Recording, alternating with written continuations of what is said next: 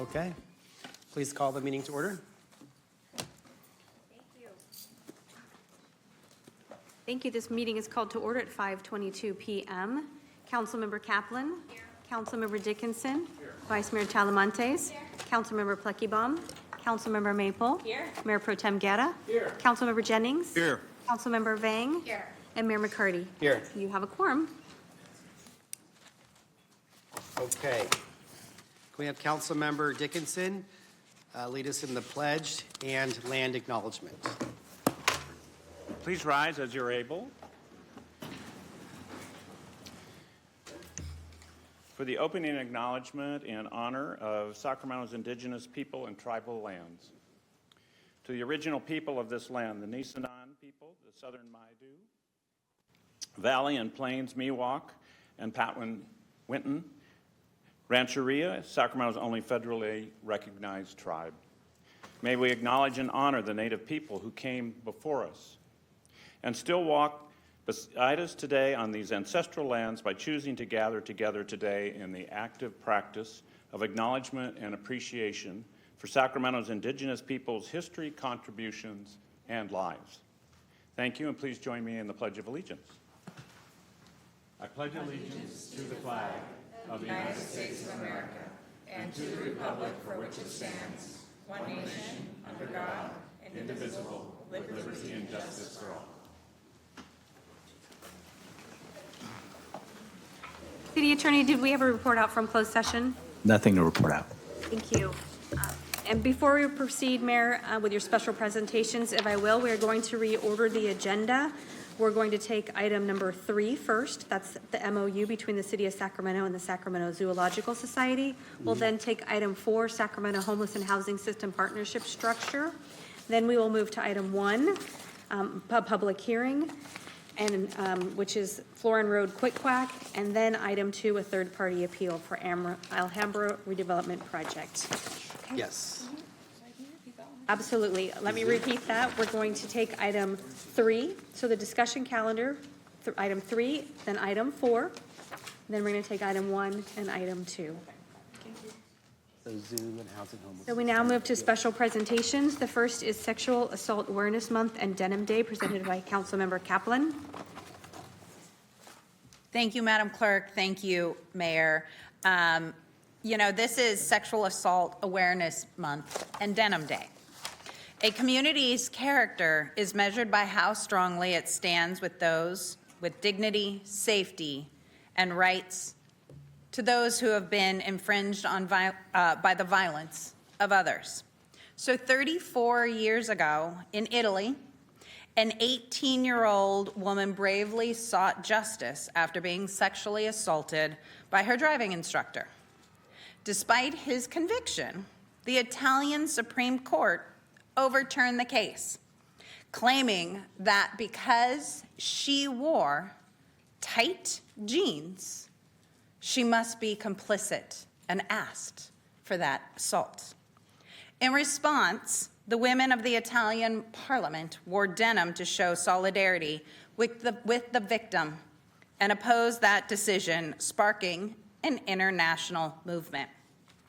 So that is why I am proud that many of my colleagues have joined me in wearing denim today, to stand with survivors and reject the dangerous myth that sexual assault is ever caused by what someone is wearing. As the mother of 2 girls, should my girls get blamed for the assault by what they're wearing? Should I get blamed because my top might be a little too low? We need to change the narrative that it is okay to sexually assault somebody by what they're wearing. And so this story is the significance of Sexual Assault Awareness Month. It is an important reminder that whenever institutions fail women and girls and excuse abuse, it is our responsibility to examine those systems of power and restructure them to deliver victims accountability. So during this time, it is critical also to highlight and celebrate the transformative impact of advocates working on the front lines of sexual assault response here in our communities, and support those that serve in the most vulnerable moments of the victims that come to them. So today we are proud to honor the incredible work of WEAVE, the sole recognized rape crisis center for the city and county of Sacramento. Rape crisis centers are unique institutions required to provide confidential victim advocacy, 24/7 support line, 24/7 sexual assault response team, free counseling, and other critical services. WEAVE's 24 sexual assault response team is staffed by trained counselors who meet the California Evidence Code requirement. That's important, which ensures survivors' communications remain confidential and protected. Last year alone, we've answered 721 assault-related calls, supported 285 survivors during forensic medical examinations, and provided counseling to the 302 primary and secondary victims of sexual assault. I want to thank WEAVE for leading the way in promoting awareness and fighting and protecting victims. Their new State of Sexual Assault resource, which will be published at the end of the month, provides key insights into local trends, essential information for victims on services available to them, and the unique standards for rape crisis centers. I hope that we as a council will leverage WEAVE's work to craft these resources to the fullest extent to improve awareness of their services amongst our constituents. So today, we have the honor of being joined by WEAVE's CEO, Beth Hassett, and WEAVE's COO, Allison Kephart. And before inviting them to give remarks, come on up, I'd also like to thank the representatives and have them join two other amazing organizations who are also here with us, who stand and help victims of violence and sexual assault and rape and trafficking. So Christine Wynn, who's the CEO of My Sister's House, come up and stand with Beth, as well as Joyce Ballou, who is the CEO of Sacramento Regional Families Justice Center. So as we gather here, let's endeavor to recommit ourselves and the city towards working to ending violence and excuses that those make to excuse their assault and victimization of those that they have power over. Beth? Thank you so much, Councilmember Kaplan, Mayor McCarty, and City Council members. Victims of sexual assault have an array of rights: the right to a forensic medical exam, even if they choose not to report to law enforcement, the right to have an advocate present with them during the exam, the right to advocacy and support following the event, the right to have their information kept confidential, and the right to healing through counseling. As Sacramento's designated rape crisis center, WEAVE is entrusted with an important role in ensuring victims know about their rights and can access them. In addition to the rights afforded in state statute, I would argue that they have additional rights, and we owe them to every survivor of sexual assault. The right to be believed, the right to be respected, and the right to move freely through our community with a sense of safety. I'd like to thank my fellow executive directors here who also help create a safety net for victims in our community. Tomorrow is Denim Day. I'm wearing denim all week. It's Denim Week. I appreciate everybody who's also wearing denim in solidarity. And it's an important way that we can tell survivors that their experience matters and that we support them. But I leave here with a request for you to continue to take action every day of every month of the year, whether it's learning about the impact of sexual assault on individuals and on our community, sharing information about how to get help, supporting a friend or colleague who's experienced sexual violence, or working to make our community safer. Please always choose to act. Thank you. Thank you. Council, I'd love to invite all of you down so we may take a picture. Thank you.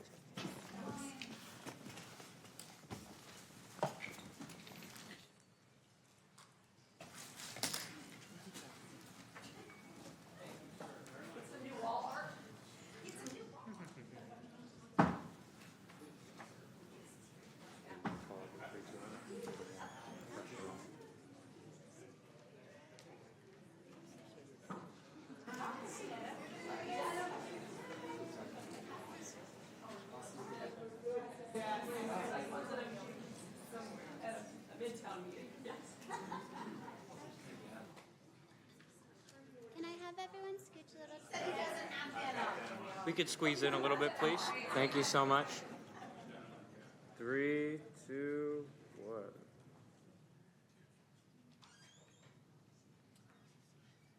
And then right here, 3, 2, 1. That was perfect. Thank you, guys.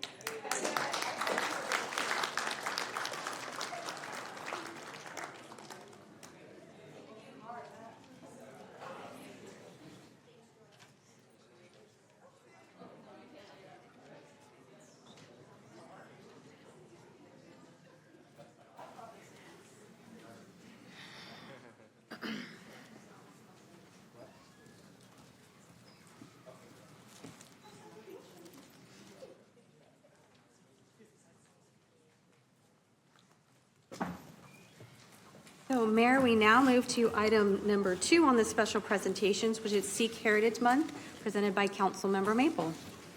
Thank you. Good evening. How is everyone? Great. I just want to thank everyone for being here today, and I'm especially grateful to look out into the audience and see so many people who were not previously able to enter these chambers prior to the rules that we have just put into place and enacted today. So welcome. We hope to see you here many times in the future because we love it when the community comes and participates in their government. So it's an honor to stand with you today as we recognize Sikh Heritage Month here in the city of Sacramento. Sacramento is home to a vibrant and growing Sikh community with tens of thousands of Sikh residents who contribute every day to the cultural, economic, and civic life of our city. From small businesses to public service to education. Shout out to some of our school board members in the audience here. See Jasjit Singh and Chinua Rhodes. To community leadership, your impact is everywhere. For more than a century, Sikh immigrants have helped build California, working in agriculture, building railroads, and continuing to shape our state into what it is today. This year, our city took an important and long overdue step. I was proud to lead the effort to ensure that Sikh individuals can carry their kirpans into the city council chambers and other city spaces in alignment with their faith. That was about more than just policy. It was about respect and inclusion and making sure that everyone can fully show up as themselves in our civic spaces.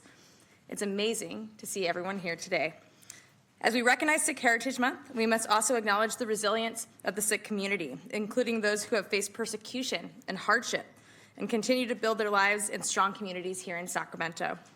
I thank you for everything that you do to make Sacramento stronger. It's my honor to present this today, and I would love to welcome up Jasjit Singh, as well as representatives from the Jakara movement. Welcome.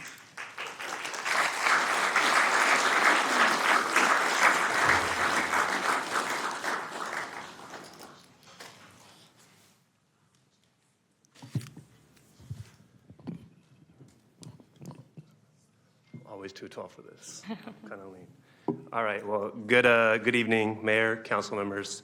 My name is Jasjit Singh, and today I'm not here as a school board trustee. I'm here as Director of Legal Services for Jakara Movement, one of the largest civic engagement and civil rights organizations for the Sikh community in the United States, with a deep focus on Sikh youth. Thank you for recognizing Sikh Heritage Month, but actually giving it meaning through action. Updating city policy to end discriminatory ban on kirpans, one of the 5 mandatory articles of faith for Sikhs, is a powerful step forward, ensuring that religious freedom is not just spoken about, but upheld in practice.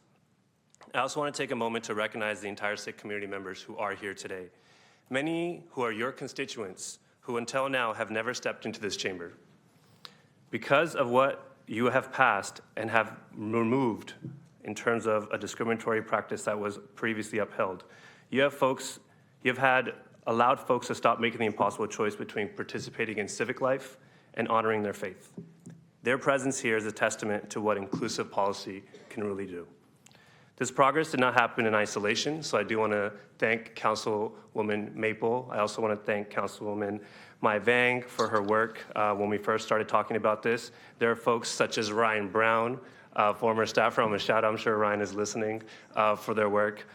Katie Henslick, who is here, I want to give a shout out. But also each and every one of you as council members who voted unanimously in support of this just last month, including our mayor.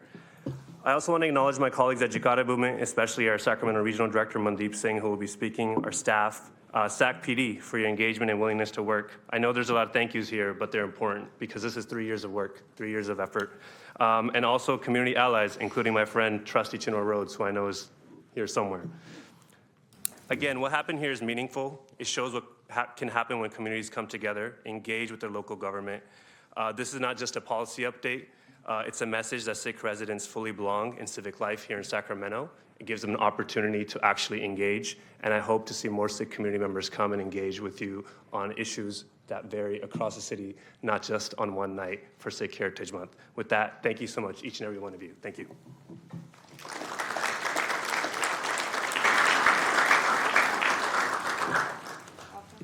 Good evening, Mr. Mayor and council members.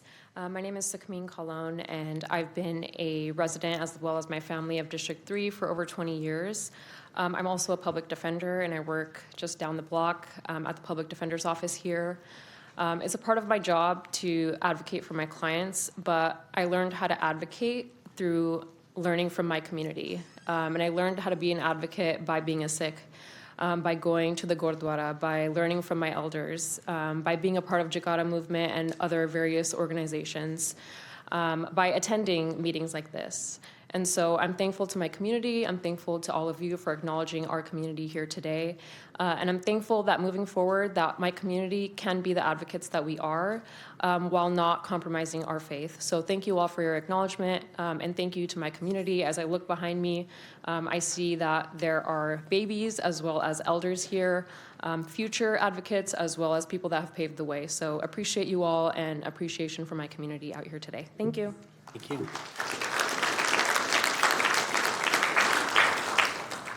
Waheguru ji ਕਾ ਖਾਲਸਾ ਵਾਹਿਗੁਰੂ ਜੀ ਕੀ ਫਤਿਹ My name is Gurtej Singh Chima. I'm a physician by profession. I have called Sacramento area my home for more than 2 decades. I've been a resident of the city of Sacramento for, I think, 7 years now. And this is the first time I'm stepping into the city hall feeling complete. Thank you so much for your efforts. I've spoken to some of you, I think, personally about my limitation of being a part of the City Hall proceedings, not being my complete self. So it feels good. I thank you all for this effort to recognize the completeness of the Sikh faith and being a part of the public. I just want to say a few words to my fellow Sikhs in the audience, and if you excuse me for speaking in Punjabi to them. Guru Pyari Sangat Jiyo, ਸਾਡੇ ਗੁਰੂ ਸਾਹਿਬ ਜੀ ਦੀ ਕਿਰਪਾ ਦਾ ਸਦਕਾ ਸਾਨੂੰ ਇਹ ਮੌਕਾ ਮਿਲਿਆ ਹੈ ਸ੍ਰੀ ਸਾਹਿਬਾਂ ਪਾ ਕੇ Sacramento city ਹਾਲ ਦੇ ਵਿੱਚ ਆਉਣ ਦਾ। ਅਸੀਂ ਇਹਨਾਂ ਸਾਰਿਆਂ ਦਾ ਧੰਨਵਾਦ ਕਰਦੇ ਹਾਂ। ਪਰ ਇੱਕ ਗੱਲ ਯਾਦ ਰੱਖਿਓ ਕਿ ਆਪਾਂ ਵਿਦੇਸ਼ਾਂ ਦੇ ਵਿੱਚ ਉਦੋਂ ਹੀ ਕਾਮਯਾਬ ਹੋਵਾਂਗੇ ਜਦੋਂ ਸਾਡਾ ਆਪਣਾ ਦੇਸ਼ ਪੰਜਾਬ ਕਾਮਯਾਬ ਹੋਊਗਾ। ਸਾਨੂੰ ਸਾਰਿਆਂ ਨੂੰ ਆਪਣੇ ਦੇਸ਼ ਪੰਜਾਬ ਨੂੰ ਆਪਣੇ ਧਿਆਨ ਵਿੱਚ ਰੱਖਣਾ ਚਾਹੀਦਾ, ਉਹਦੀ ਚੜ੍ਹਦੀ ਕਲਾ ਲਈ ਅਰਦਾਸ ਕਰਨੀ ਚਾਹੀਦੀ ਹੈ। ਤੇ I again at the end thank you all for accepting me as a Sikh in my complete sense. I appreciate your efforts. Thanks.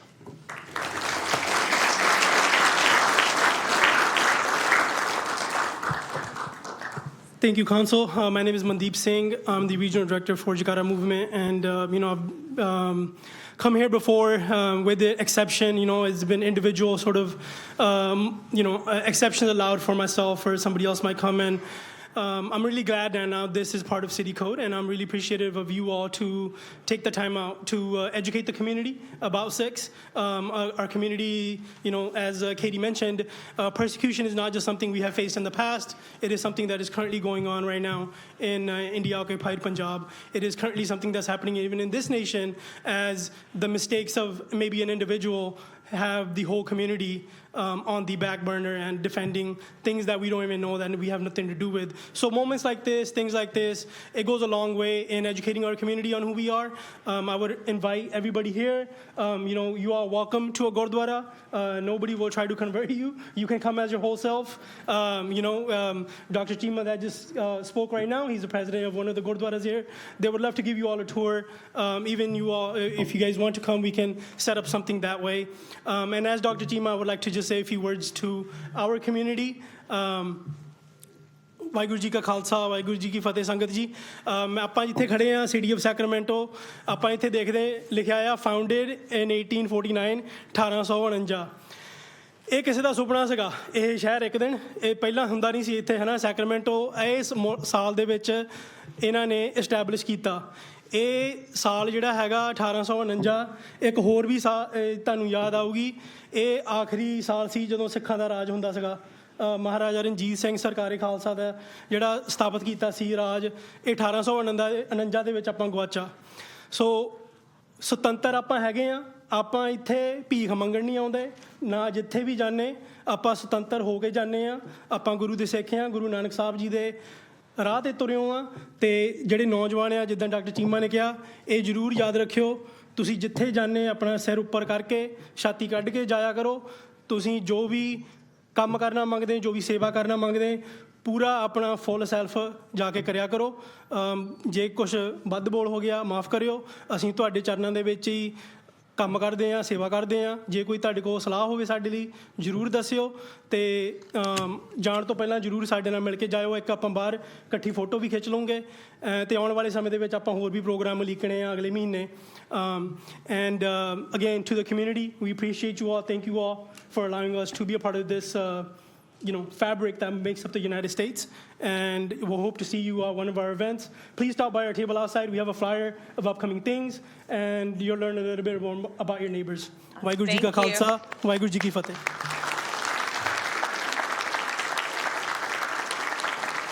So I want to thank my colleagues for your support, and please invite you all down, including representatives, for a photo. Thank you. If possible, could we take a picture facing like this way with the community in too? So we can take the picture from that side? Unless you want us to pack everyone in here. You want us to pack it in? Yeah. Let's pack it in. Okay ਜੀ ਸਾਰੇ ਜਣੇ ਜਿਹੜੇ photo ਖਿੱਚਣੀ ਮੰਗਦੇ ਇੱਥੇ ਆ ਜਾਓ ਸਾਰੇ ਆਪਣੇ ਸਿੱਖ ਬਜ਼ੁਰਗ ਬੀਬੀਆਂ ਬੱਚੇ ਵੀਰ ਭੈਣ ਸਾਰੇ ਜਿਹੜੇ ਆਇਓ ਆ ਇੱਥੇ ਮੋਹਰੇ ਆ ਜਾਓ ਜੀ I don't know your number. Now we do.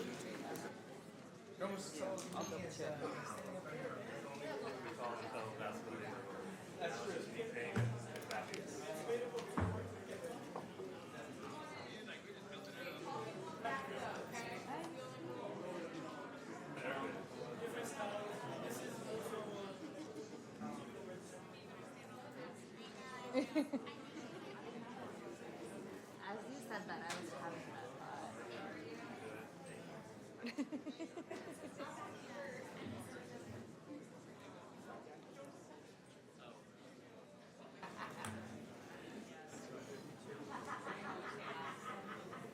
We should get a tall person with longer arms to take the picture. We could probably, we could fit Might it have to put a stand on my shoulders. in.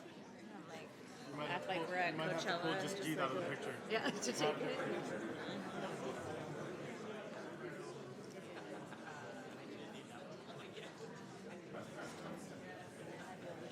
All right, we're gonna have to pull in real tight. Yeah, I think that probably would do it. Might be the only way to get everyone. You got kicked out. Come on. You're too short. I think that These guys are too short. this is almost. I got lost. Didn't want to be. Yeah, I'll do that on of somebody else. All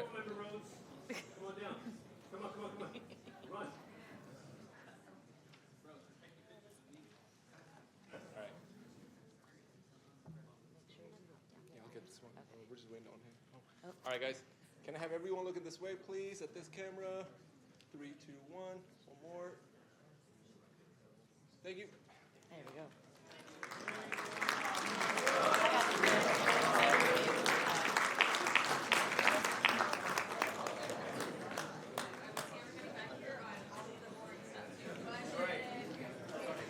Thank you. Thank you. Appreciate you.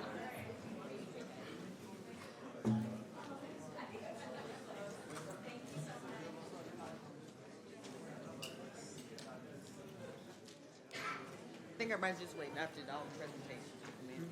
He's gonna take that. He'll take the MOU first. Yes.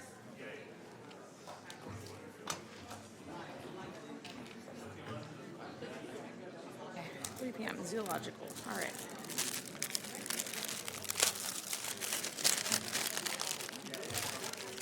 You want some cookie?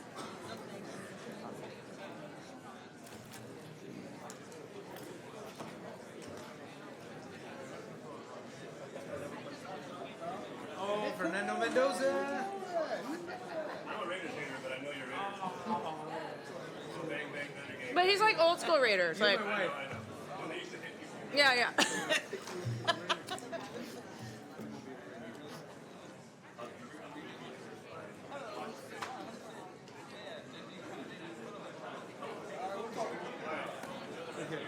Have a good one.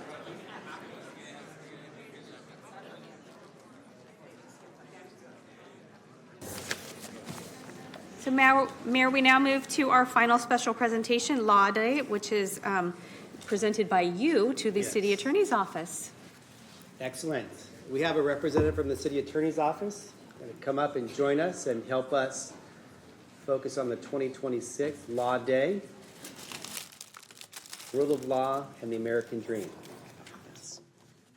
You want to read off of this, or you have your own? I have my own, thank you. He's prepared. Exactly. All right, good afternoon, or good evening, Mayor and Council members. We are here today to accept the Council resolution recognizing Law Day, May 1st, 2026, to be celebrated on May 5th in the city of Sacramento. Law Day was originally established by President Dwight D. Eisenhower in 1958, and in 1961, Congress designated its official date of May 1st. The purpose was then, as it is today, to observe a day of national dedication to the principle of government under law. President Eisenhower sought to highlight and to honor for all Americans and for the world the enduring legal culture of the United States.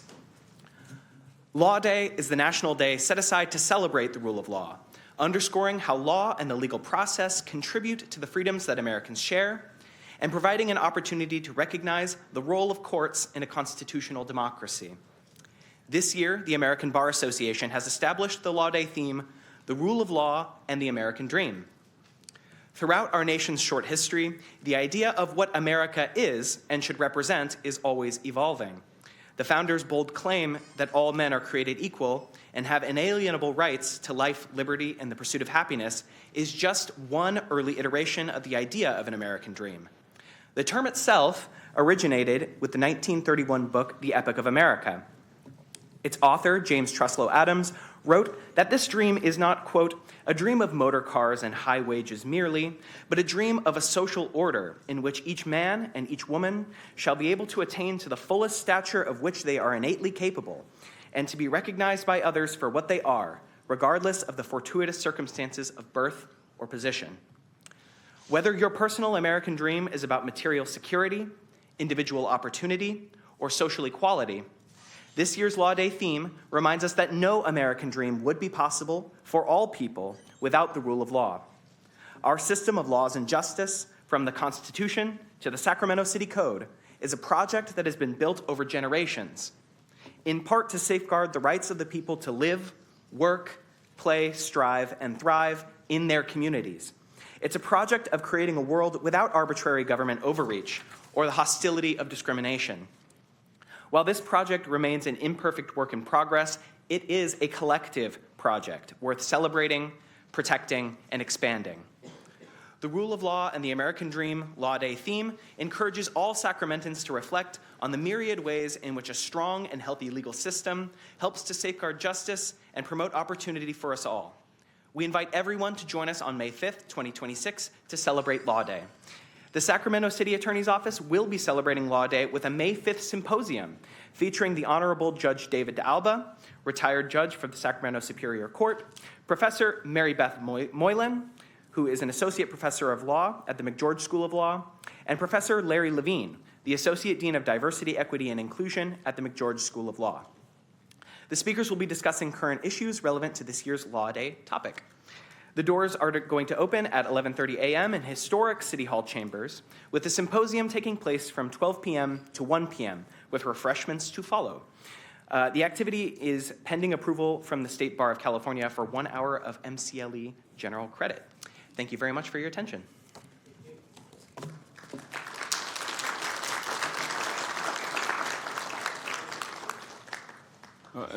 Thanks, Mayor. I'm happy to say I have reached the point where I no longer have to worry about MCLE, so I get a pass.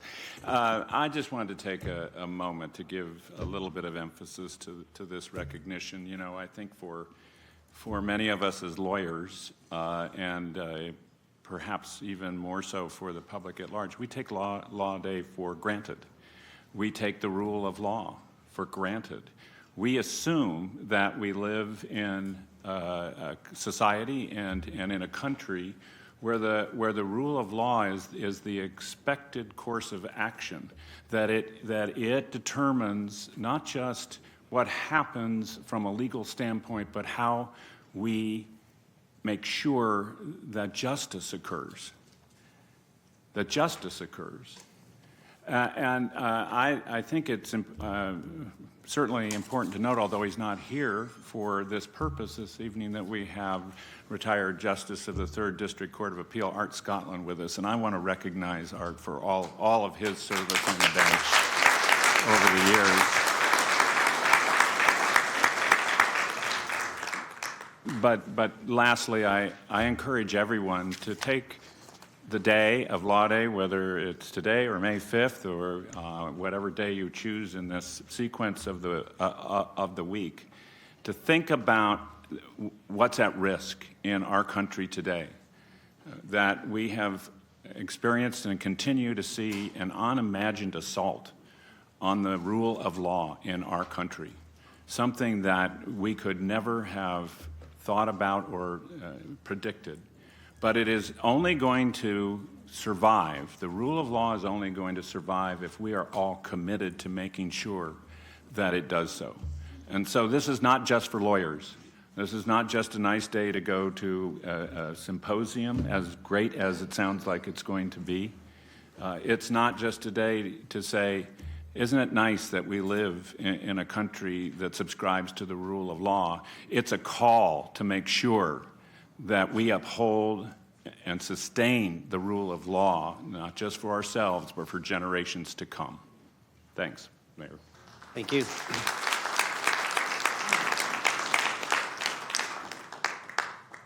Thank you. Would you like to do the presentation? Want to come down? We're going to do it down there. Sure. You want to come, councils? Sure.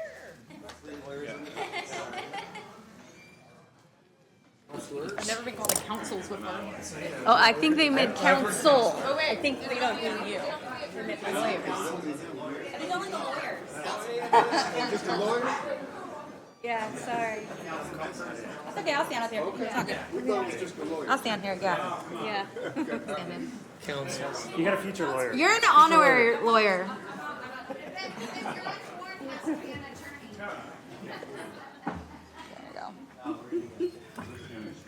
I'm going to stand over here because There you go. they're all taller than I am. Me too.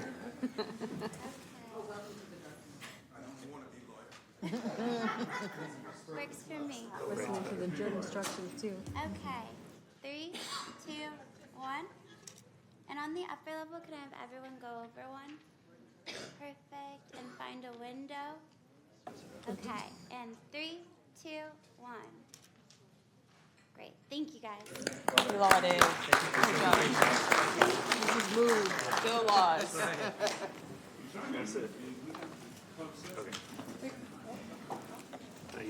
Okay.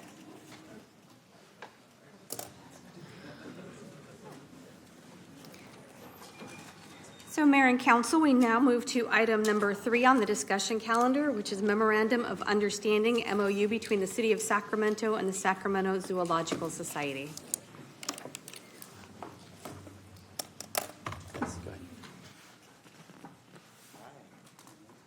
Good afternoon, Mayor, members of the City Council. My name is Dustin Hollingsworth.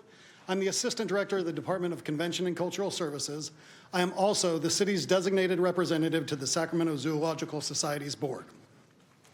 Also here today are the Zoological Society's CEO, Dan Simon, and President of the board, Elizabeth Stollard.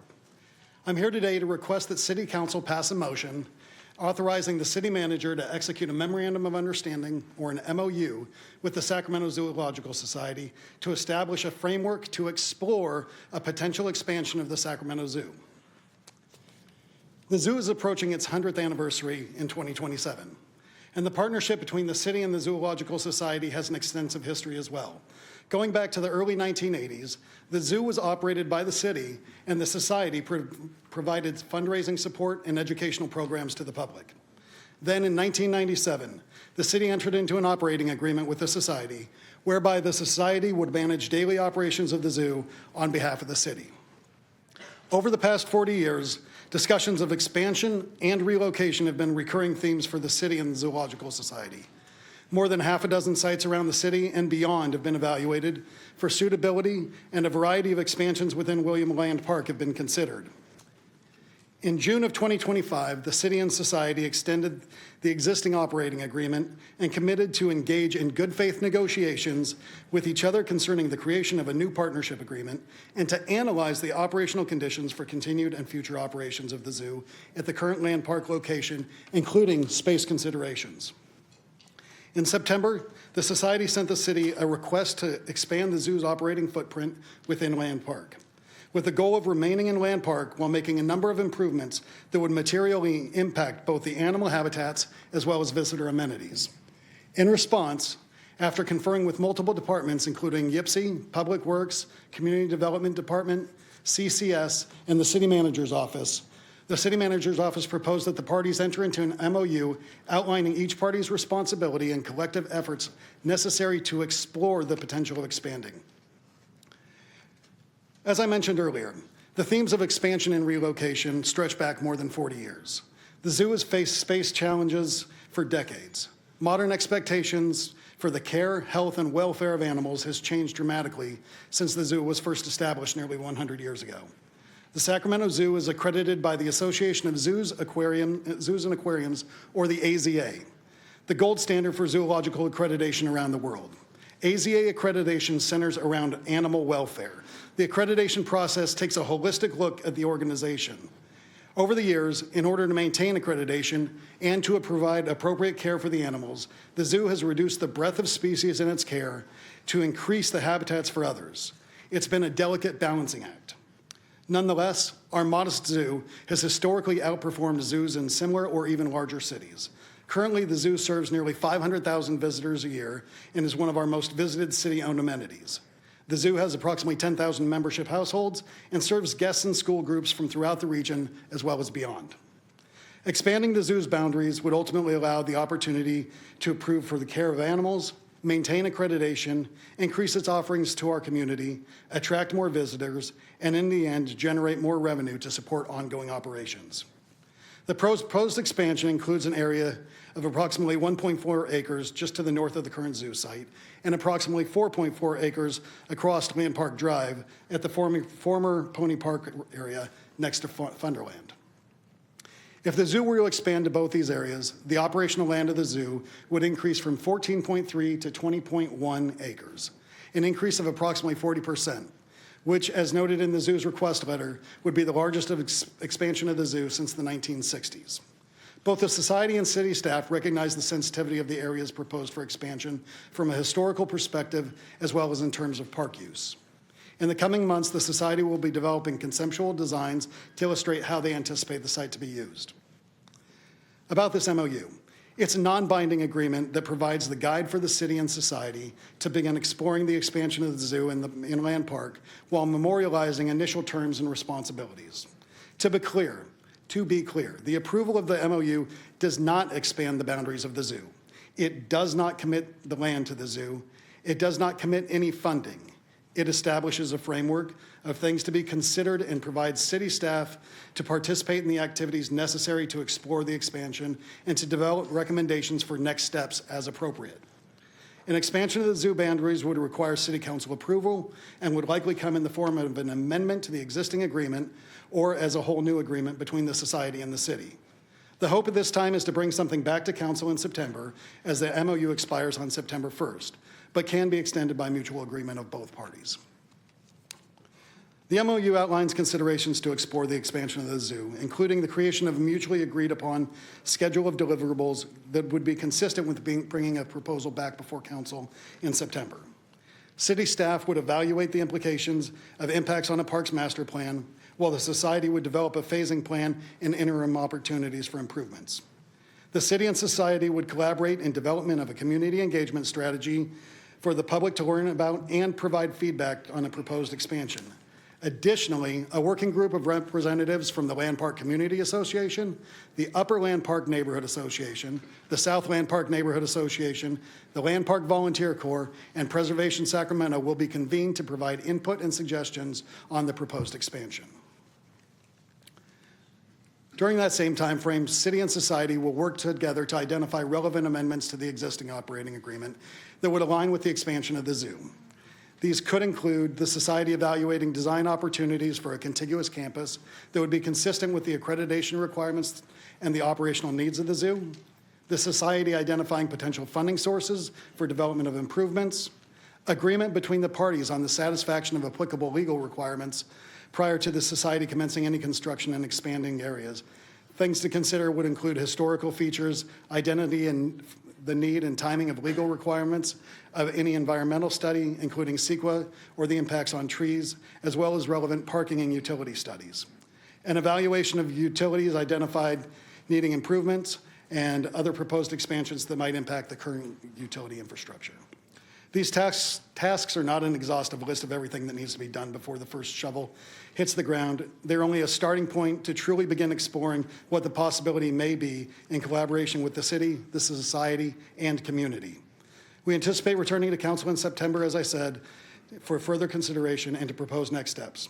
I am available for questions if you have any. Thank you.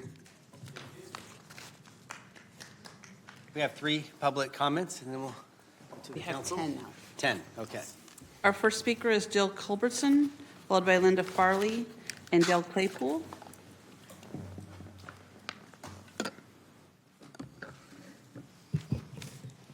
Good evening, Mayor McCarty, members of City Council, and City Manager Smith. My name is Jill Culbertson. I'm the Vice President of Sports Tourism and External Affairs for Visit Sacramento.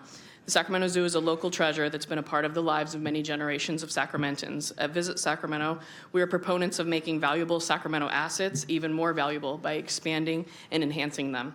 And in that regard, we wholeheartedly support exploring new opportunities to improve and grow the offerings of the Sacramento Zoo for residents and visitors alike. Thank you for your time this evening. Linda Farley, followed by Dale Claypool, and then Judge Scotland. Good evening, Mayor and council members. My name is Linda Farley, and I'm here today as a resident of District 7. And I am here to respectfully ask you to not move forward with the proposed MOU for zoo expansion within Land Park. I understand the MOU is being positioned as a study, but it is not a neutral exploration of all options. It is focused on advancing a specific path, expansion within the park. Studying this option doesn't solve the zoo's long-term challenges. It risks losing parkland without delivering a lasting, sustainable solution. The north parcel in particular, under consideration, isn't vacant. It is actively used every day. It is open, it is free, and it is accessible to everyone. Converting it into a ticketed space permanently changes who gets to use it.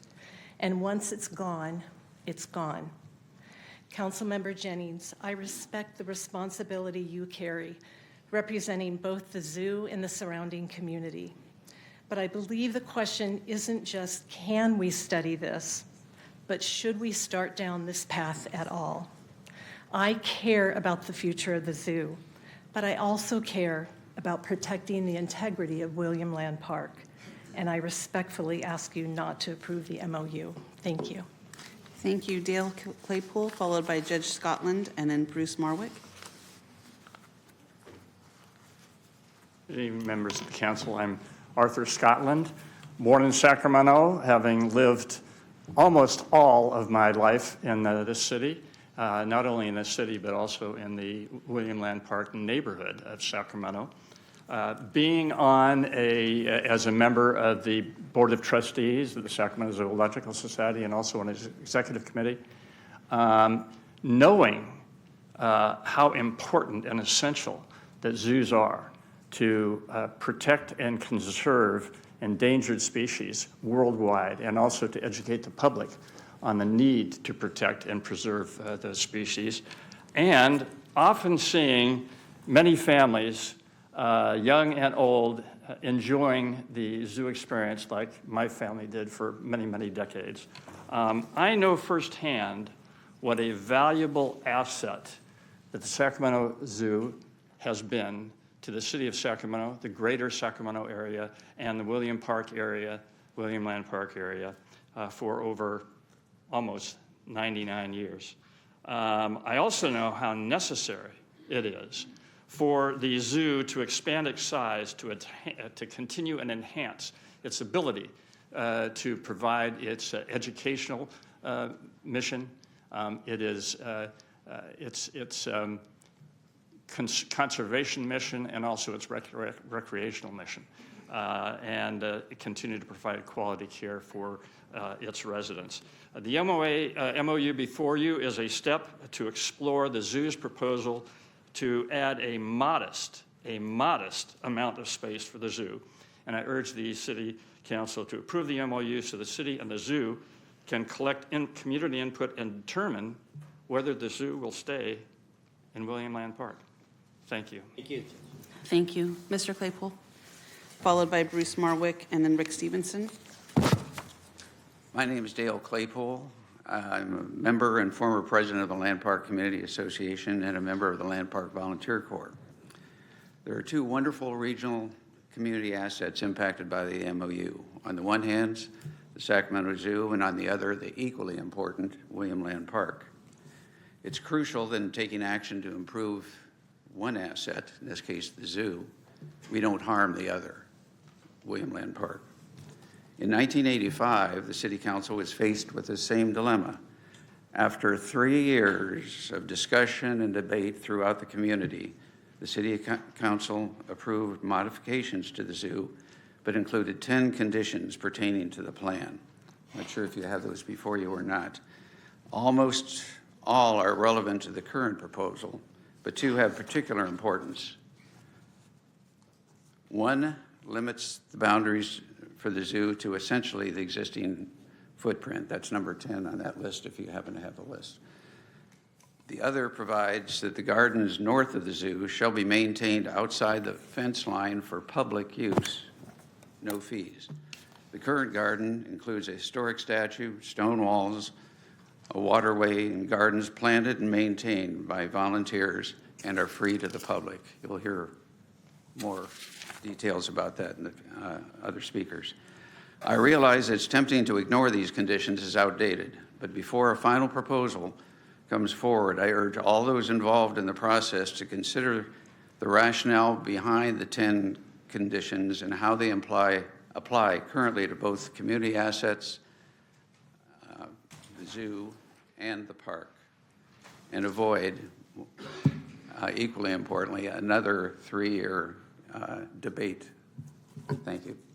Thank you. Bruce Marwick, followed by Rick Stevenson and then Blake Stevenson.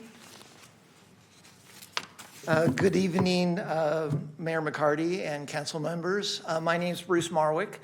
I'm here tonight to advocate for one specific memorial, which is on the north side currently of the zoo. And I also would like to share, I represent the Sacramento Art Deco Society, of which I am president. We are concerned about the possible destruction of the Swanson Memorial Fountain and Garden in William Land Park due to the proposed expansion of the zoo. The City of Sacramento's March 17, 26 staff report includes a drawing titled North Site Test Concept that shows the Swanson Memorial replaced by all new structures, walking paths, and exhibits. And I will mention that that drawing was available, but was not shared this evening. The memorial has been a cultural resource in William Park since its installation, or specifically the sculpture on site, May 19th, 1926. That is exactly 100 years and 10 days today. The Swanson Memorial, a few facts. The Swanson Memorial was created to honor Charles Swanson, an early rancher in Sacramento. His son, George, provided the funding for the memorial. The Swanson Memorial and Winland Park are reflective of the City Beautiful movement of the 20th century, early 20th century. And of course, fantastic parks like Golden Gate Park and the amenities there are reflective of that movement. The memorial was strategically located on a knoll, the highest really point of the park, providing a vantage point to see downtown. And in those early years, you could stand on that knoll behind the memorial and see at the time, Elks, which was a skyscraper in the distance. And then really importantly, and it's never mentioned, the San Francisco artist Ralph Stackpole sculpted the Swanson statue. The Stackpole was a well-known Bay Area artist whose friends included Diego Rivera, Frida Kahlo, the Harlem Renaissance sculptor Sergeant Johnson, and the WPA photographer Dorothea Lange. Additionally, Stackpole... Thank you for your comments. Your time is complete. Oh, I'm sorry. The Stackpole also did Please the make your final wonderful comment. Fountain in the middle of Cesar Chavez. Okay, thank you for your comments. Thank you.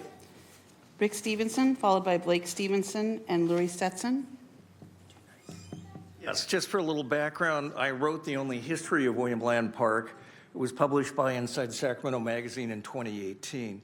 I'm not aware of anyone flatly opposing zoo expansion per se, but the precise details of expansion are the make or break factors. It is very important to understand that the prospective zoo expansion maps in the staff report are a starting point for construction and not a council vote to make those maps absolute, which an absolute reading of the MOU does make them absolute. And I think the council should express it's a starting point. I mean, if you have the end point, there's no point to have a study. And so this needs to be clarified. And that exact language is where it says overview and purpose on the MOU. It's the last sentence in that on the first page. The present ordinance, as was mentioned, specifically forbids the Swanson statue and stream area from being included in the zoo fence line. This was done for very important reasons that should not now be blindly ignored. The Swanson area and stream, in fact, are the best vista of any city park, of the couple of hundred of them, and to capriciously destroy it makes absolutely no sense. Thank you for your comments, Blake Stevenson, followed by Lurie Stetson and Christina Rogers.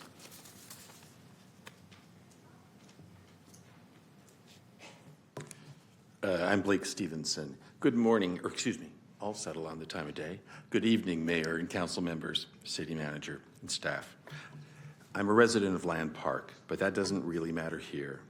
The zoo expansion concerns people throughout the city and the region, not just District 7 alone, as important as that is. First, I have a technical point about the MOU, especially paragraph 5. In the third bullet there, it acknowledges that the parties shall satisfy important requirements such as CEQA study, consideration of historical impacts, and a traffic and parking study. Of course, those things have to be done, but they must be done before the city issues its entitlement by amending the operating agreement or even giving a new one we heard here tonight. In contrast, this MOU requires CEQA and the historic analysis to be done prior to construction. This implies that the zoo's operating agreement will already have been amended. That's the reverse order of what is required. The city should not act to amend the operating agreement until analysis is done and the council has it in its hands. About the expansion itself. What is called the north side expansion area on the maps is better known as Primrose Hill or the Swanson Statue and Gardens. What is there now has been enjoyed by the public for 80 years or more. The diamond-shaped public paths leading from the street uphill to the statue, the 4-stone semicircle seating areas covered by wisteria, and there's a long waterfall that leads down from the statue to the lake below and to the open lands beyond that. Everything surrounded by beautiful gardens. All of this was designed and built by the WPA, except for the statue itself. The hillsides, the paths, the waterfall are enjoyed every day by many people. I see this constantly. Children run and play, people walk their dogs, others spread a blanket on the grass. I think I even interrupted in a proposed engagement the other day. Thank you for your comments. Your final comment, please. All right, and the views. Thank you. Our next speaker, Larry Stetson, followed by Christina Rogers, and our final speaker is Pinky Cottrell.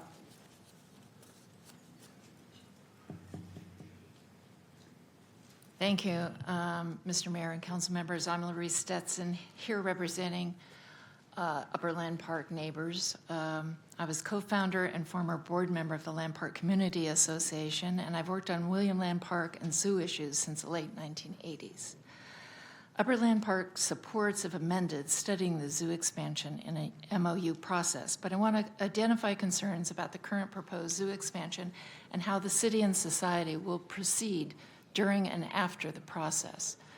We appreciate the inclusion of a working group with neighborhood associations, but it must have a meaningful exchange of detailed information from the society and serious consideration and inclusion of associations' recommendations that protect park and residents before the city considers it when it comes back.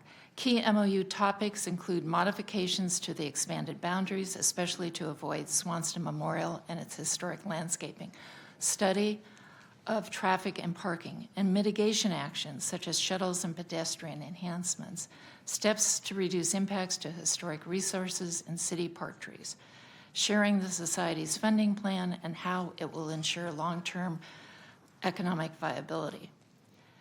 In 1985, the society said it needed 60 acres for a viable zoo and to meet ongoing accreditation. And you have Dale's ordinance from 1988. In 2025, the zoo agreed to an Elk Grove footprint of 27 acres with expansion opportunities. Now we have a 20-acre proposal with no expansion. The MOU process must include a business plan for this 28th site to ensure long-term economic viability before the council approves any expansion. This would ensure the zoo's success and avoid future encroachment into the park. The immediate community must embrace the expansion, so we hope this process works and that we can come up with a proposal that everyone can agree to. Thank you for your comments. Thank you. Christina Rogers, followed by Pinky Cottrell.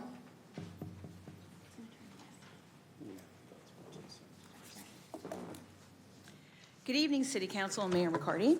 I'm speaking about the zoo's MOU as the current president of the Land Park Community Association. We understand change in Land Park is inevitable. We also want that change to reflect what makes William Land Regional Park a beloved place for all who visit and live nearby. We understand this MOU begins the process for a zoo expansion, but it does not promise it, which means there is time for a thoughtful and clear plan so that everyone can support. There are many points I could bring up, and I appreciate the former speakers talking about the MOU details, but there are 4 points that we'd like to bring up that stand out to us right now, and that is, first, the community engagement strategy, which includes a work group of community members, including the LPCA. It's designed to provide ideas and feedback to create a thoughtful expansion into the park. We will arrive ready for real dialogue, answers, and respectful discussions to achieve a common goal. Also, we have to address the parking and pedestrians on Land Park Drive. Traffic already is a problem. The park is over 100 years old, and it's already unable to manage a lot of the traffic, especially on the weekends and special holidays. Funding must be clear. When will the zoo be financially secure to begin the expansion? Have they handled any upgrades in their current footprint first?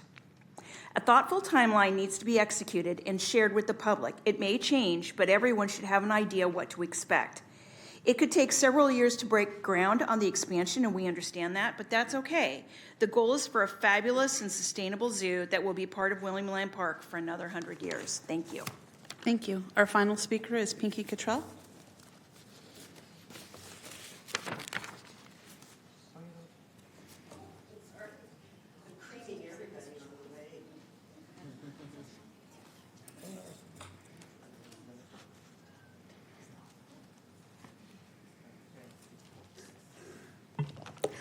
I'm Pinky Cockrell, a very close neighbor of the zoo, and I'm representing nobody but Hope today, although I have been members of most of the organizations that are of interest or have expressed interest in the zoo.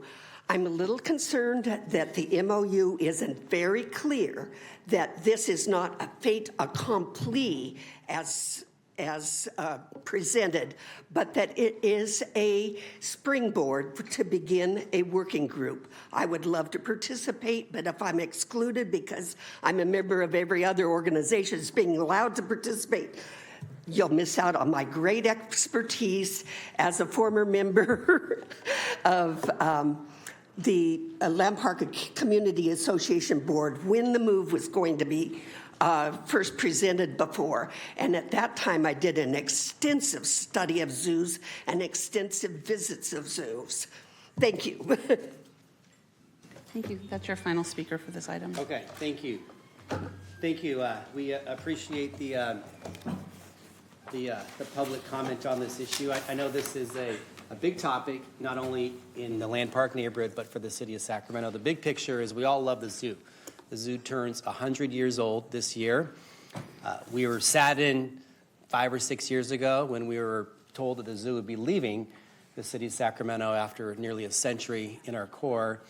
And then, certainly found out a year ago that that wasn't in the cards, that they were looking at potentially how to succeed in their current location. But one thing was clear, that in order for the zoo to succeed, they couldn't stay put. We wouldn't have the opportunity to keep the zoo in Sacramento and keep it as is. So we embarked upon a process to focus on a conversation with the community, with the zoo, and eventually with the city council on what that could potentially look like. I applaud Councilmember Jennings for leading that conversation with neighbors who are adjacent, people who are concerned about the historic preservation of the Swanson statue and so forth, as well as the zoo supporters who want to keep the zoo successful here for the next century. So, this doesn't set up the end. It sets up, I think, a fair opportunity to have a conversation of these issues.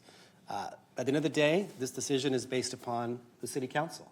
So I think how the council member and his team laid out, a number of opportunities for the community to meet and to look into these issues. Everything is on the table for discussion, and then we'll focus on what works and what potentially has some issues for the city, for the community, for the neighborhood, and we'll have a thorough public process and come back to the council. So this is just the beginning. I know somebody said they hope this is not the end, and I think we went through very clearly. I know the council member and our city attorneys and our staff made sure that we focused on what would be a fair process to look into these elements. So with that, I'm in full support. Again, thank our council member, the host council member, for working on this. Next up, Vice Mayor Talamontes. Thanks, Mayor. So sitting here, I went down memory lane from when I was the chief of staff to then council member Ashby, who's now our senator.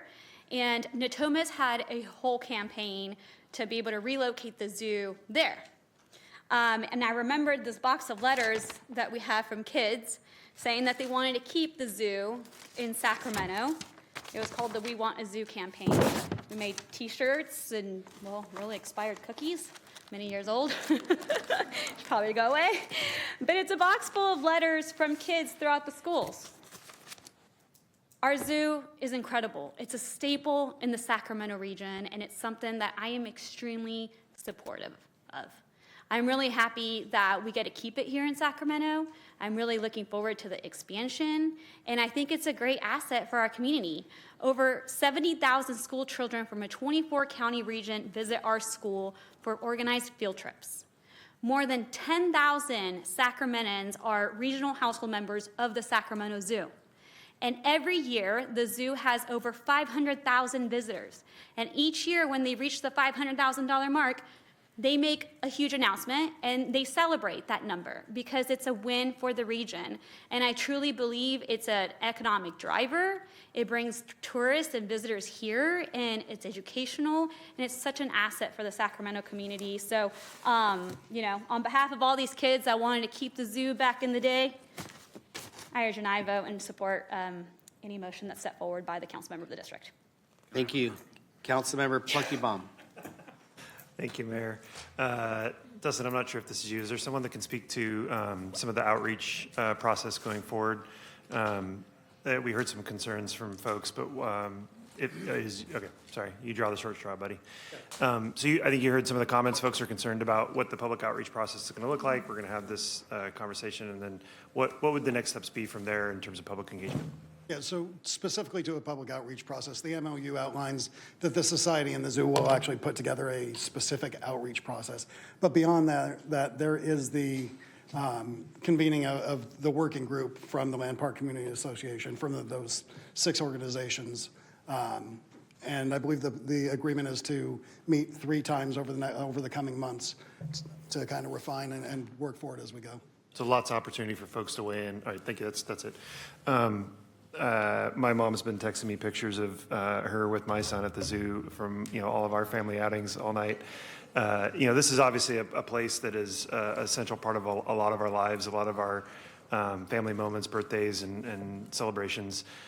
So I encourage folks, if you haven't been to the zoo in a while, go see the baby capybaras and support this motion. Real quick, Mayor, just thank you to my Chief of Staff, Monica Lee, for running down and finding those letters. Okay, thank you. Councilmember Host, Councilmember Jennings. So I don't know if I can get all my comments out on the pages that I've written them on. The zoo is special to me, so I get emotional when I talk about the zoo because my kids grew up in the zoo, and now I'm watching my grandkids who are following in their footsteps. And every time they come to Sacramento, the number one place that they want to go is back to the zoo so they can see if the animals that they saw when they were kids are still there. And so it's a love affair between them, and I would imagine that at one point in time, my hope would be that my great-grandkids would be able to go and have the same experience that my kids and my grandkids are having. So it's a wonderful place. We've already talked about 500,000 visitors every single year that come to our zoo, and it's impressive. And what I'm convinced in is that everything that is in front of us, how this zoo came back to us, because essentially we thought it was gone, and all of a sudden it came back. And I couldn't be happier that it came back because I believe it's instrumental to being a part of Sacramento. I also believe that if we work together in this process from now to September, we can come up with a plan that takes all your fears away and allows us to see the potential of what our new zoo will look like. But we have to work through that, because right now, if we just decide to focus on our greatest fears, then the zoo won't survive. If we focus on the greatest opportunity, we will have one of the best zoos in the whole state of California. And that's what I want. That's what I want for myself. That's what I want for you. That's what I want for my grandkids, your grandkids, and your great-grandkids. I want them to see the best zoo that we can offer in Sacramento. And I'm convinced that when we work together as a team, together everyone achieves more, we are going to get to that goal. We're going to make it work, and we're going to eliminate all the fears that we have and make sure that those fears are addressed, not just as we start the MOU, but from this point going forward, we will continue to work together to address every single fear along the way. And so I'm ready to roll up my sleeves. I'm ready to get to work. And I hope you'll be a teammate with me. I got Mendoza on my team now with the Raiders. I may call him in to see if he wants to come on up here and help me as well. Right? Once a Raider, always a Raider. So I'm just letting you know, I'm in it to win it. And that's what I want for our zoo. And I hope you want that with me. Excellent. Thank you. Councilmember Guerra. No, thank you very much, Mayor. I mean, there's just so many wonderful experiences about the zoo, and I think to your point, there was a huge loss when the announcement that the zoo might be leaving and to come back. And I'll tell you, when that announcement happened, I mean, immediately our family signed up for the zoo camps, and made sure that we took advantage of it as much as we could. So what a huge impact for us, and even all of our neighbors, who have young kids, and many of them who remembered when they saw the announcement that the zoo would be coming back. Yet the conversation was, for how long, and the fear that if we do nothing and we allow the status quo to continue, that at some point we may lose the zoo again. And, and I think about those summer camps that my kids have gone through, because every time we pick them up afterwards, they were the biggest chatterboxes, so excited about everything that they learned. And it's not like it was new, because they've gone multiple times before, They start off their routine with the reptile camp, and then they move over to see, all of the animals, and they're a little concerned about, learning about the bird flu, and when the flamingos moved over, and they said, why did they move? Or so there was all of these experiences. They try to get there early and want us to get there early because, trying to find the jaguars hide. So if you don't get there early, then you won't catch them. And for them, I think that experience, even with the summer camps, has always brought more to them. So it would be a shame, I think, if we lost that opportunity for future generations. And what I found when I, watch being at the zoo, that it's not just the parents and their kids, but to see the multiple of generations of grandkids with their kids, and parents reliving those experiences. And I was there with another group of families where the grandparents were telling the parents, well, I remember how you were acting too when you were at the zoo as well. So remembering that not they weren't always as as happy as they can be at the zoo as well, when they didn't get their stuffed animal at the store. But I want to end with this, because I do think that if there's anything I watched from learning from what happened with the A's, and I know I appreciate the mayor who said, hey, we have to step up and support our friends in West Sacramento. But when the A's refused to acknowledge, Sacramento or their neighbors, it was a terrible failure that first year.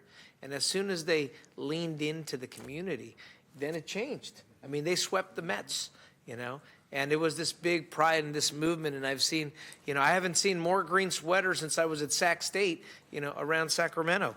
And so I do think that what Lori Stenson said, and I wrote it down here, a working group of meaningful and full engagement.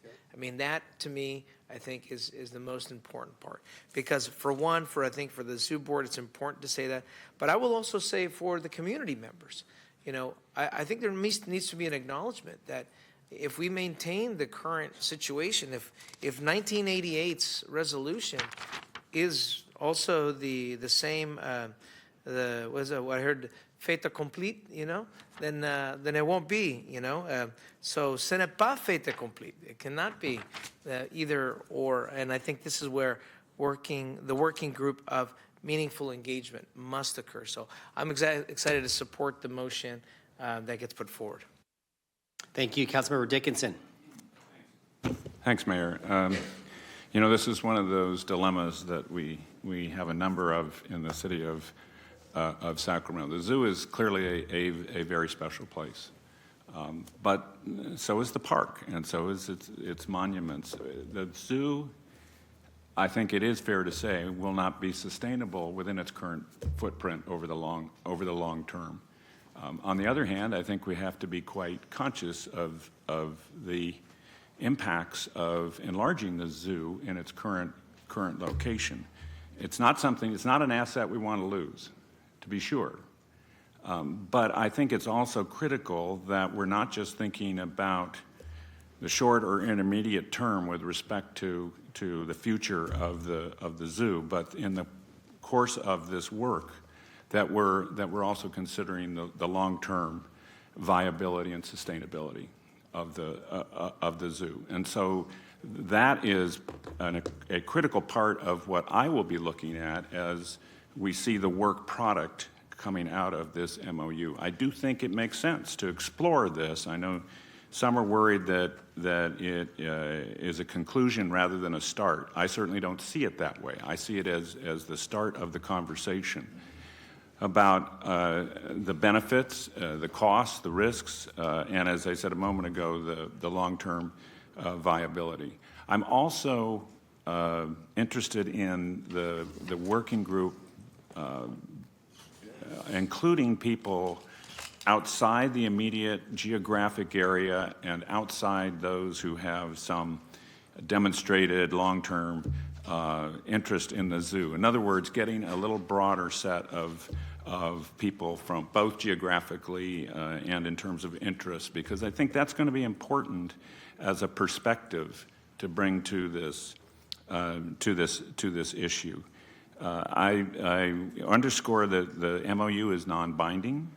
It's quite flexible, and I think that's probably wise. But at least for me, the question of whether this ultimately is the right direction to go, is the best direction to go to make sure that we have an asset of a Sacramento Zoo remains to be determined. That is an open question from my point of view. So I'm happy to support the motion tonight and the conversation, but for me, the outcome is certainly not preordained. Thanks. Thank you. Councilmember Kaplan. I am happy to support these continued conversations. As many know, my neighbors in North Natomas were hoping that the regional park turned into a zoo, and we're even happier to have it stay in Sacramento. But I think, as Councilmember Dickinson brought up, we've heard concerns. And how do you balance the historic with the joy that the zoo brings? If you've ever been woken up by a kookaburra, then you have not slept at the zoo overnight. I think the zoo has done an amazing job to, be a place where families go, where I went with my children, and God bless the family plan, because when my daughters would have meltdowns, I had no problem leaving, knowing that that was a place that we could come back, and it was good for our kids, and my kids have taken the summer classes and love them. And it was always talked about of having an appropriate summer camp educational area. And that, for me, is something I'm really interested in seeing how that can be explored, because the zoo truly is a place, because it ties into UC Davis and the big cat and the big animal vet program that they have, which is specialized. Because I will tell you, one of my children, because of the zoo, always talks about, how do I get to UC Davis, and how can I be, the cat doctor, the big cat doctor, not the little cat doctor. So the zoo is a treasure, not only for families, but for what it exposes kids to their future careers. Truly, honestly, and I do believe it is a balance, that working with neighbors who surround it, and how can we protect the integrity of William Land Park, as well as expanding the zoo to make it viable for generations to come, so that beyond all of us, there is a 200-year celebration, because it promotes conservation and advocacy and education of animals that we are losing in the wild, but we're able to preserve in a dignified way and have in a dignified way at the zoo. And I'd be failing my 10-year-old if I did not mention that there should be just an extra special place for all the capybaras, because that is her favorite animal right now, and that she just wants to see an entire zoo of capybaras. Capybaras, man. Oh, they're the cutest thing. And 6 more. Do we know if she had any girls? Or are they all boys again? See, we pay attention. So, Councilmember Jennings, thank you to you, your staff, Mayor. I look forward to the continued conversations that are going to happen, and your motion. See, I'd like to motion on. I'd like to put the motion on the floor to execute the memorandum of understanding with the Sacramento Zoological Society, and to establish the city manager in working with us to take this, explore the potential expansion of the Sacramento Zoo. Thank you. So the motion is to support the staff recommendation. You know, and Mayor, I just want to say, before Federico Mendoza was a Raider, I mean, a Hoosier, he was a Bear. Yes, that's right. Okay, all right. He could have been a hurricane in his hometown, but he got passed up. We have a motion and a second. All those in favor, please say aye. Aye. Any noes or abstentions? Hearing none, item passes. Thank you. Mayor, we're moving on to item 4, which is the Sacramento Homelessness and Housing System Partnership Structure, Joint Powers Authority Framework Options. Good evening, Mayor, council members, and City Manager. My name is Yayen Isle. I'm the City Housing Manager in the City Manager's Office of Innovation and Economic Development. Back on January 13, 2026, City staff brought forward an item with options for consideration for a system partnership structure for housing and homelessness. Council voted at that meeting to provide directions to staff to come back with JPA framework options for consideration. This item tonight is the follow-up from that meeting with JPA framework options for your consideration. Discussions around JPA go back to 2010, and as you can see, there's been a couple of different times where the city and the county and our partners have considered a JPA option. In 2023, there were discussions again about JPA stemming from a grand jury report. However, JPA was ultimately not formed. At this time, the city, the county, and the COC and our surrounding city partners, we continue to contemplate a partnership structure for housing and homelessness. Under current JPA law, public agencies are able to jointly exercise common powers in 2 different ways. The Joint Exercise of Powers Act has 2 JPA arrangements. You can either contract through a JPA agreement to form a JPA, or you can form a separate legal entity. Under either arrangement, all the participating agencies must enter into an agreement, and the governing bodies of those public agencies must approve that agreement. Tonight, I have 3 JPA options for your consideration. 2 of them are under the JPA agreement option, and 1 of them is under the JPA agency option. They range from a structure that is similar to what we have today to a structure that is the most different from where we are today. This first option here does not consider changes to the current funding and oversight decision-making process at the local jurisdiction and at the COC level. Local jurisdictions would retain funding and oversight, accountability over projects and programs in their jurisdictions, but there would be a new body of elected officials convening to coordinate and drive policy for programs administered in the county and the cities. The COC would continue to function as they are today, with a separate COC board that is focusing on COC mandated functions, as well as the funding that the COC currently receives from the federal government and the state that they administer. This JPA governing body would be envisioned to be staffed by local jurisdictions, and the COC Continuum of Care Board would be staffed by Sacramento Steps Forward, who is currently the lead designated agency for the Continuum of Care. The second option here is also under a JPA agreement arrangement. However, this option here brings together the functions of the COC with the local jurisdictions under one leadership body that is providing policy direction and coordination across the homeless response system and housing. This JPA governing body that is made up of the elected officials from the participating jurisdictions would also sit as the COC board. When they sit as the COC board, they would be joined by community members to be the decision-making body for COC mandated functions and funding. Community members in the homelessness and housing world would continue to provide their input and on-the-ground perspective through subcommittees and the COC membership structure. Under this structure, we envision that this body would be establishing multi-jurisdictional policy direction and priorities for the region's homelessness response and housing. An example of this would be that they would develop and approve a regional plan for housing and homelessness. This body would be a forum for the cities and the county to coordinate strategies and share information.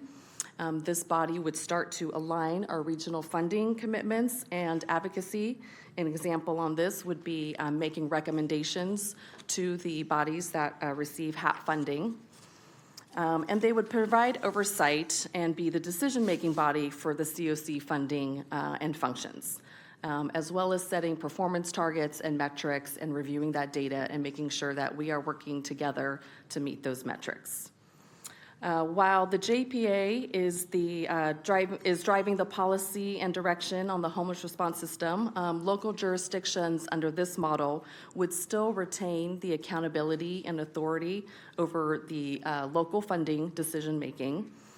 This framework proposes that the JPA governing body would be staffed by an independent administrator that would support the work of this body in close coordination with the jurisdictional staff, SSF, as well as SHRA. Under this scenario, Sacramento steps forward. SSF remains the lead COC agency, and in coordination with the jurisdictions, they would continue to lead and support the COC funding and functions. SHRA is the current JPA of the city and county as the Public Housing Authority, and they would also continue to partner with SSF and the local jurisdictions in our current role. Finally, this third option presents a framework that consolidates and considers a full restructuring of all housing and homelessness organizations and services under a single agency. This option includes a JPA governing body that is made up of the elected officials overseeing the functions of this agency and all housing and homelessness activities. This agency model would necessitate the consolidation of our departments and organizations who are currently working on housing and homelessness. Under this structure, we would still need to have a Public Housing Authority Commission as well as a COC board, as they have specific membership requirements per federal requirements. And these commissions and board would likely still need to be the final decision-making body for those mandated functions. This table here looks at the three different options, and as they move from the most like we are today to the most different, you can see that the cooperation and participation that's needed from our partners increases with the options. Two main considerations to look at, particularly for the City Council, is how the city staffing is retained and where the City Council retains your accountability over funding projects and program in the city. We are not exactly sure how long it would take to stand up each of these frameworks, but we have estimates and that go from the quickest, 6 to 12 months potentially, to finalize and have all the governing bodies approve an agreement under option 1. We anticipate it could take as long as 12 to 18 months for all the bodies to agree to sign an agreement for option 2. And with option 3, the merging of each organizations and agencies and consolidation would likely take a little bit longer. It could take 2 to 3 years. The estimated cost of this is also unknown, but we anticipate that as we move from where we are today to something that is more different, there could be some costs that are included to consolidate and restructure. This item that we have tonight, we are asking for a council motion on a preferred option and authorization for city staff to move forward and make formal requests of our partner entities and gauge their interest in participating and developing the details of a preferred option. We anticipate that between May and July of 2026, that we would be going before our partner organizations and getting their formal request and input. And if there is consensus amongst those bodies, we would begin to develop the additional details on these framework options. We anticipate that likely later on in the summer or in the early fall that we would bring back a status update on where we are with developing the details of this framework from our partner agencies. And if there was consensus, we would bring back the details of the framework, a process, budget, and timeline for next steps to move towards implementation. This concludes my presentation, and city staff are available to answer any questions. Thank you. Thank you. Before we have council members, we have public comment. We have 3 members of the public. BD, followed by Rick, and then Lisa Bates. So is BD here? Okay. Rick?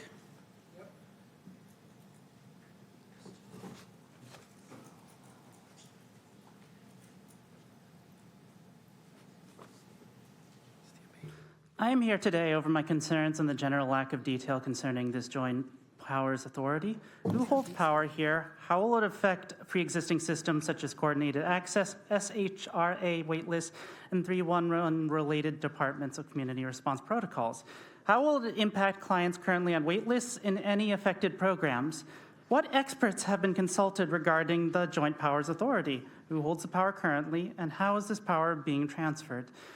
Did you consult anyone with housing issues or vulnerabilities regarding this joint powers authority? I will continue to voice my skepticism and wariness on this council's proposals regarding people with housing issues. The measures designed to address these problems have thus far proven punitive, destructive, shuffling people around to increasingly dangerous places with nowhere else to go. All I've seen is bans on outside here, or earlier today with fanning overnight parking. So you're closing the circle, and I have very little vote of confidence here. And I'm just going to emphasize, this isn't a game of whack-a-mole. I've been inundated with horrible stories. 23-year-old dying of diabetic shock in the public bathroom over here. Old man by the name of Troy dying in front of the library. I think it's only fair that the council outline clearly and full transparency the steps concerning their plans for the unhoused and those at risk of such. So, Thank you. Rick?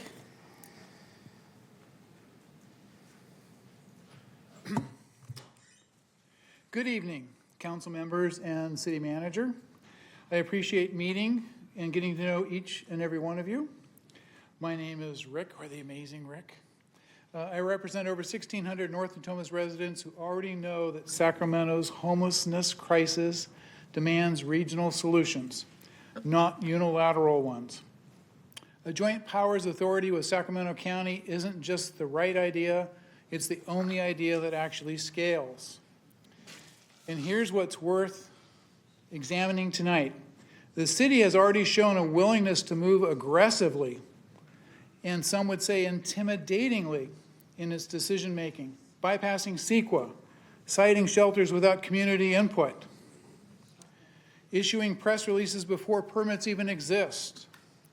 That energy, that boldness, I'd love to see that pointed outward toward the county. Bring that same decisive posture to the negotiating table with Sacramento County. Test whether intimidation works as a leadership philosophy.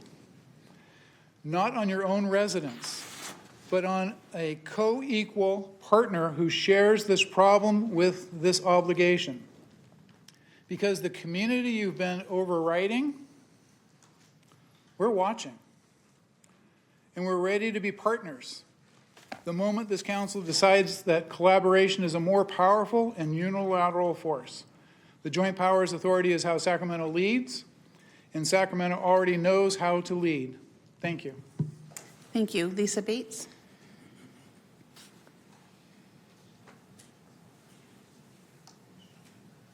Good evening, Mayor and Council. Lisa Bates with Sacramento Steps Forward. Thank you for the opportunity to speak today. In Sacramento, we have seen the strongest outcomes when the city, the county, and the continuum of care work in true partnership. That collaboration is reflected in both the existing city-county partnership agreement and the more recent regionally coordinated homelessness action plan. Since last fall, your continuum of care has been actively and transparently engaging in public discussions to refine its governance, membership, and committee structure. And these conversations have included your elected officials, service providers, system partners, and individuals with lived expertise. The COC has not yet taken a formal vote on any current governance model, and this is intentional as it seeks to thoughtfully consider all the proposals in coordination with key partners, including the actions that you may give to your staff tonight. As outlined in the letter that we sent to you and the community last month, we, as the collaborative applicant, believe any governance structure must be inclusive of its government entities, its system partners, and people with lived expertise. We also respectfully request that any governance model consider ways to ensure legal and political durability, integrated funding across participating jurisdictions, and a unified strategy that also pays attention to performance, accountability, and access to broader resources. Your partnership, again, is an excellent example of where the city and the county could come together and achieve coordinating a response to homelessness. We ask that you consider taking the next step in that collaboration, working in tandem with the county on recommending a shared structure. We're optimistic that the alignment among partners is achievable and that together we can establish a partnership structure that is durable, inclusive, and accountable. Thank you for your to the comments. Your community time we is serve. complete. Thank you. That concludes public comment. Now we'll bring it back to the council. I wanted to start it off tonight and just to give just a bit perspective on behalf of the entire council and where I am headed tonight. So big picture is our city staff. Thank you for the presentation. You know, again, looking for us to come up with an option to move forward, to communicate with the other entities. And I know the entire city council is locked in on two things. One, improving the homeless conditions in our communities for neighborhoods and people that are homeless. And two, finding better ways to coordinate with everybody who's doing this, and so we don't have to work in silos, but we can maximize our resources and have better inputs. And so if anybody chooses one of the three, it's how your perspective is, but I know our mutual common interests are on those two things. So for me, you know, my North Star is just that. How do we better coordinate our homeless programs in the city of Sacramento, primarily with the county of Sacramento, but also with the alternative jurisdictions? How do we serve more people who are in need of help? And most importantly, how to reduce the number of unsheltered homeless that are on the streets, including walk across the street right now to Chavez Plaza. And, you know, they would ask us to not rearrange the deck chairs, not create new bureaucracies, but serve more people, come up with more solutions. And so I'm not going to get long on here. I think we started this conversation in the fall, talking about how the city and county can better work together. We laid out some ideas in January, and tonight we're coming with an opportunity to move forward. So I think as we laid them out tonight, the best chance to do those things, to better coordinate with the county and the jurisdictions and serve more people, is option two. It will increase what we're already doing. Is the city staff and council member Guerra's district, for example, did an amazing job when I was, you know, in the legislature running for mayor. Partnering with city and county together with state resources and opening up the Stockton Boulevard Safe Stay, where there's, you know, 200 individuals in tiny homes there that are being served and on their way to a way out of homelessness. So we are working already in conjunction. I think this allows us to better utilize our assets in a solid manner. And I know there was a chart earlier which talks about the last 10 years. There's one thing that you missed with Councilmember Maple asked me 3 years ago to author legislation to do just that. Because I thought, when I was a council member like all of you, I sat on the air board, the library board, the solid waste, regional sand, cable. What else is there? There's a bunch, SACOG, regional transit, public library, with other elected leaders focusing on important issues, but not the most important issue of the day. You look at any poll all across California, this is the issue that the public wants us to work together on. So this tonight gives us an opportunity to go to our partner jurisdictions, primarily the county of Sacramento, and find a way to better work together and pool our resources. So with that, I'm encouraged to hear from other council members. I support option 2. I think it gives us the best chance to achieve those North Star goals, more coordination, serve more people, and reduce unsheltered homelessness. So with that, that's my motion to support option 2. Looking for a second. See it second by Councilmember Jennings. Thank you for the second. Next up to speak is Councilmember Jennings. Mayor, I wanted to second the motion, and that's why I pushed up once I heard your conversation on option 2. I too agree that it allows us to better coordinate with the county, to serve more people. It utilizes our assets and allows us to work better together. And so to me, when I look at these options and all the opportunities that are within them, option 2 for me is the one that makes the most sense, that allows us to be able to work with the county in order to solve the homeless issues beyond where we are today.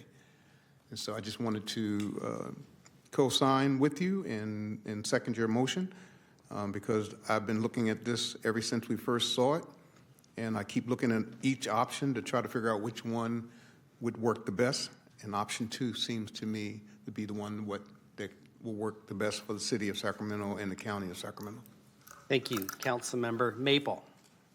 Thank you, Mayor. And thank you, Yayan and Brian and Lisa Bates. And I see Joe, our COC chair, in the audience. Hi. I see Cassandra Jennings from the Sacramento Assessor. We have everybody in the house here, which is great. And that's kind of the idea. We should have more of this, everybody in one room. So I'll have a few questions and then some comments. First, I just want to say I really appreciate the effort that you put into kind of outlining some of the options that are out there, because there really is no one-size-fits-all solution, even of the different joint powers authorities and various boards that we all sit on, many of which the mayor just named. Those are even structured differently in and of themselves. And so it's really about how do you create something that makes sense for what we're trying to accomplish. So I appreciate that.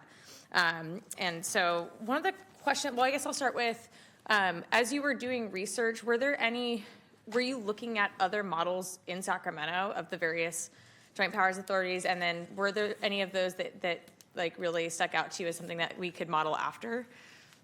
Yes. So I did do a little bit of research just to see what other examples are out there, and I'd actually put together like a little chart.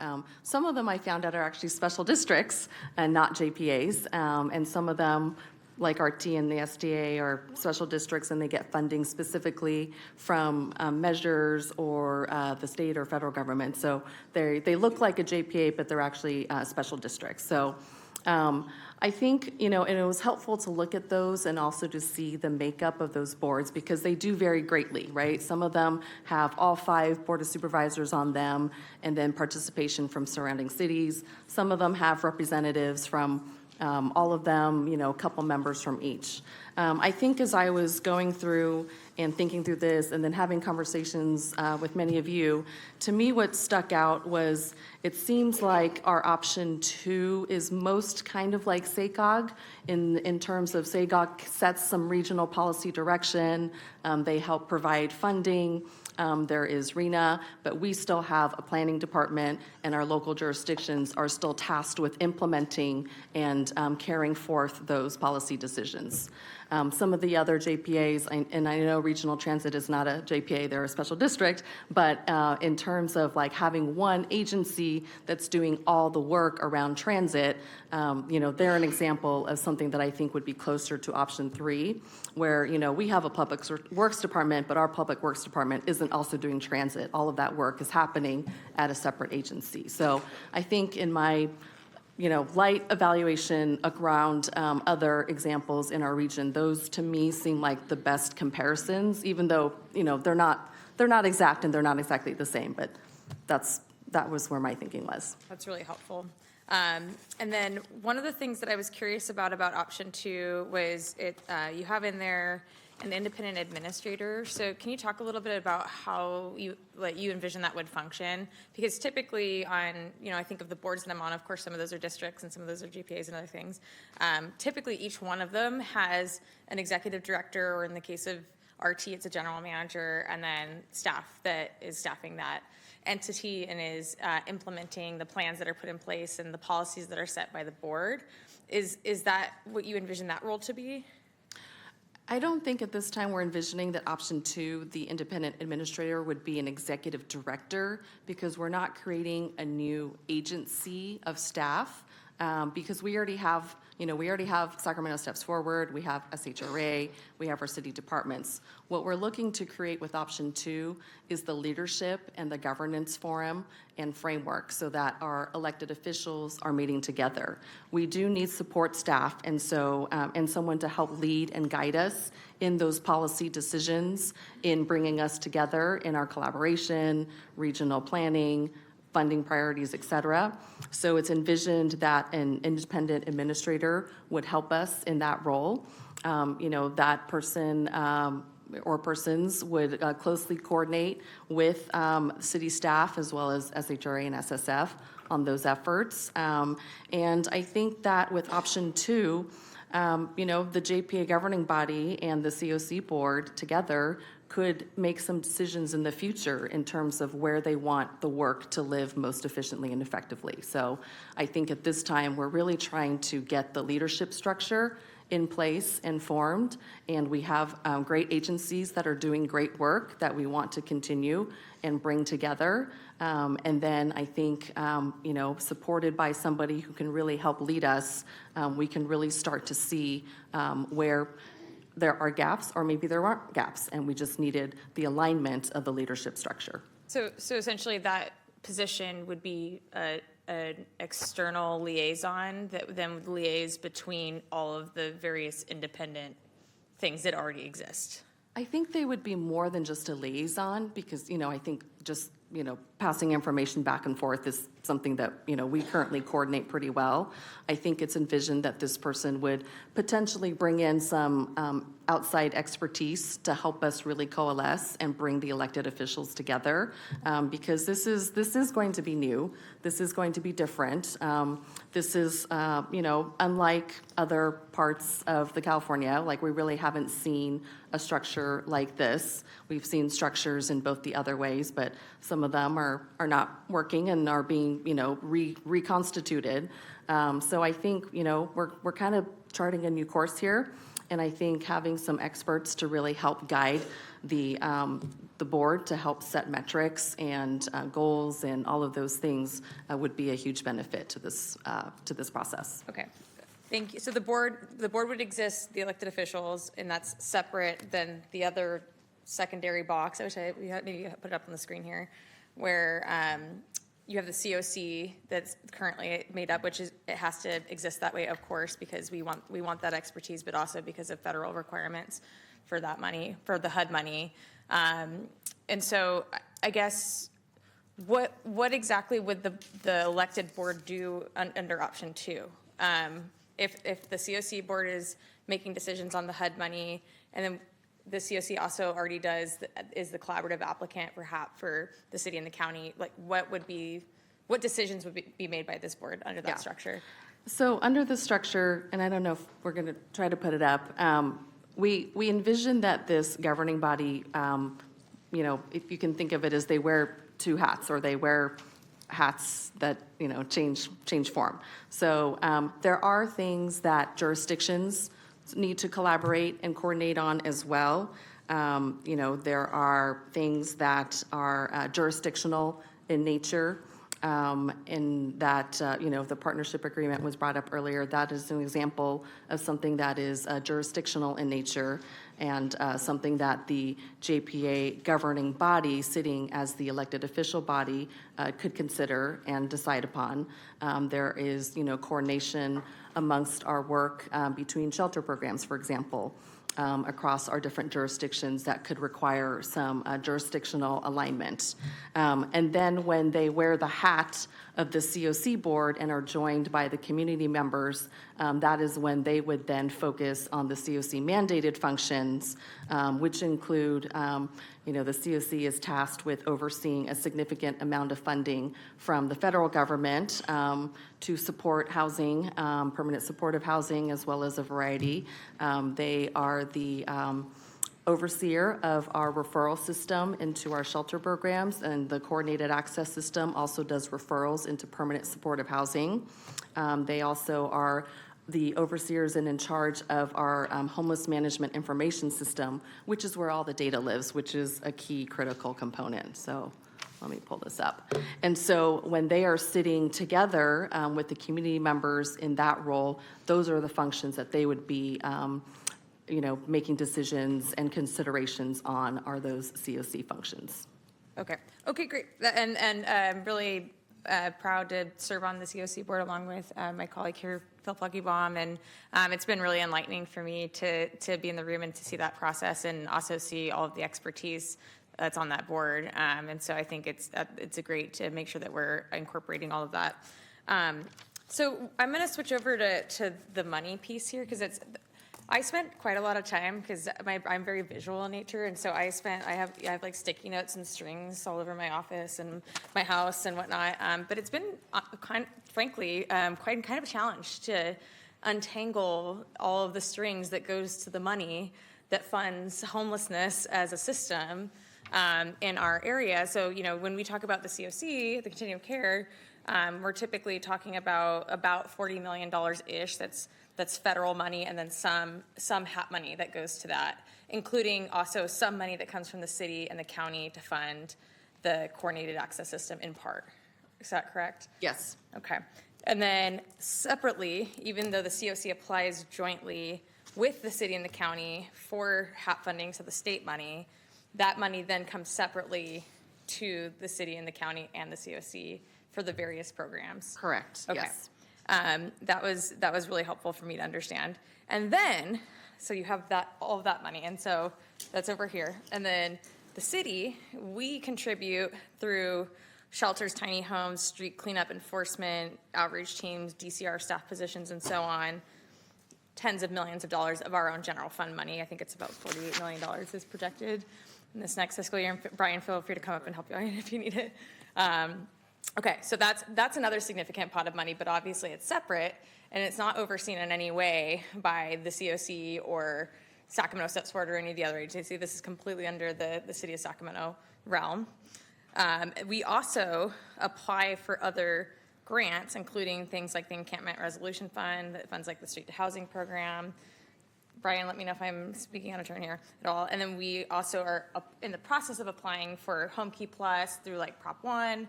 And I'm sure there are several other types of programs that we're piecing funding together to run some of these city programs. And then simultaneously, the county of Sacramento also puts in about tens of millions of dollars from their general fund budget for various programs and shelters and so on, and in almost about $300 million per year total on just homelessness services and behavioral health and so on. Does that sound about right? Yes. Okay.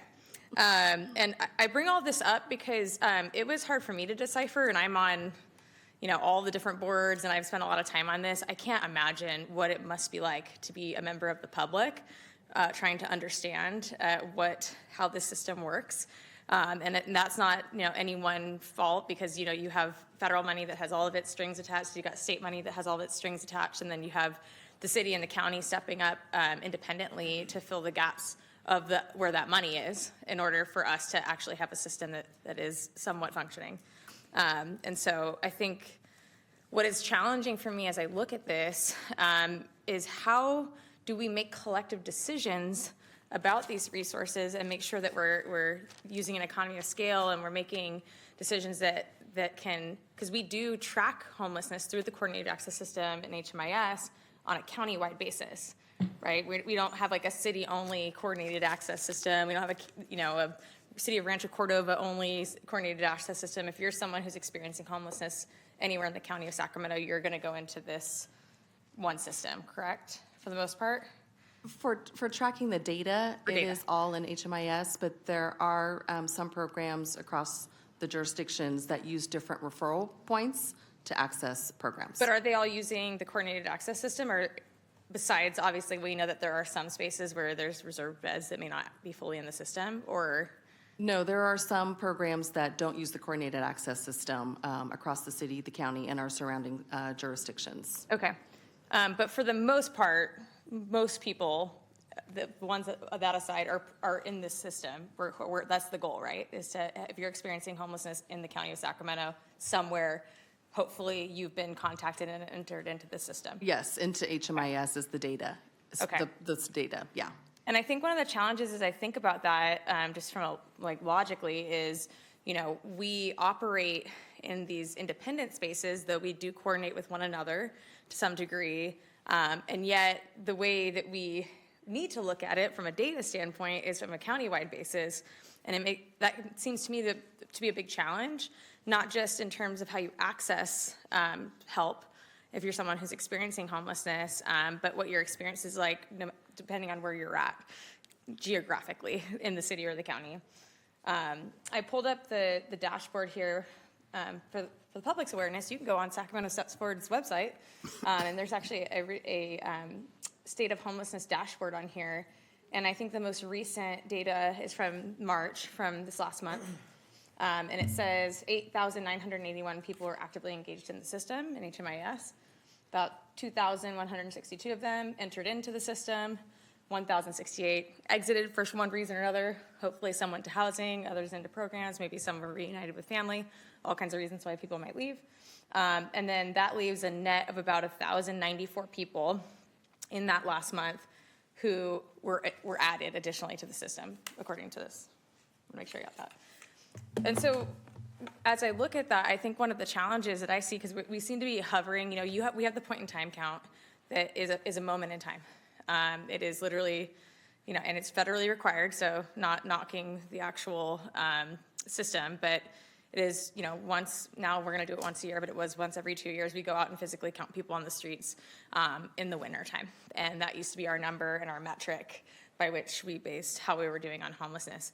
Now, thanks to all the really great work that has gone on with Sacramento Steps Forward and the continuum care and the money and resources that we put into it, we now have a more real-time way to track that information. And it seems to me, at least in the time that I've been here, that it hovers around 9,000, 10,000 people that are entered into the system. That doesn't mean everybody's sitting on the street in unsheltered homelessness, but it is quite a number. And I say that because I think back, I wasn't in this position at this time, but I am a nerd, and I went back and watched all the meetings from 2010 when the city council at the time in 2010 and the county board of supervisors at the time, at that same time, same day, same month, were discussing this issue, this very topic of how do we create a more regional structure on homelessness, and how can we better coordinate together. And that number was about 3,000 at the time. And so we've seen the problem grow, and yet we still seem to be having the same conversations still, all these years later. And that just really leads me to a point of what was talked about then. And so I looked at a lot of the history, went back and watched the videos. I talked to some people who were there at the time. Some of them are in the audience. Some of them are on this dais. And what was decided at that time was not only the creation of Sacramento Steps Forward, which is in this room, but it was also a joint powers authority. That was something that both the city and the county agreed upon at that time. And yet that has never occurred. And we are here again. We continually seem to be here. And so I'm a little concerned about, just generally speaking, what I perceive to be a half measure. And I'm not saying option 2 is that, but I am a little worried that if we piecemeal some things together, but people are still in their silos, that we're going to continue to experience some of the same issues. And so that's just something that I've really kept top of mind for myself as I've gone through all of this. I also want to say, this is not in a vacuum. There's conversations obviously going on at the county. They've taken a vote. We see other cities that are having these conversations. We see the continuum of care, which is represented here today. And then of course, what we are going to decide on today here is the council. And so, and then of course, the other big, elephant in the room is that there's a piece of legislation out there as well. And so all of that is in context of the decision that we make today. But I think it's really important that we make a decision based on our values of what we want to see, regardless of whether or not that's where we ultimately end up. So I just want to say that. And so I think, and I don't have any more questions if you don't want to stay in there the whole time. I'll just speak from where I'm at personally. So I think my one true North Star here is that we do not have a single entity that is responsible for the homeless system in Sacramento County, the entirety of it. And I think that's witnessed by all the various funding pots, all the various programs that are going on. And that's a big, big challenge, especially if you're someone who's experiencing homelessness. You feel that every day. You're trying to navigate a system that is spread across multiple jurisdictions, multiple departments, multiple programs, and multiple different points of entry. And we have made a lot of progress. I do want to give credit there on having a coordinated access system that has made it a little bit easier. But we are also realizing the challenges with that, right? We don't have enough. We need a better coordinated strategy and system to align our resources to make sure that we can create enough. Because we know that there's wait lists for housing that people can afford. We know there's wait lists for shelter. We know that every time we open up a new tiny home community, the mayor's vision here, which I support entirely, that they're full up and we need more. And so that just tells me that we have to do an even better job and more efficient job with the resources that we do have. And that to me means aligning our resources. So, you know, of course, we've got the HAP dollars, we've got the federal funds, but we also have all the money that we're putting into it. And I think eventually the goal would be that we're not necessarily spending as much out of our general fund, but we're working together better on how to align this money. So that's really important to me. I mentioned the history and the fact that it's grown. And so my hope here is I'm not necessarily against one option or the other, but I wanted to talk about the things that I think are really important that it be included. And so perhaps if option 2 can incorporate these things, if it doesn't already, I think that would put us in a really good position, especially based on what I've heard from our state senator about what she'd be willing to do, because I think her goal is for us all to come to an agreement, city, county, and everyone else, and that she would support that. But I think there needs to be some things that we are focused on. So one, that it be formal. It'd be a formal joint powers authority. That's something that was decided on in 2010. I think that we should still move in that direction. 2, that it have an elected board with representation from the county and the cities within the county. So a lot of that is already included. The importance of that, just so the public knows, is that we are accountable to the public. That is our jobs. We are elected and we are fired by the public, and so it's really important that when we talk about millions and millions of dollars, that we have that representation to be able to make sure that if you don't agree with what I'm doing, you can make sure that I'm gone and someone else is in that can actually do the things that you want. I think that's very important. It must meet regularly. So number 3, monthly open public meetings. It is so important. I cannot tell you enough how many times I have members of the public, constituents come to me, and they're frustrated on this issue, and they do not feel like there's one place that they can go, because there's not. If you want to come talk about homelessness, you can come to the city council. Maybe we'll have an item on the agenda about homelessness. Maybe we won't. Maybe you can go to the county. Maybe you can go to the city of Rancho Cordova or Folsom or Elk Grove. It's not an efficient system, and it's not a great way for us to be able to get the information that we need from the public. We need one place. So I think that's very important. This may be controversial, but I think it's very important. I think it must include both housing and homelessness in one structure. And the reason for this is that I believe that they are inseparable. When you have someone who's experiencing, you may have 20 people who are outside who are experiencing homelessness, and the reasons why they're there, they'll have 20 different reasons and 20 different needs, and the only thing that connects them all is that they don't have a roof over their head. So solving for the housing piece is so crucial as we talk about homelessness, regardless of who is in the system. And so to me, that means it must include in some capacity, shape, or form, advisory or whatever, SHRA. Sacramento steps forward in the continuum of care, of course, being included in this, because we need all of that expertise. We need, the housing and the homelessness expertise together. And so I think that's really important. Lastly, and I know this is another piece that has been touched on in option 2, but it must have staffing and resources to function, right? If we just create another board where people are going to sit there and there's not the staff that are there to implement the vision and the policies of the board every day, it's not going to get done. Implementation is more important. I know Councilmember Vang says this all the time, than almost anything else. I can sit here and talk all day, but if there's not the work that's getting done on the day-to-day basis and the vision that's being set forth in the action plan, it's not going to work. And so that's coordinating things like HAP, but also those broader strategies. So I think those 5 points for me, if those are incorporated into option 2, I could support that. But I did not see housing on there, for example. I don't know if I don't see like SHRA as a part of this advisory. So that's something that if we could figure that out, I can be supportive of. And then the last thing I want to say is that none of us can do this on our own. That's just the reality. It's kind of the elephant in the room, right? You know, we can choose an option, and guess what? We can't make it happen on our own. The county can choose an option, and they can't do it on their own. Neither can the continuum of care, neither can SHRA, neither can Sacramento Steps Forward.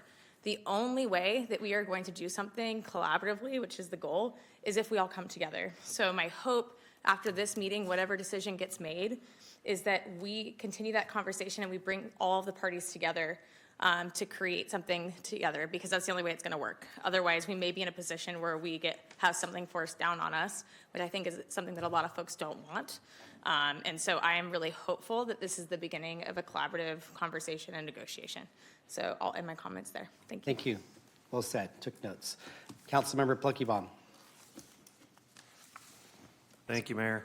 Option 1's too small, option 3 is too big. Hopefully, option 2 is just right. I say hopefully with the hope that the maker and the seconder of the motion will consider a sunset clause. I think one of the challenges when creating these types of entities is that they are for a purpose for a period of time, and that someday, hopefully in the future, will not be necessary. If 3-5 years down the line, we still need it, we can re-up it. But I think having an end date in mind, nothing sharpens the mind like a deadline. So my ask of the maker and the seconder is to consider a sunset clause, maybe 3-5 years, somewhere in there. But I'll be supporting option 2. Thank you. Councilmember Dickinson. Thanks, Mayor. I think that sometimes in these discussions, we become too focused on the form, and we lose focus on the purpose. And so I want to take a moment just to talk about that, which I'm a great believer in keeping the eye on the ball, and I think really in this domain there are two balls to keep an eye on at the same time. One is governance, and the other is operations. They're both important. They're both actually indispensable to being successful in accomplishing the purpose. The purpose is to reduce homelessness. And I would suggest the purpose is, as importantly and in addition, prevention of homelessness. So from my point of view, the question is, what approach will work best to accomplish the purpose with respect to governance and operations? With respect to governance, I think it's fair to say, I haven't thought about this numerically, there's not a special district or a JPA that I have not served on in this county, virtually. I can think of one or two. But as Yayin pointed out, they are constructed in very different configurations. The library JPA is very different from regional transit. The Sac Seward JPA is very different from Safeguard and on down the line. But I think what makes those organizations either successful or struggling is the degree to which they've been able to keep a focus on their purpose and incorporate governance in a way that is satisfactory to the entities that are represented on the governing body. In this particular instance, I would simply urge us not to get too embroiled in trying to figure out what the form is, but rather think about whether the approach is best suited to accomplish the purpose. And in that respect, I think there are a couple of things that are critical. One is we have to have a governance structure that allows us to be aligned with the county because of the operational implications of that, which I want to talk about in a moment, but which also brings the continuum of care further and closer into the domain, orbit, whatever term you want to use, of the elected officials. I don't think we have succeeded with the way in which we are structured at the moment because we don't have a way in which we convene to align. And as a consequence of that, we have developed some different operational approaches, and even in the operations domain, different ways we sometimes think about things or categorize things. So in order to, I think, achieve a greater degree of cooperation and coordination, the continuum of care needs to be also aligned with the city and the county. I might just add a small sidebar here to remind those who know it and to let those who might not know it that once upon a time, the county was the continuum of care. There was no separate entity. There was no Sacramento Steps Forward. It was the county of Sacramento that comprised the continuum of care and consequently the Board of Supervisors who governed that. Now, there have been changes in federal law over the years, and those we obviously should and need to respect. So it is, I think, quite feasible to bring in representatives as required under federal law from the continuum of care to the decision-making of whatever the governance structure is. And it seems to me then, I want to talk about operations for a minute, as I said, that is best calculated to give us the kind of alignment on the operational side that is indispensable to succeeding. I've said this before, but I will repeat it, and I'll keep repeating it. We cannot succeed as a city in reducing homelessness, or for that matter, preventing homelessness, without the County of Sacramento. Unless we want to spend a whole lot more money and stand up a parallel set of operations, which we are not authorized to do, I don't believe, under state law, which is run a health and human services and behavioral health operations. We're not going to do that, obviously. That's what the county does. That's the essence of getting services and assistance to people who are on the street, getting them off the street into circumstances where we may provide the housing, but they are critical to the wraparound services that help people stabilize and get back into the mainstream and permanent housing or permanent supportive housing. We cannot succeed without the county. So what that means to, and by the way, we don't want to replicate or duplicate what they're doing. So what that means to me is, again, that on the operational side, we have to be as integrated as we possibly can be. And I would add that I don't think we can succeed without the essence of what the continuum of care provides in that equation as well. It's not just the county, it's also the continuum of care and Sacramento Steps Forward.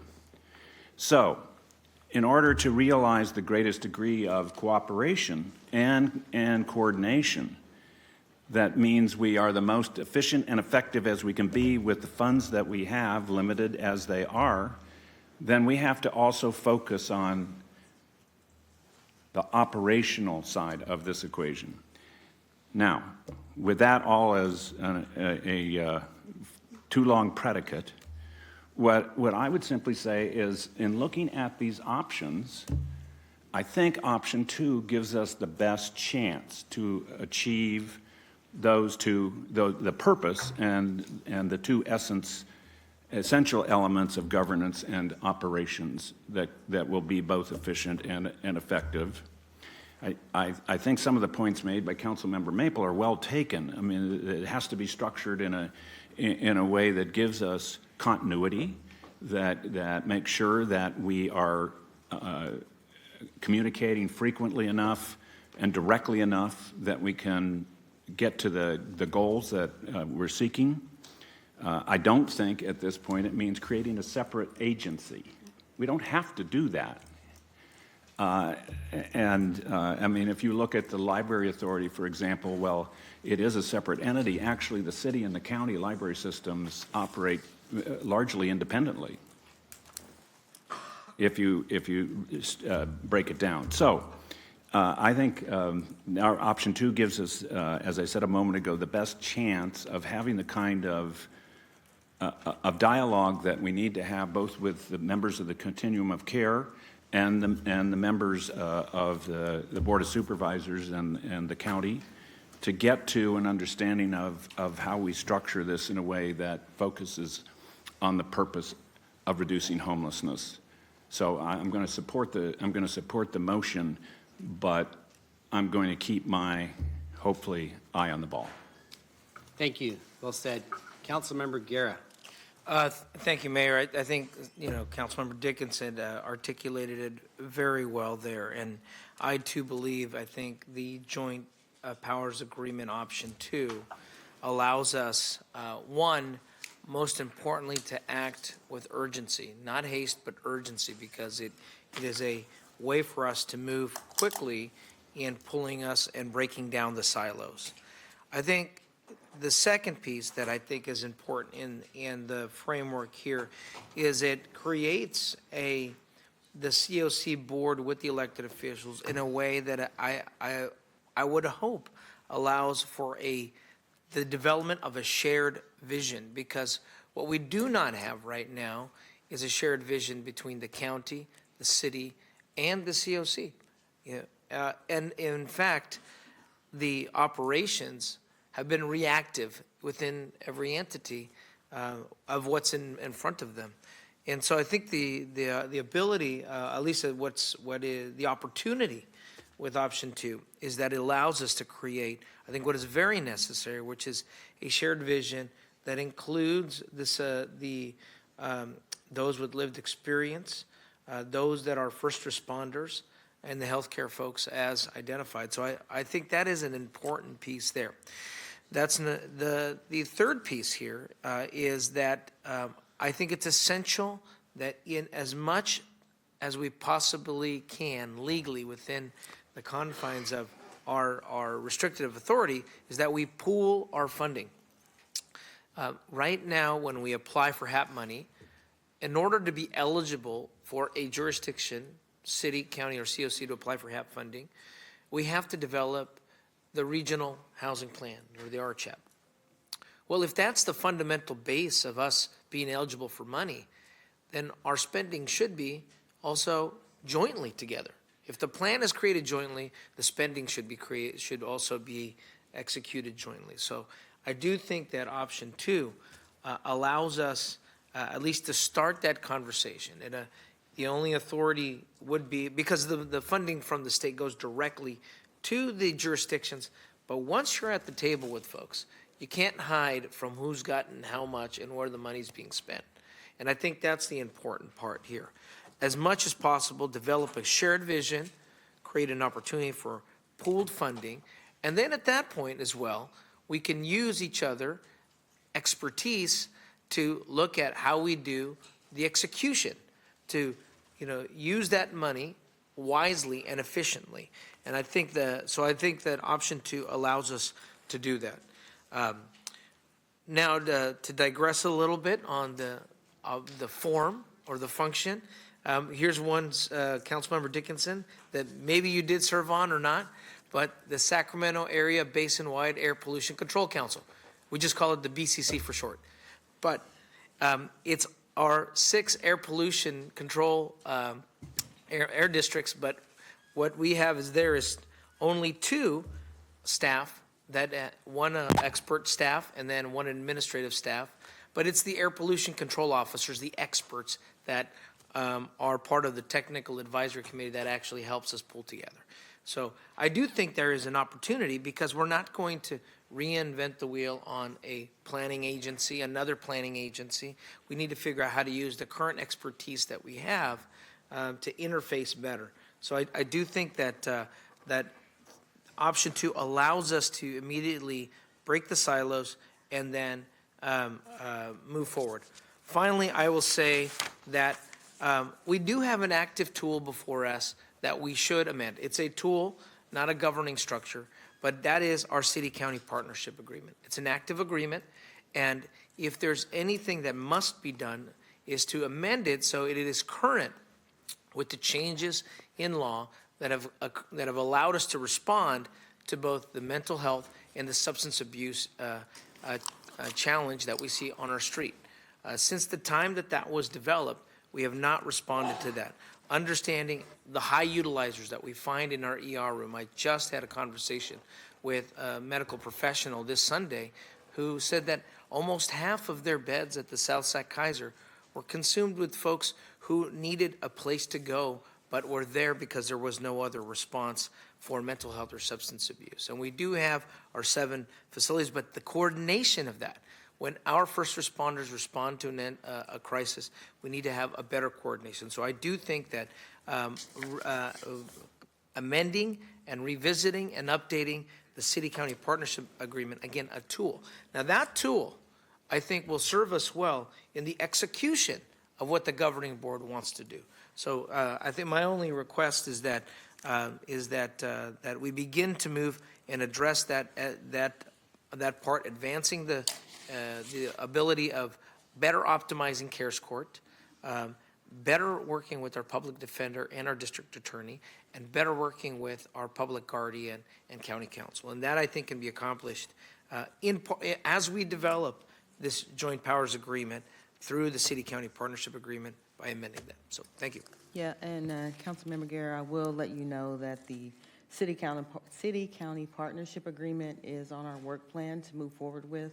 So you'll see that coming through in the next couple of months to be completed. And I did want to circle back to something Councilmember Dickinson said when we talked about the governance structure. And I don't think Yayin leaned into this too much. You know, when decisions are not aligned, that's when the systems break down, right?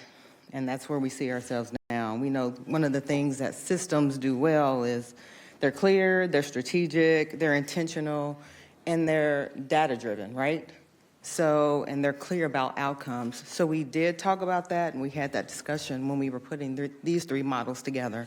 So we did have an intentional conversation about governance. Are you done, Councilmember Carr? Okay. Lisa Kaplan, or Councilmember Kaplan, sorry. Sorry, it's getting late. And actually, thank you for that clarification, Madam City Manager, because that was a lot of my questions at the 2 p.m. to also highlight the disconnect of where is the funding, who's making decision, who's driving this. When we do something, is the county on board? Did we have that pre-conversation, you know, of which we're discussing tonight? Because what we have isn't working. And it is like the whack-a-mole of chasing it and the who, what, when, where. So I will say that I align myself with Councilmember Maple's comments because she has been the one dedicated and working on this for the longest, specifically on this specific issue out of all of us. So let's be honest, Senator Ashby, if you're still watching and we come to an agreement, keep SB 802 and put a deadline for us to make an agreement, because I don't trust us.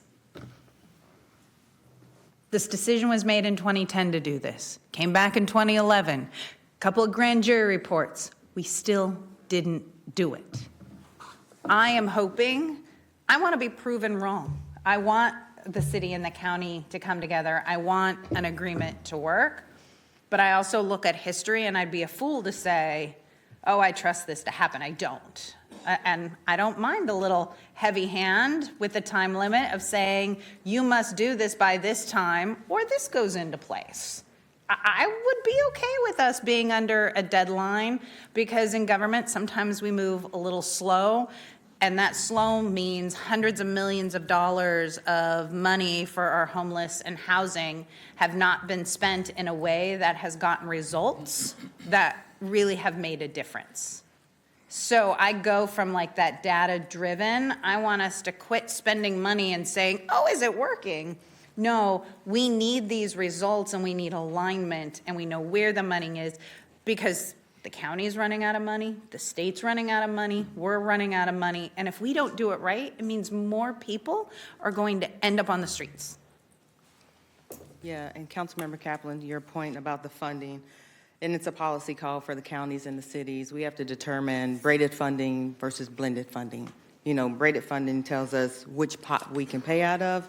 Blended funding tells us what is needed now. So I think from a policy direction, if we have that discussion, we know how to align our strategic goals.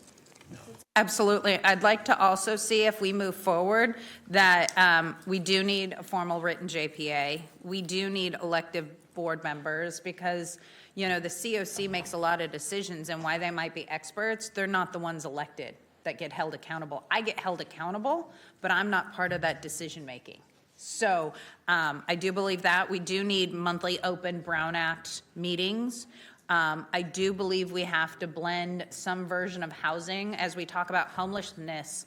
The number one thing is, one, we need to get people in. And if we know certain funding is tied to we can't demand services, we also need to look at where is the money where we can demand services. And I think Sacramento can be a leader, because I think data will show up that says when we demand services, we're getting a higher positive net return on getting them to permanent housing and being productive citizens in society. And maybe the state and federal government will change their mind and actually allow us to do that. But if we don't start showing that data, how are things going to be changed? And I need our structure, however it ends up, to be data driven, because that will decide what is the right thing and the wrong thing to do, because it does feel a little bit of, let's do this and see, let's do this. And we don't have the complete data because nothing was fully integrated. And so I can't support option 2 unless I see some of the things that Councilmember Maple put forward on, unless I'm supportive, and I will fully bless Senator Ashby moving forward with 802 to force us to do something. So I'd like for us to work together. I think we can, but I think it has to be in a written contract form of writing, because right now I don't have enough control. And when my community comes to me and says, hey, you need to do this or do this, and I go, well, sorry, I don't have a vote. You elected me, but I can't do anything. That's not what our taxpayers and community members deserve or want to hear, because they want to be compassionate, but they also want accountability for how we're doing things.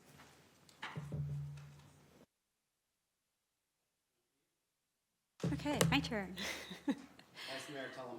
All right. I do want to also give kudos to Mayor McCarty and Councilmember Maple for working on this for so long. I mean, you guys have been many years at it. Also to city staff for working around the clock on figuring out something that could potentially work for all of us, and all the partners that came out today to listen to this meeting. In my ideal world, one-stop shop with one board of directors with elected officials would be ideal. Combining resources, maximizing dollars, and being accountable to the voters. We are the elected officials, and we are the people that people vote in or vote out. If we do a bad job, they vote us out. If we do a good job, we stay in our jobs.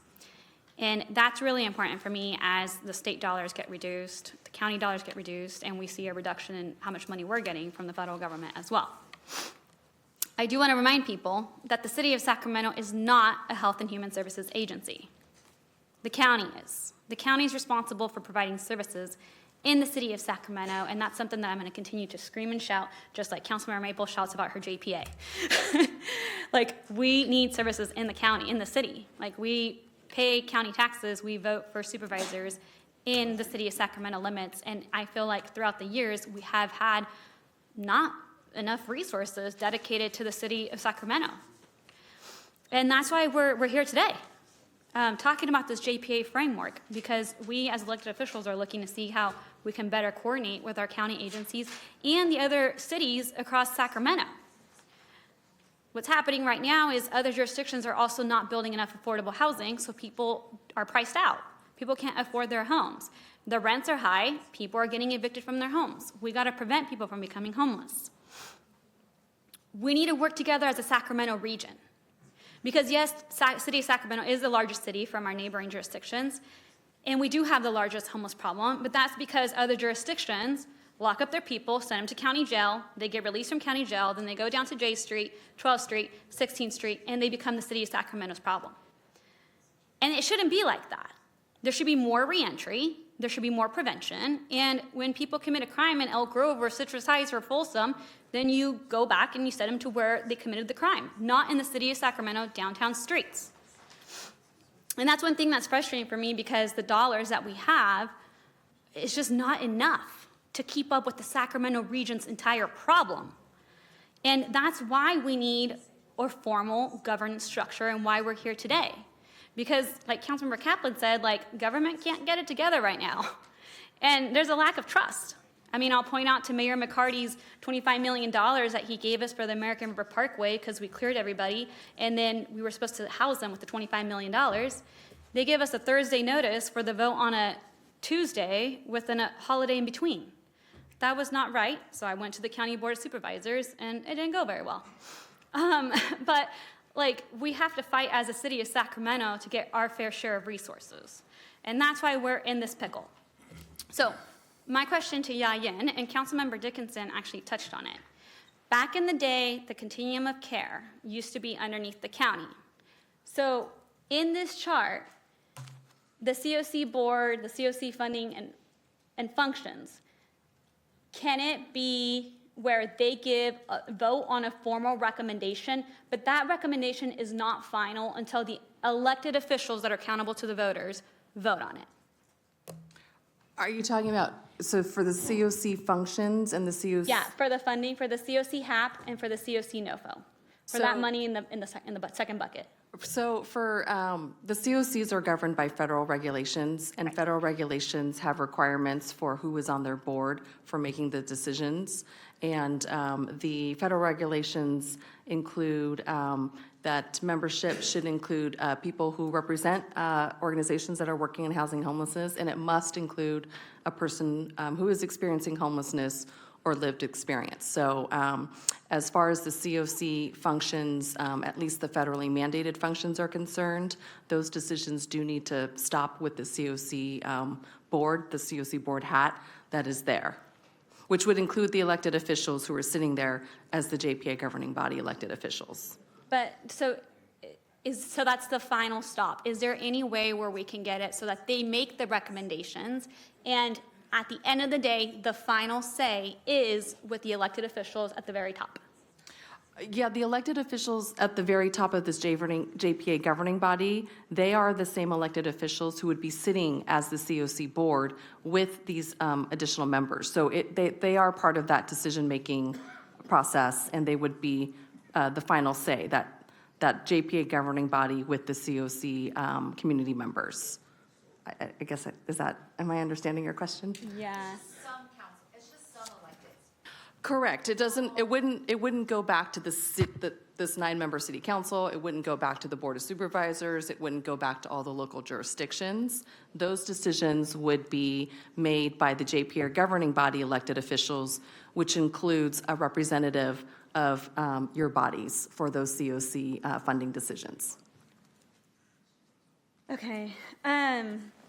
And then I know Councilmember Maple touched on this a little bit, but the staff by independent administrator, I don't mind if it's like a general manager, if we call it a general manager, an executive director, an administrator. What matters to me is that that individual is employed by this governing body.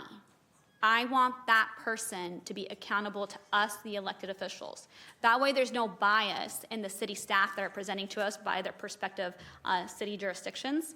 I really want it to be an independent person that reports to us and agendizes the meetings and helps us continue the conversation. Is that good? Okay. And then on funding, I'm okay with the hybrid option between 2 and 3. I understand our general fund dollars stay within the general fund, but I am interested in, I believe here, is this public? Okay. I don't know what page this is. The JPA board makes funding recommendation on all HAP and requests local funds. So all HAP funding, we'll make all the governing board or the COC and the JPA? governing board will make the recommendations? So it's envisioned that they would make recommendations in all of the HAP, but in this case, because HAP is delegated to the local jurisdictions, the COC board, or the JPA governing body with the COC board would make recommendations, with the regional plan as we talked about.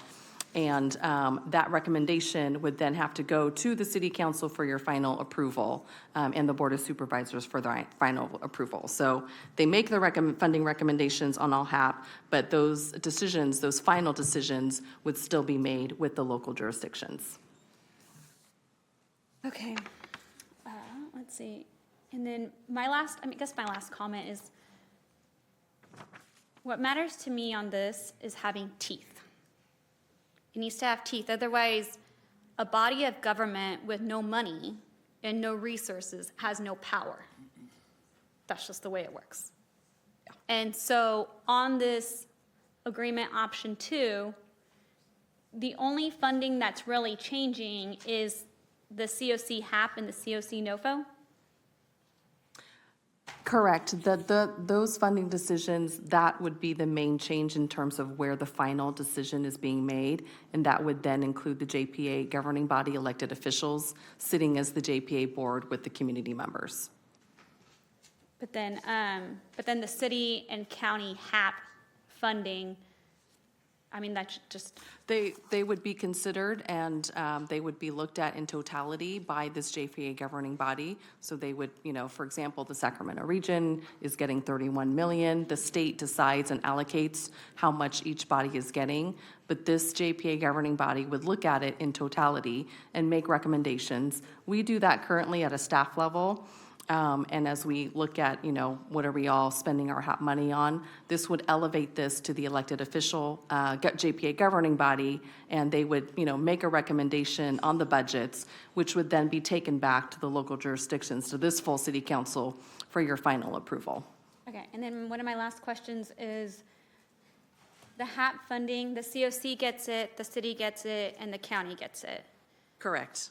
And this is formula-based or based on competitive applications? It's formula-based, and so all the counties in California, all of the COCs in California, and the 14 large cities in the state receive HAP funding, and that is state statute. Okay, and then Councilmember Maple had a few additions to add on, so I want to see if the mayor, Councilmember Jennings are okay with the add-ons of it being a formal group, the elected official governing body, monthly public meetings, including SHRA as advisory at the very bottom, because it has to do with housing, and then the staffing resources, I mean, it already has independent administrator.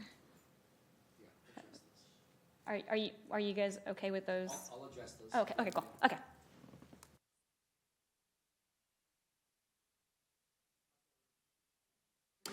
No, I think the only question I had, I was just gonna see if the motioner on the table was going to take the amendments from Councilwoman Maple. I think my only question for option 2, because it sounds like that's where the majority of my colleagues may be leaning, if I'm counting my votes correctly, wanted to know why SHRA or housing wasn't part of the option 2. They are part of the option 2. They're staffed by the jurisdiction, so I didn't list like DCR, OIED, SHRA. They are already a body that reports to the city council and the board of supervisors, so they are already, somewhat as a department of the jurisdictions of 2 of the main jurisdictions. So for space purposes, we listed staffed by local jurisdictions, which includes your body. So if Public Works needs to be included for whatever reason, they would be included. If planning needs to be included, they would be included. So we didn't list every department that this includes. And this obviously is for housing and homelessness, and they, as the functionally as our housing department, would definitely need to be an important partner. And then as the Public Housing Authority, who holds critical housing resources in terms of public housing as well as vouchers, they are a critical partner to our efforts to reduce homelessness. Okay, yeah, I only asked that because you're absolutely right? Our Public Housing Authority holds a lot of the resources, and, we can't keep operating in silos, and I think that's just my concern with option 2. I would love to hear what the mayor has to say, and hope that we can adopt some of the amendments that Councilwoman Maple has suggested. I think for me, I want to make sure that this JPA is meeting monthly. That's really important. I want to echo the making sure that this JPA agreement is resourced well, including the housing is going to be really important. I understand that, SHRA is part of this because they're already a JPA that has elected leaders, but I think it's really important that they are truly like part of it because of the resources. I think the conversation is that everyone has limited resources, the county, the city, and so pulling the resources together is really key. I see SHRA as a critical component of that. And then lastly, just ensuring that the ultimate decision falls on the electeds, because at the end of the day, we are the one that is held responsible by the voters. And so those are all my comments, and would like to hear what the mayor will do with the possible amendments on the table. Thank you so much. I appreciate the dialogue, and I took notes from everybody. I want to talk about each person and some specifics. Can you go back to the slide that has option 2? Just this one? Yeah. Oh. Yes. Okay. I was the other there we go. Yes. It was up there, not here. So I think, as Councilmember Dickinson said, this one gives us the best chance to succeed in getting the county to partner with us. They hold more cards than we do in solving these issues, and the more we go in a different direction or add on stuff, it may look good to us up here, but I've been talking to the supervisors for all of them for months, and I know what is in the realm of possibility. And 2 is, I don't know if the others really have a chance to succeed. And I think that if you look at our Venn diagram, I think we're very, very, very close. I don't think there's a lot of mutual or issues that are counter to where we want to go. So let me just focus on the big picture. You asked, Councilmember Maple, how do you envision this to work? How I envision it, for those of you that serve on, I think it's the Regional Sanitation Board, where you're there for 3 hours, and the first 2 hours, half of the people meet, and then afterwards you focus on the other issues.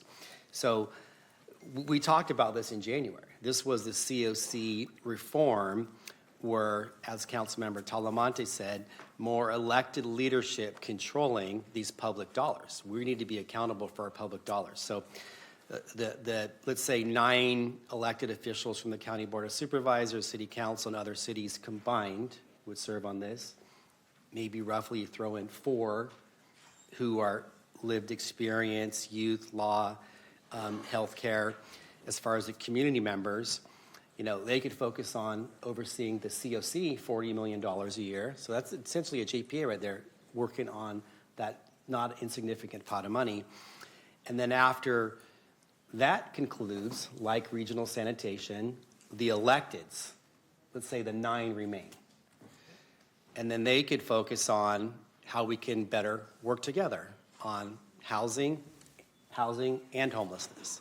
I concur. I want to just focus on adopting the option 2, but when we go to communicate this, we could put on there that the JPA governing body, it's not an agency, the JPA governing body, the issues for discussion with the money staying with each jurisdiction, we want to focus on, starting the conversation with them, housing and homelessness. That's the ask as we start the dialogue.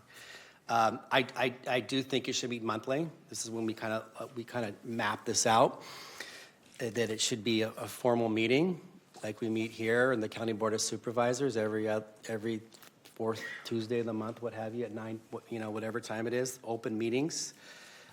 It will be staffed. It isn't an executive director, as I think Yayin said, because they're not overseeing programs. Those programs, for the time being, are run by the city, the county, Steps Forward, SHRA, and others. Maybe one day, potentially, I know how Councilmember Maple's kind of vision of this, one day where everybody throws all their money on the table, we all work together and better pool our money. That could happen, but at the beginning, I think nothing is going to happen if we don't meet every month. Good stuff is happening with our city staff on a monthly basis and daily basis anyway. But if we're meeting on a monthly basis, Maple and Kaplan, Pleckbaum, whoever, and 2 supervisors, the mayor of Elk Grove and Citrus Heights, and we talk about, hey, we're going to, as Councilmember Guerra said, apply for this new governor's, program, and it says you get extra points if you partner with another jurisdiction. Can we use your land in Rio Linda or Elk Grove and use our money for it? That's what the magic is. How can we get more outcome with our limited resources? So I think that is we're all in accord there. Yeah, Mr. Pleckbaum, I don't have a problem with that. We can set up a sunset on this as we talk about it. I think that's appropriate. I think that this gives us a chance. We're doing this tonight. This is not happening. We're doing this tonight, and tomorrow morning we're going to call the county and be like, hey, we'd like to talk about this idea that the mayor and some council members and supervisors have briefly mapped out over the last few months. Can we start talking about the opportunity to bring this forward? There would be a public vote on this. It would be binding. Councilmember Kaplan, there's nothing like a deadline of other people having something to push us to act. That's not a bad thing. I concur. Look, we all work for the same people. Our local legislators, our county supervisors, the same constituents. We're all on the same team. And so this, I think, gives us the best chance to coordinate and have more positive outcomes for our community related to housing and homelessness. So with that,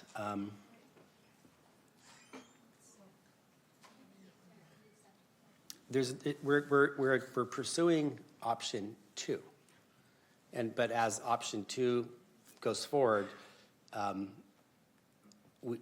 think the biggest thing that Councilmember Maple asked for is to make sure that as option 2 goes forward, we want to make sure that the JPA agreement, the structure addresses both housing and homelessness. So I'm in accord with that. And everything else was just logistics on monthly. What you said? Yes. Monthly. Public. So it's, if I may, Mr. Mayor. Yes. So monthly meetings that are public. Thank you. Monthly meetings that are public. Joint Powers Authority must have resources and staffing.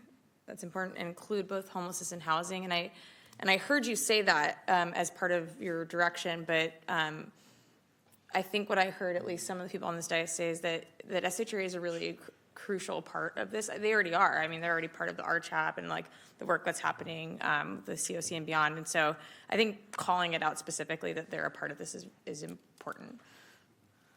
Councilmember, so is it part of the direction of this motion then? Or does it need to be amended to include these asks?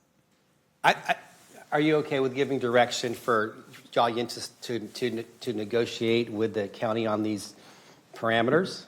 So Yayan, it is your understanding that what you're hearing today up here is those 5 things that were outlined, or 4 things, are also included as a part of the option 2. So it's not just the option 2 that people are seeing on the screen here. Yeah, and I have them, just so you make sure I have them, be a formal JPA, which this would be a formal JPA under state joint powers exercise law, be an elected board, or a board that includes elected officials, meet monthly open public meetings, which this would be, must include both housing and homelessness, which includes the staffing of the agencies who work in housing and homelessness, which includes SHRA, SSF, the COC, city departments, county departments, surrounding city departments, and have staffing and resources to function, implementation, so that includes the independent administrator that we have here, and that there would be resources that this body is looking at and considering. Some resources, this body would be the final decision-making body. Some resources, this body would be the recommending body that would then go back to the local jurisdiction. So those are the 5 things that I have written down. And I do believe that is captured on this. And then the seconder is good with that too. And then the sunset that Councilmember Pleckbaum. Yeah, okay. Yes. Okay. And again, this is just our vision. Yeah. And we have to hear from the partners whether or not they agree to this, and potentially they could come back as is. They could come back with changes, or we'll, Yes. coordinate accordingly? Yeah. Okay. All right. Any questions or comments? Okay. All right, we have a motion and a second on that. I think it's been properly noted. All those in favor, please say aye. Aye. Any noes or abstentions? And that item passes. Okay, thank you. Next item. Start of our agenda with item 1, which is the Thorn Road Quick Car Wash Appeal.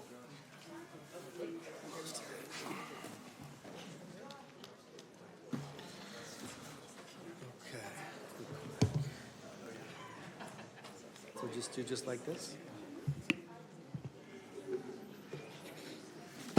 Okay. Thank you. We'll open the public hearing of the applicant appeal, the Florin Road Quick Quack Car Wash. First, we're opening the public hearing. Next, we're asking if any council member would like to or needs to report any ex parte communications. Do we have any council members that need to report any ex parte communications? Councilmember Guerra. Yes, I did meet with the representatives of the applicant. Yes. So if we met with either side, now is the time that you need to state that publicly. Councilmember Maple. I have also met and spoken with representatives of the applicant. Okay. Councilmember Kaplan. I also met with representatives of the applicant. Oh, me too. Okay, state that. I also met with representatives of the applicant. Okay. Same. Repeat it for the record. I met with the representative of the applicant. Okay. Yes. Okay. That's it? Yes. No other notifications? Okay, thank you. Staff presentation? Good evening, Mayor and members of City Council. I am Danny Abbas with the Community Development Department and the planner for this item.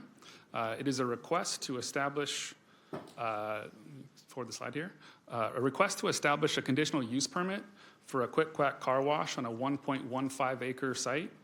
A 1.15 acre portion of a 14 acre parcel at 3815 Florin Road near Franklin Boulevard.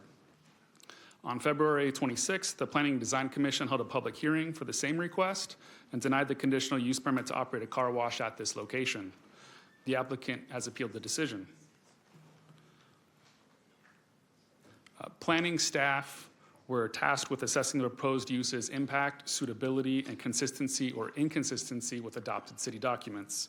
In this case, staff does not support a car wash use at this site on Florin Road, finding that it is incompatible with land use and transportation goals and policies within the City General Plan, the South Area Community Plan, and the City Climate Action and Adaptation Plan. Staff recommend that the council deny the use permit request. General Plan Map M3 identifies Florin Road as part of a designated transit-oriented development area. The site is near the Florin Light Rail Station, many bus transit stops with quality service, and planned increased bus rapid transit service. Bus service here works in concert with light rail service, with buses going both directions along Florin Road, providing direct drop-offs to the Florin Light Rail Station. The South Area Community Plan speaks specifically to the land use intent of infill along the Florin Road high-frequency bus corridor as uses that are intended to promote mixed-use development and incentivize multi-unit housing. A car wash use does not align with this vision. Multiple schools, transit, grocery stores, and services are all within walkable distance from the site. The subject parcel and the smaller adjacent corner property with the same owner is part of a consolidated site listed in the city's Regional Housing Needs Assessment Housing Element Sites Inventory, which anticipates 377 units of moderate income housing and 378 units of lower income housing, making it one of the highest assumed capacity sites remaining in city inventory. What's being shown here is less than a 1 mile stretch of Florin Road. Each of the blue dots are bus stops and the orange is the Florin Light Rail Station. There are 6 bus stops within less than a quarter mile of the site. Nearby, frequent buses go north, south, east, and west, and those along Florin Road, including the bus stop next to the site, connect directly to light rail. The area of the proposed project has exceptional transit proximity and service. Transit-supportive uses, not car washes, will help support existing and future bus service. The proposed use is an abundantly available service in the area with 4 active car washes less than a mile from the site, including a tunnel wash almost directly across the street. Staff does not find that another car wash in a concentrated area would provide residents, the surrounding community and residents with a service that is needed. There's a quick quack about 1.5 miles south of the site at Franklin Boulevard and Mack Road, and another proposed quick quack about a mile east of the site within the county. The general plan recognizes this stretch of Florin Road as a high injury network next to a top 5 Vision Zero corridor. These designations are road segments identified as having the highest numbers of fatal and serious crashes involving people walking, biking, and driving. The site is proximate to several transit stops and located in a disadvantaged community. These characteristics of areas in the city are correlated with elevated crash occurrences. A non-auto-oriented use at this location could reduce vehicle trips and the number of collisions. General Plan Map EJ5 represents communities cumulatively impacted by environmental justice issues. The subject site is in a section that has both county and city land within what is deemed as a most disadvantaged area. Some of these issues include poverty, transportation safety, air pollution, and access to health care. The site is also within state-designated SB 535 and AB 617 areas, which have a disproportionately high air pollution burden and aim to reduce local emissions.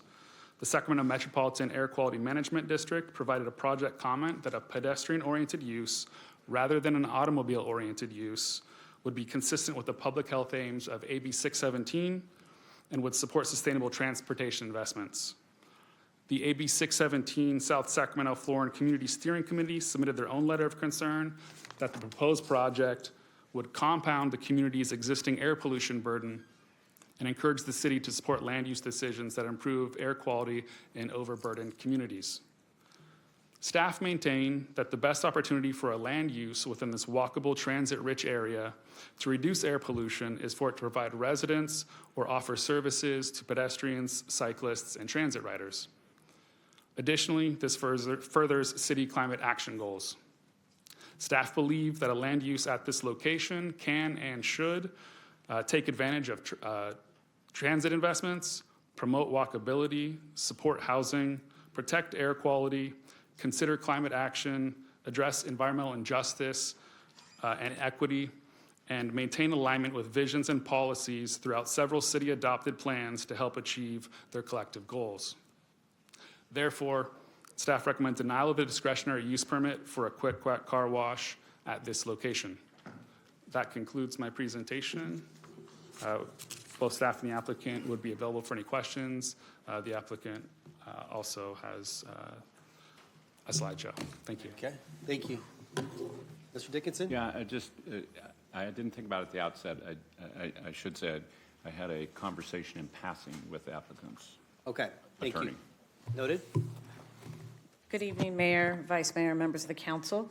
Just waiting for my PowerPoint to be pulled up. My name's Leticia Ramirez. I am with the law firm of Thatch & Hooper, and we represent the applicant Quick Quack. Here with me tonight is the Director of Entitlements for Quick Quack, Vance Shannon, Civil Engineer Julissa Rivera, CEQA Consultant John Teofilo, and Armin Havasian, the Traffic Engineer, as well as Ryan Hooper with our office. I will start by saying we are very excited to be here with a project that enjoys significant community support and that will activate a long-time vacant site, which you see on your screen. That said, we really wish we were not here tonight because we're here appealing the denial of this project. The appeal of the project was in part consistent with staff's recommendation, which you just heard right now. Staff does not support a car wash use at this location. As a result, they have produced an analysis of the general plan for this project that we completely disagree with. We believe that it is inconsistent with established case law regarding consistency findings for a development project. I'm going to keep my remarks brief because we do have members of the community here, especially young students, and it is a school night. But I do want to reserve some time for rebuttal after public comment, Mayor, if that's okay with you. So from a land use perspective, as staff notes in their staff report, a car wash is an allowed use under the general plan. Under the zoning code, a car wash is allowed subject to a CUP because this site is more than half a mile from the Florin Light Rail Station. If it were any closer, the city's TOD regulations would either prohibit the use or trigger special types of regulations. That's not the case here. There's no special planning overlay zone, similar to like Stockton Boulevard, which prohibits this use. Just to be clear and to underscore this, there is no general plan policy, goal, or language that precludes this use at this site. Despite these very bright line rules and regulatory framework, staff has repeatedly rejected proposals to develop a car wash on this site or any other auto-oriented uses for that matter, leaving the site vacant as it stands right now for over 13 years. Given this backdrop, the applicant took a key step before they submitted the pre-application. They went out and spoke to the community. They wanted to know whether or not local residents would support this project. What they found is an overwhelmingly positive response for this project. Quick Quack is a positive, contributing corporate citizen here in the Sacramento region. Residents said that they, were excited at the prospect of creating jobs for local youth. Quick Quack employs about 15 folks. They are part-time jobs, very suitable for young people and students. The community also said that, hey, this is a needed service. It's very popular. It's a very convenient service that many of us, including myself, probably use as members of Quick Quack. They also said that the community was also supportive of the project because it beautifies a vacant concrete piece of property, as I said, has been vacant for over 13 years. As part of Quick Quack's community outreach efforts, they created a partnership with the Rose Family Creative Empowerment Center, which is located directly north of this site. This is an organization that runs a youth program for local students about empowerment and civic engagement. You will hear from these students. They are here tonight, and they were actually there the night the Planning Commission denied the project. The project also enjoys support from the Florin Road Partnership. That letter of support was shared with the council. There was also a number of public comments that were sent in by members of the community, residents of Council District 5 who support this project. The other issue, the other item or action item the project took was to develop a site that was very much inspired by the 2040 general plan that includes a pedestrian feature along the frontage of this parcel. What you see on the screen provides a shaded bike storage area for Quick Quack employees who ride their bikes to work. There's a leaning bench that passerbys and even those individuals waiting for the bus stop at the parcel next to it can enjoy. You will find no other Quick Quack in the state of California that looks like this.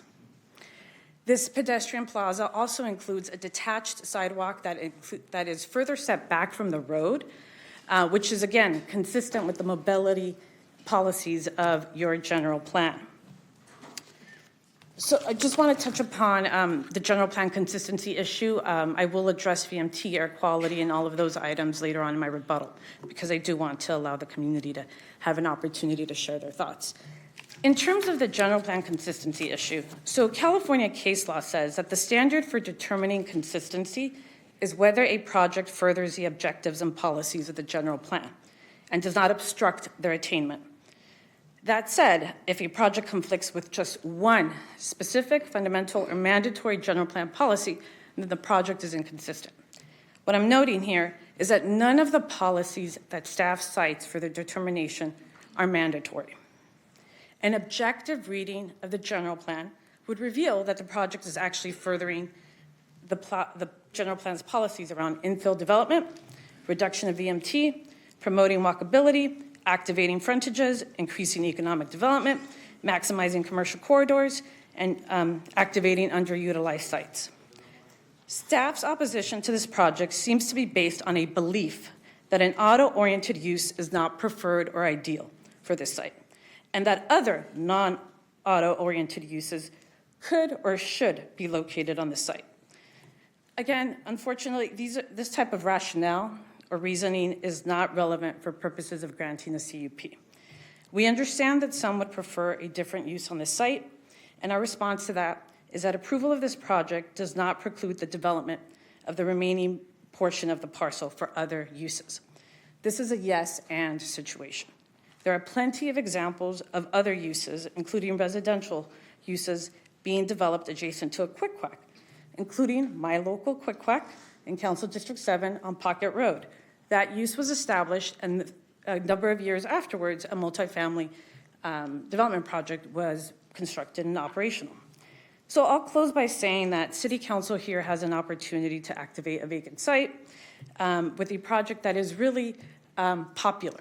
10 years ago, we had a drought. We weren't able to wash our cars at home, and now customers and members of Quick Quack enjoy the convenience of having a location close by. This is similar to a gas station, that you may see an intersection where there may be 4 gas stations at an intersection, but it's because it's all about convenience. And therefore, that's why from an environmental standpoint, including VMT, this actually leads to a reduction of VMT because the majority of visits to this site are cars that are already on the road. They're either passed by or diverted. We urge the council to grant the appeal and approve the project by finding that the project is consistent with the general plan. And we look forward to coming back for rebuttal after public comment. Thank you.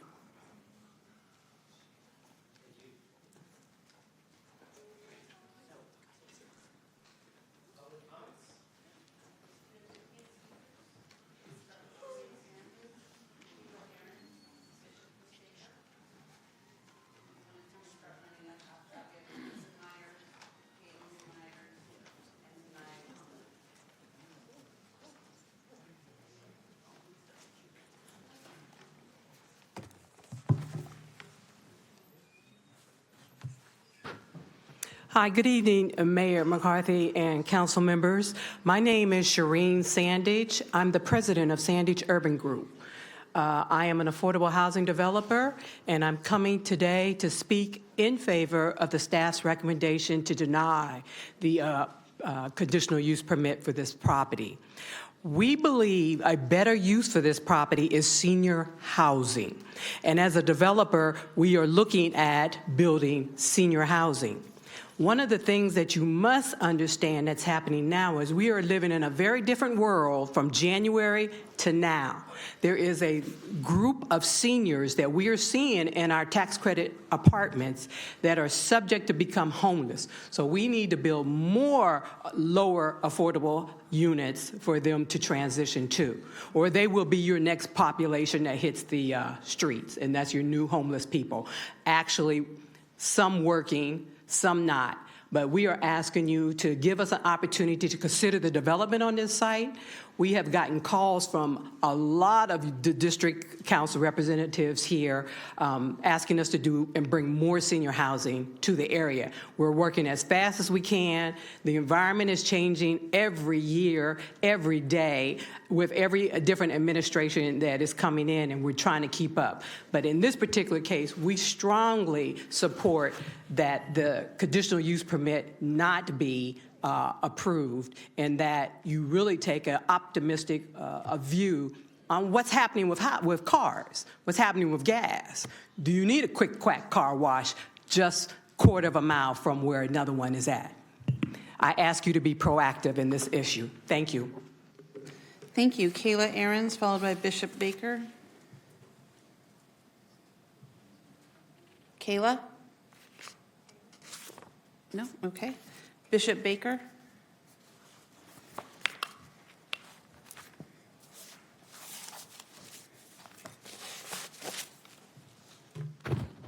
Good evening, Mayor and Council. As I was sitting here, there was a lot I wanted to say, but as I was listening to you all, the number one thing when Mayor said what people want is to help the homeless, get them off the streets. So what are we looking at? Are we looking at a Quick Quack, or are we looking at a lot? I heard, 370-some units can be on there? Then I just heard the lady say about the homeless seniors. But what hurts my heart is when I'm on Franklin, that's the district I live in. And I'm on a board for a reentry program right over there. And what hurts my heart is when I see two seniors pushing a cart with their stuff in it, and they're doing that because they got kicked out of their place where they lost the contract for HUD.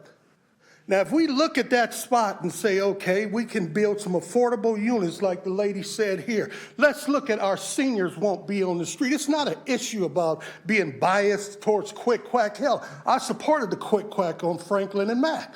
But when we look at this lot, what's the number one thing driving here? What's popular? I heard the applicant say popular. Well, here in Sacramento, it's popular, homeless. We're under pressure to get these people off the street. So that's popular. That site is popular. And I heard you talking about working together and getting out of your cycles. If the county and the city can work together and put resources together, well, by God, we should be able to bring applicants to the table building affordable housing. If I can sit in my apartment, today I was on the phone with a developer out of New York, and I say, what do you think about Sacramento? They pulled that site up. Say it's a mighty nice looking site. If I can do that, why can't we do that? Come together and work and look at getting our seniors off the street and others. It's not an issue about, again, being biased towards quick quack. It's an issue about getting our people off the street and stop being in our own little silos.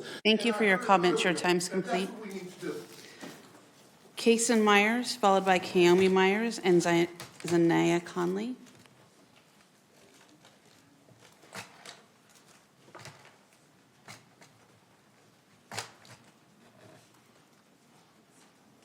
Is Kason here? Okay, come right up here to the mic, and I'm going to turn a timer on, and you'll see your time above my head. Go ahead. Myers, I am a. You're good. Go ahead. Good evening, Mayor and City Council. My name is Kason Myers. I am a student at Luther Burbank High School and a member of Phoenix on the Rise. I visited Quick Quack Center of Excellence to learn how the company is managed and how its operations work. We took a tour of the facility and spoke with the project engineer and regional manager. Employees shared that they enjoyed working there. We want those kinds of jobs in our neighborhood. Please support this application. Thank you. Thank you. Thank you, Kason. Followed by Kaomi, and then Zanaya, and then Kalea. Okay. Good evening. My name is Kaomi Myers. I'm a student at Luther Burbank, a secretary in BSU, and I want to be an architect. At the Center of Excellence, I was able to ask questions of the architect who designed the building. She not only reviewed the plans with us, but she also gave detailed educational paths on how to get certified as an architect. To this date, this has been the only direct contact that's given me quality time and relevant information towards my future career. Support a company that speaks up about community involvement. Vote yes for Quick Quack, and thank you for your time. Thank you, Zanaya, and then Kayla. Good evening, everyone. I'm here tonight as an ambassador of Phoenix on the Rise, and we are here to remind you all that our voices do have value. Good evening. My name is Kaylia Myers, and I'm a fifth grader that currently attends Parkway Elementary.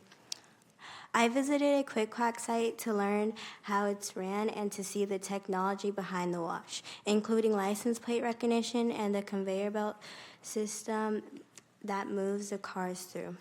My favorite part of career day was lunch, when you take a teenager to a nice restaurant and tell them to order anything, including desserts. It's a moment they'll remember. Thank you to Mr. Shannon for hosting us, and thank you, Mayor and City Council, for your time. Please vote yes on Quick Quack. Thank you. Thank you, Keisha, followed by Adriana, and then Jayla. My name is Keisha. I attend Rosemount High School. Quick Quack is a good community neighbor. They want to support food banks, school backpacks, programs, Little League soccer programs. We need more companies who could contribute back to our neighborhoods, not just to take money and resources out. Please support Quick Quack's development application. Thank you for listening. Adriana. Good evening, Mayor Kathy and City Council members. My name is Adriana Wormsley. I'm a Burbank High School student and BSU historian.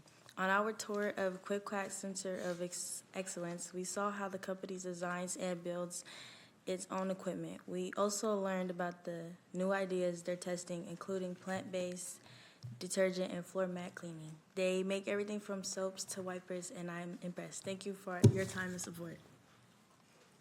Jayla. Hello. Good evening. My name is Jayla Cook. I'm a student at Parkway Elementary, and I support Quick Quack. Thank you. Thank you for your time. Kaylee? My name is Kylie Mallory. I go to Sava Charter School. I support Quick Quack. Thank you. Malaysia? Good evening, everyone. My name is Malaysia Geddes, and I'm a student at Burbank High School and a member of Phoenix on the Rise, as well as Black Student Union president. I'm here to express my strong support for this project. I attended Career Day at the Quick Quack Center of Excellence hosted by Mr. Shannon, who sent the van to Phoenix. During the visit, we spoke with architect, the project engineer, and the regional manager, and other employees, and we got a very close and personal look on the plan of the site on Florin Road, internal operations and job training. We're here to make sure our voices are heard, and we hope you're listening, because we're tired of the crumbling sidewalks, we're tired of the blight and dirty needles, and trash that collect on the lot. We're tired of the dirty lot that is the entryway to our neighborhoods. We're tired of being told that what we want isn't as important as someone else telling us that we need something else. We're tired of being patient. We're teenagers. Please hear our voice and support the project. Thank you for your time. And I also have a letter from my mom supporting Quick Quack as well. It's FedExed. Thank you so much for your time. Vote yes on Quick Quack. Will you leave the letter down here for us? Thank you. Liliana, followed by Karen.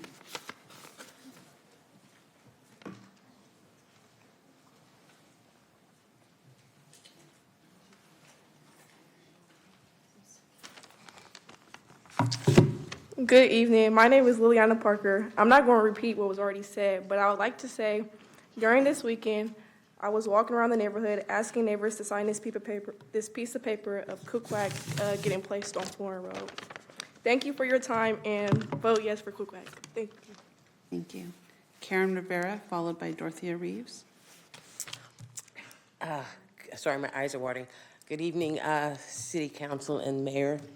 My name is Karen Rivera, and I have been a resident of Meadowview, District 8, and I'm currently a resident of District 2 downtown. I'm also a Quick Quacker before, well, when they first got here. I do it out of convenience. The fact that there are so many Quick Quacks say a lot about the company. It's a great company. I had the pleasure of taking these children to the Quick Quack facility, and it was life-changing and memorable. I didn't know just how eco-friendly they are, how much they invest in the communities that they enter, how they've taken these kids for the very first time. It was an all-day trip, concluding with a paid dinner, and I learned things that I didn't know, and I've been a community activist and sat on the board of MCA, have worked with Rick Jennings, and it was life-changing for these guys. And the fact that we've got somebody willing to come in and beautify that corner and make it more pedestrian-friendly and spend their time and their dollars in these kids in our community, I'm in total support of this project. Thank you. Thank you. Dorothea Reeves, followed by Rick.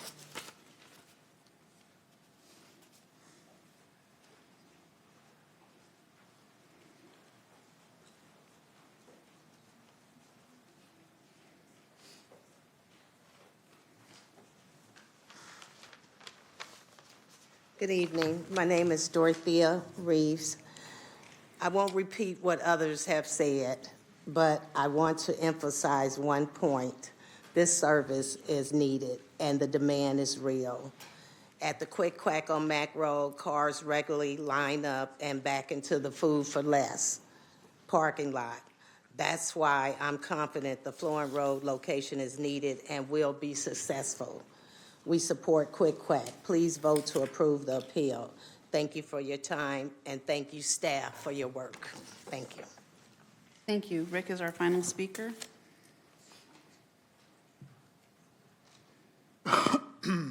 Excuse me. Good evening, everyone, and I live in District 1. That's clear. Most of you know me as the Amazing Rick, and I'm here as someone who actually shops in this area. So to me, it would make great sense that I could accomplish 2 or 3 errands in that one intersection. So,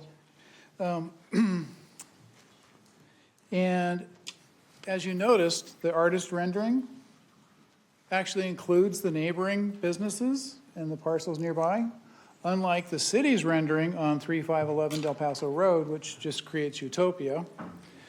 And by the way, while you're at it, we'd love a quick quack in West Natomas.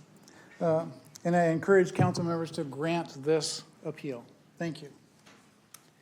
That concludes our public comment. Okay. And Mr. Mayor, if it's okay, maybe before everyone files out really quickly, I just wanted to say thank you to everyone who came and commented today, but especially our young people, because no matter what the topic is, whether it be this or something else, it always warms my heart to see young people, especially folks in whether it be middle school, elementary school, high school, engaging in local government. So I'm just so thrilled that they are here. Okay, with that, is it my, No. okay. Yeah, thank you. Now we have the proponent, the applicant has the opportunity to speak in rebuttal. And now I could slow down a little bit because I just really wanted to give them an opportunity to be heard. I just wanted to touch upon a couple of the CEQA and air quality and VMT issues. So the project is actually exempt from CEQA review because there are no additional impacts associated with this use beyond what's already been studied in the city's master EIR for the general plan. As I mentioned before, the quick quack use is actually a lower VMT than the other C2 permitted uses in the zone. Most of these trips are pass-bys. These are cars that are already on the road. It's not a huge trip generation. From an air quality standpoint, we acknowledge that that is the context of this neighborhood in terms of the AB 617 and existing air quality issues. Nevertheless, there's no evidence in both in the CEQA review or in the operational analysis that this project will add or exacerbate that type of air quality, air pollution issues. Want to note that reducing VMT reduces emissions. There's also a large percentage of, about 80% of customers at Quick Quack are actually members. And there is data to back up the fact that a lot of these residents are already nearby. So this would be a closer Quick Quack than other locations.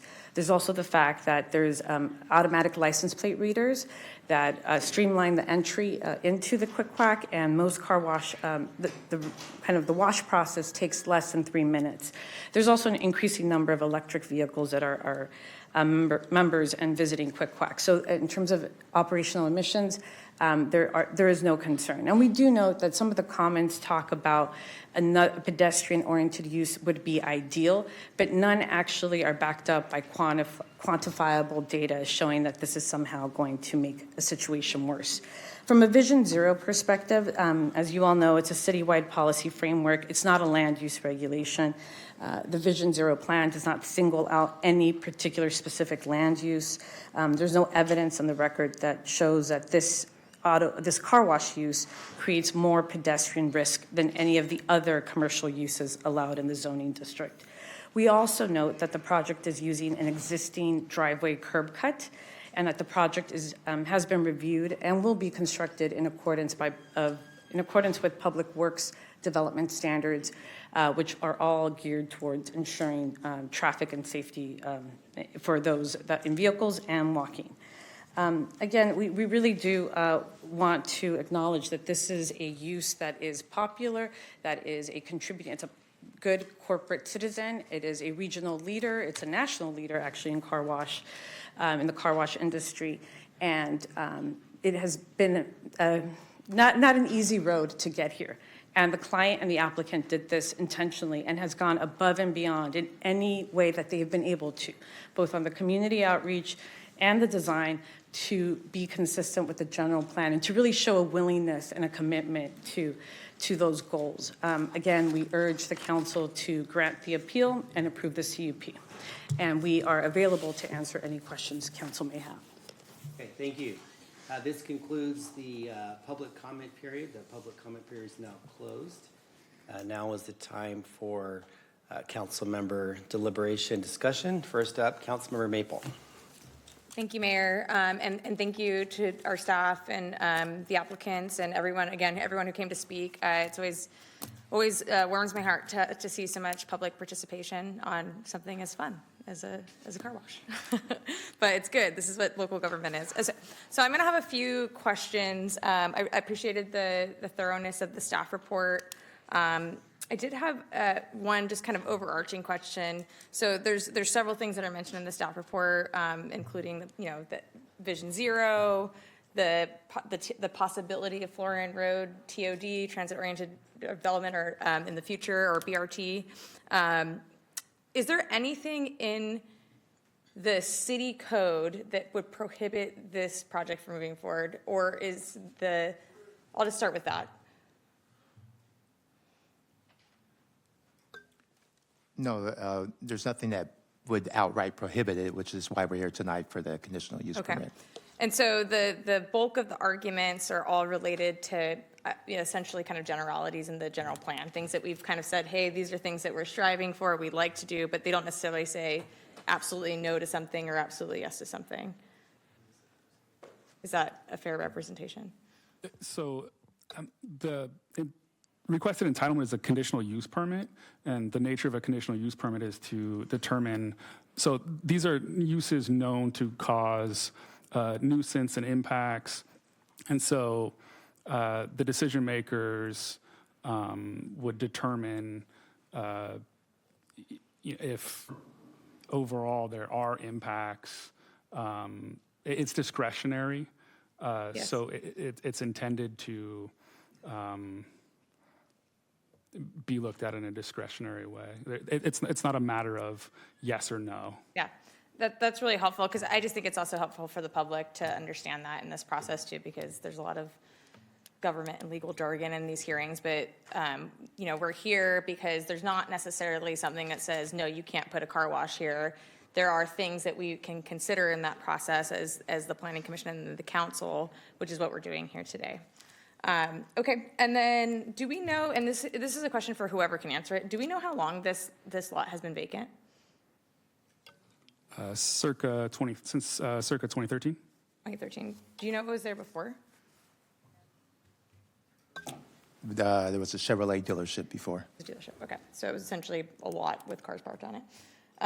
Okay, and then there is one person who owns the entirety, or one entity that owns the entirety of this parcel. So not just the 1 point something acres that's being proposed for the Quick Whack, but the totality of, I think it's like 14 point something acres. Was that a question? Or So you're there's one owner of that? of the parcel that we're talking about tonight, Correct. one owner. Okay. So I had one question. One of the public commenters spoke about the possibility of senior affordable housing. That's obviously something that I really support, and we have actually done a lot of senior housing, affordable housing development projects in my district. I'm very proud of that. Again, for whomever can answer this, to our knowledge, as of today, has any organization done any outreach to the owner of this parcel to say that they would like to do any kind of affordable or otherwise housing project on this lot? We actually checked in with the property owner, who is not our client. We represent a Quick Quack, who is the tenant. The property owner confirmed that they have not been contacted by anyone seeking to develop affordable housing or residential. They would actually welcome that. But as staff noted, it's been vacant since 2013. That's when the buildings were demolished. Before then, they were boarded up buildings as far back as 2011, based on Google, but likely further back. But since this current owner has owned the 14-acre parcel, they have not been contacted. Okay. Regarding That's really helpful too, because obviously the parcel is owned by someone and they would ultimately decide whether or not they sell it or use it for any purpose whatsoever. And so I think it's really important that while there are a lot of great ideas, and I welcome them, because Ms. Sandage, I would welcome meeting with you, because guess what? There are 13 plus acres available. And I would love to see if we can organize a conversation with the owner of the property to do that, because I think that would be a wonderful amenity in that area. And again, the owner of the property is not here, but do we know if that's, I don't think that, from what I've heard, and I've met with him before, that I don't think he would be opposed to any type of housing. Do we know that if a quick quack gets built in the front, that it precludes any other uses from being built on the lot, the remainder of the lot? It doesn't preclude it. Typically, though, a car wash is not the most desirable use adjacent to housing. So there's that as a consideration. Okay, so that, because of noise or something else, is that your opinion, or is that something we know? Definitely because of noise, and also, and Danny's right, it wouldn't preclude it, but housing typically, if it would reduce the chances of going in there. Having the housing go in the back rather there in the front, where they have access to the side, to the crosswalk and what have you, would lessen the possibility of housing going there. Okay, because there are, that lot is, I'm very familiar with it, I'm by it all the time. You have Franklin as a major arterial on this side, and then you have Florin as a major arterial on this side. So, and as I understand the size of the quick quack, there's still avenues to be able to get into the parcel from both Florin and Franklin. So I personally, I don't see how that would make it harder to access the housing, though there might be other things like noise is an issue, I'm not sure. It's also a very big lot, so, having space in between. I just think that's really important because I don't think this is an either or conversation. I think that we can and we should be talking about all of these things together, because that, if you look in the communities, like I'm sure if you go to Natomas and you go to other areas, if you go to even in Meadowview, I'm sure you'll see a neighborhood with a quick quack and other uses and homes right behind. I see it all the time. In fact, when I've gone and washed my car at a car wash or at a quick quack, I've seen them very nearby neighborhoods and other housing types. So I know it's possible. I don't think that any decision we make today is going to preclude housing from being built there if that's something that is brought forth. And I would absolutely love to see a housing project get proposed on this lot. I have not personally seen any plans to do that, nor has the owner of the lot or anyone else. And so I think that's an important thing to note here, that we're not really talking about theoreticals. The other thing I'll say is this lot's been vacant a long time. And while there are many things that I would love to see in the lot that would include everything from housing to a park and beyond, I also live in reality where I don't own that lot. The city doesn't own the lot. None of the rest of us in this room do. And it's really up to that person about what gets developed there within the bounds of what we can do here at the city of Sacramento, within our power. And so the last thing that I want to see is this lot stay vacant for years and years and years to come, which is something that happens all the time in my district. You can drive all down the major roads in District 5 and Broadway, on Stockton, on Franklin Boulevard, on Florin, on Freeport, on Mack Road, and you will see empty vacant lots that have been sitting there for decades and nobody wants to build anything. And it just breaks my heart because that is also not good for the community. Imagine being a kid, those students who came today and, you're walking to and from school and all you see is a chain link fence and trash and like in the same lot for the entirety of your young life. That's not good for you either. But maybe you can have a job at the Quick Quack. I don't know. And so the last thing I'll say on this is that I looked at our policies and priorities as a council. In September, we met and we listed out our 3 top priorities, and the first one was economic development. One of the things that I've heard from businesses and others who want small businesses and beyond who want to open up in our city is they have a really hard time navigating the process. And you have a company here like Quick Quack who, presumably you've opened up quite a few of these, and you know how to navigate the process. You know how to look for the right land that is in the right zone that meets your requirements. Obviously, your goal is to not spend a bunch of money, because I'm sure you have at this point already spent quite a lot to get to where you are, just to be denied because you've missed something. And so I don't think you've missed anything here. I think you've identified a location that fits within the rules and codes that we currently have in the city of Sacramento. And if our goal is to increase businesses and increase jobs and economic development, then I have a really hard time squaring that with also then deciding to deny because of more general things related to our general plan. Not that they're not important, there are very important things, but I think we can do these things together, I really do. And I think this is a big piece of it. I've heard quite a few businesses come to me and say that they've had a lot of difficulty navigating our system and the uncertainty. And what that often leads to is this businesses saying, well, you know what, we'll just go and we'll go to Elk Grove or West Sacramento or somewhere else where they are open for business and they want us. And we have to live in the reality that this is where the demand is too. I wash my car at Quick Quack. I wash my car at other car washes. Is that the most ideal use?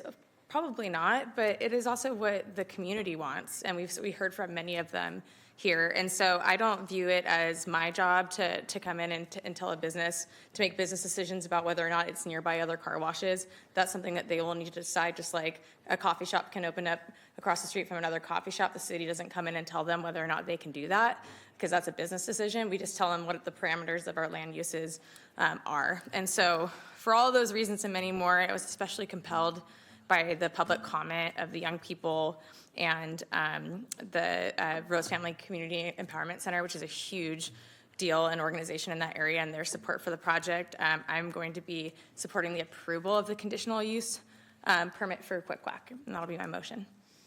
Thank you. We have a motion and a second. Councilmember Maple. Mayor Pro Tem Guerra. Well, thank you, Mayor. I was going to second the motion here, but it's already been seconded. First, let me just say this is a little bit of deja vu and a little bit on my experience looking at a Quick Quack and also what we saw on Stockton Boulevard. And so I took some time to think through about, this location. And a couple things come to mind. Number one, it's having strong goals and visions is important.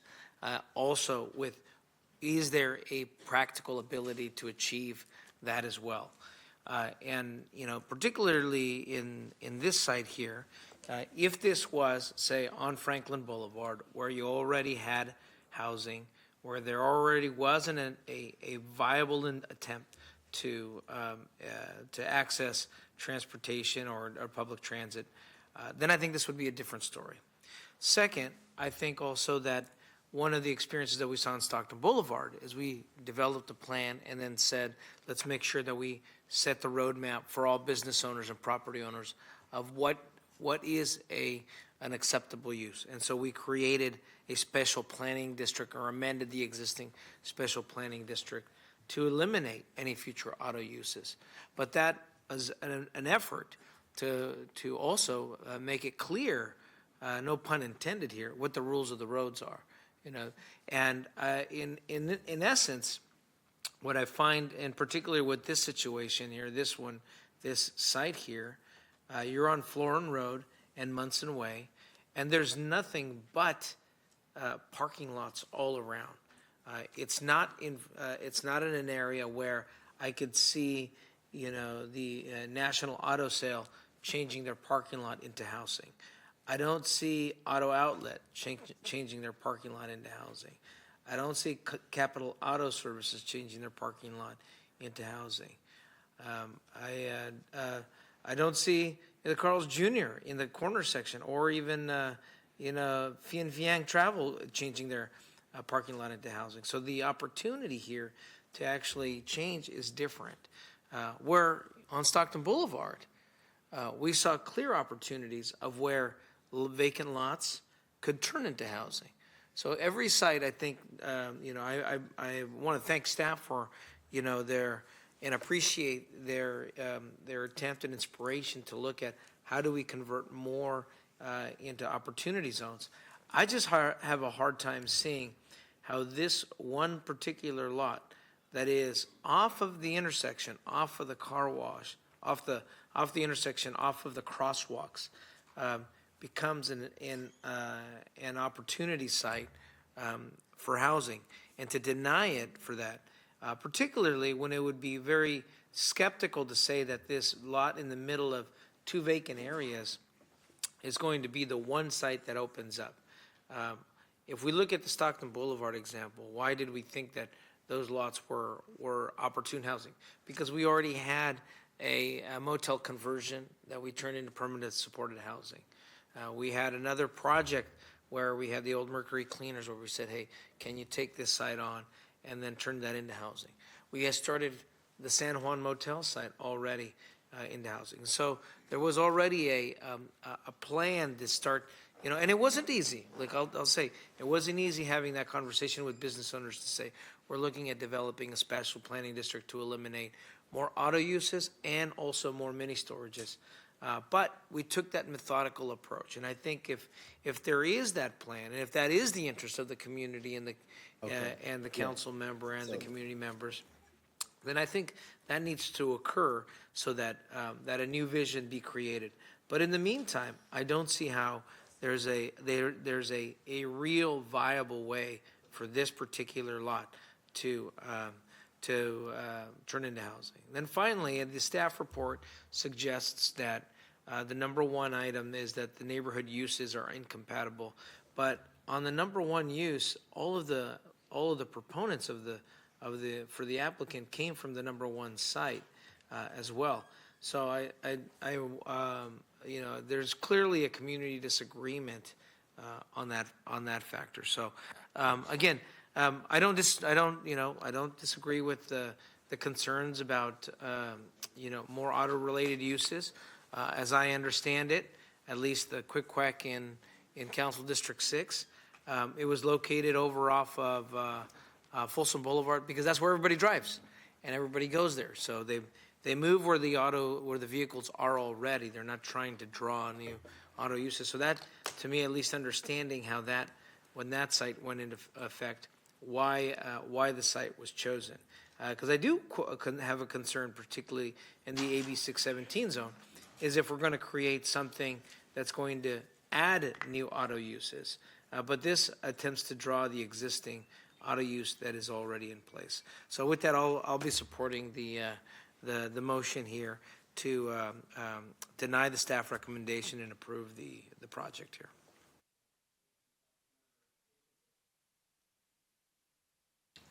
Thanks, Mayor. I have a couple questions.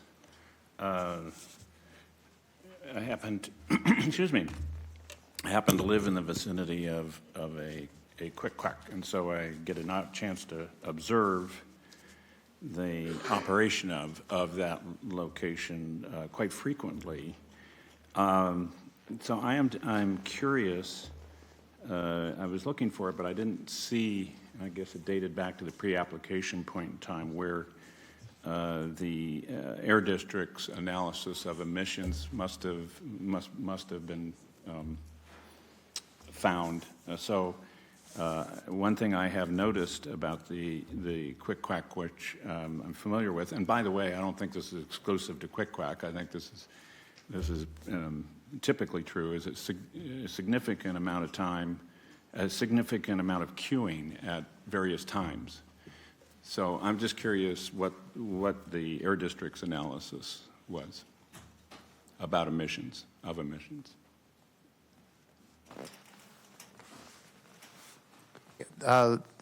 The districts, they have the letter that was there. Is as far as it rising to where it's a CEQA issue, where it exceeds, the Air District did not make that determination. What the Air District did say was in their letter that just there would be an increase, whether we can argue back and forth as far as that amount, and that when you look at an alternative land use, such as housing or what have you, that obviously would have, well, not obviously, but as far as their opinion would be a more preferable, less impact for AB 617. Okay, I saw that characterization, but in terms of the degree of emissions, it didn't rise to the level of a significant environmental impact. That's correct. Okay, and then was there any kind of noise analysis done? They did do a noise. I'm thinking about Raising Cane's. No, so no noise analysis. No noise analysis?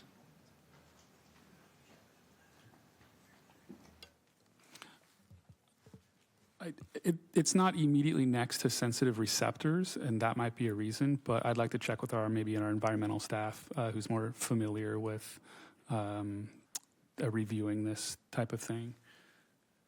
I think they may be looking at it right now. No, Or they're saying no or noise analysis. in the absence of a specific noise analysis for this use, is there any historical evidence related to noise? I can tell you that near the Crick Crack that I'm referring to, there is also a Starbucks, and you cannot sit outside and have a cup of coffee or glass of lemonade or whatever it is and carry on a conversation. Because the operation of the car wash is that noisy. So it's reaching at about probably at least 200 feet in excess of 65 or 70 decibels. I mean, I'm just offhand so I'm just curious about. Yeah, so to answer, Councilor Dickerson, so not on this site, no noise analysis, though recently we did have it approved on Fruit Ridge. Some of you may be familiar with the new car wash there that did not meet our noise ordinance standard, and they've had to make some alterations to the sound wall and to the car wash itself. So, and that, I think it was about 60 decibels that they were not attaining, so they had to do some improvements on that. So in other words, we do have evidence or documentation from other car washes that they do exceed the noise ordinance. So then I would assume, since there's no noise analysis with this particular location, there are no mitigation measures that are required related to noise. There weren't, because our recommendation was for denial. So if our recommendation would have been for approval, then there probably would have been for sure conditions related to meeting the noise standard and some other conditions on that. Okay. And then I was looking for it, but I didn't find what are the proposed hours of operation, either from the applicant or the staff who had. The proposed hours of operation are 7 a.m. to 9 p.m. And with respect to the noise, if I may, so the project was evaluated for purposes of CEQA, and there were no noise impacts that would be beyond, again, what has been studied in the master EIR related to this use. No noise study was requested by staff, so none was actually completed. But happy to, reassure Council that any condition of approval would require that the project comply with the existing noise ordinance, if approved. I didn't dig into it. Was there an initial study done? Yeah, it was a 15183. So yes, there was a checklist. It was a streamlined, yes. Okay. Yes. And noise was not identified as potentially significant impact? Not beyond what was evaluated for the master EIR. Okay. I'll be happy to take the environmental staff over to the Starbucks with me. Okay. Thank you. Thank you for that. I struggle with this, frankly. When I look at the comments of Civic Thread and I look at the comments of the AB 617 committee in the area, when I think about Mayor Pro Tem Guerra, his comment that a lot of these uses with parking lots aren't likely to go away anytime soon. That may be true, but of course, Florin Road has changed. It used to be dominated by car dealers that are mostly gone. Some of them went to Elk Grove, some of them went away. So areas do transition. They do change over time, and. So the struggle here, from my point of view, is recognizing the desire of the member who represents the area to have something productive in the location in the immediate term versus the hope that something perhaps more desirable in the broader context of changing the character of the area will come along eventually. And that's a dilemma that all of us, probably all of us, no matter what district we represent, have faced, particularly those of us, though, who have districts with significant vacant property. And so I'm very sympathetic to that. I would just say that I think approving this is largely a concession. It's a concession to the idea that this is the best we can do under the foreseeable circumstances for some relatively lengthy period to come. And every time we make these concessions, we make that vision that we have for what we're trying to achieve more difficult to do. I wish we had people who had shown interest in this property for different kinds of uses. I think the Florin Road corridor has the potential to look very different. I think you'd have to do some different things to the street as well to accomplish that. But that's not in the cards in the immediate future either, given the lack of financial resources. So, in this instance, I think it's regrettable, honestly. I'm going to defer to the view of the member who represents the area. She knows her district better than any of the rest of us. But I hope the property owner will not just wait for others to come to it with that remaining 12-ish acres, but will look to do something that's more consistent with the vision that the general plan lays out for this area. I think it's going to be challenging with some of the operational issues that I've been talking about, but I hope that becomes the case, or else we're going to continue to see a Florin Road corridor that looks pretty much as it does today. Okay, thank you.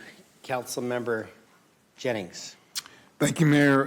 It was asked earlier, did we have the opportunity to talk to any representatives regarding Quick Quack? And I said no initially because I thought that was the right answer. I went back through my calendar and I found a meeting where I did meet with representatives that were representing the Quick Quack organization. So I wanted to be transparent and let everyone know that I had met with them.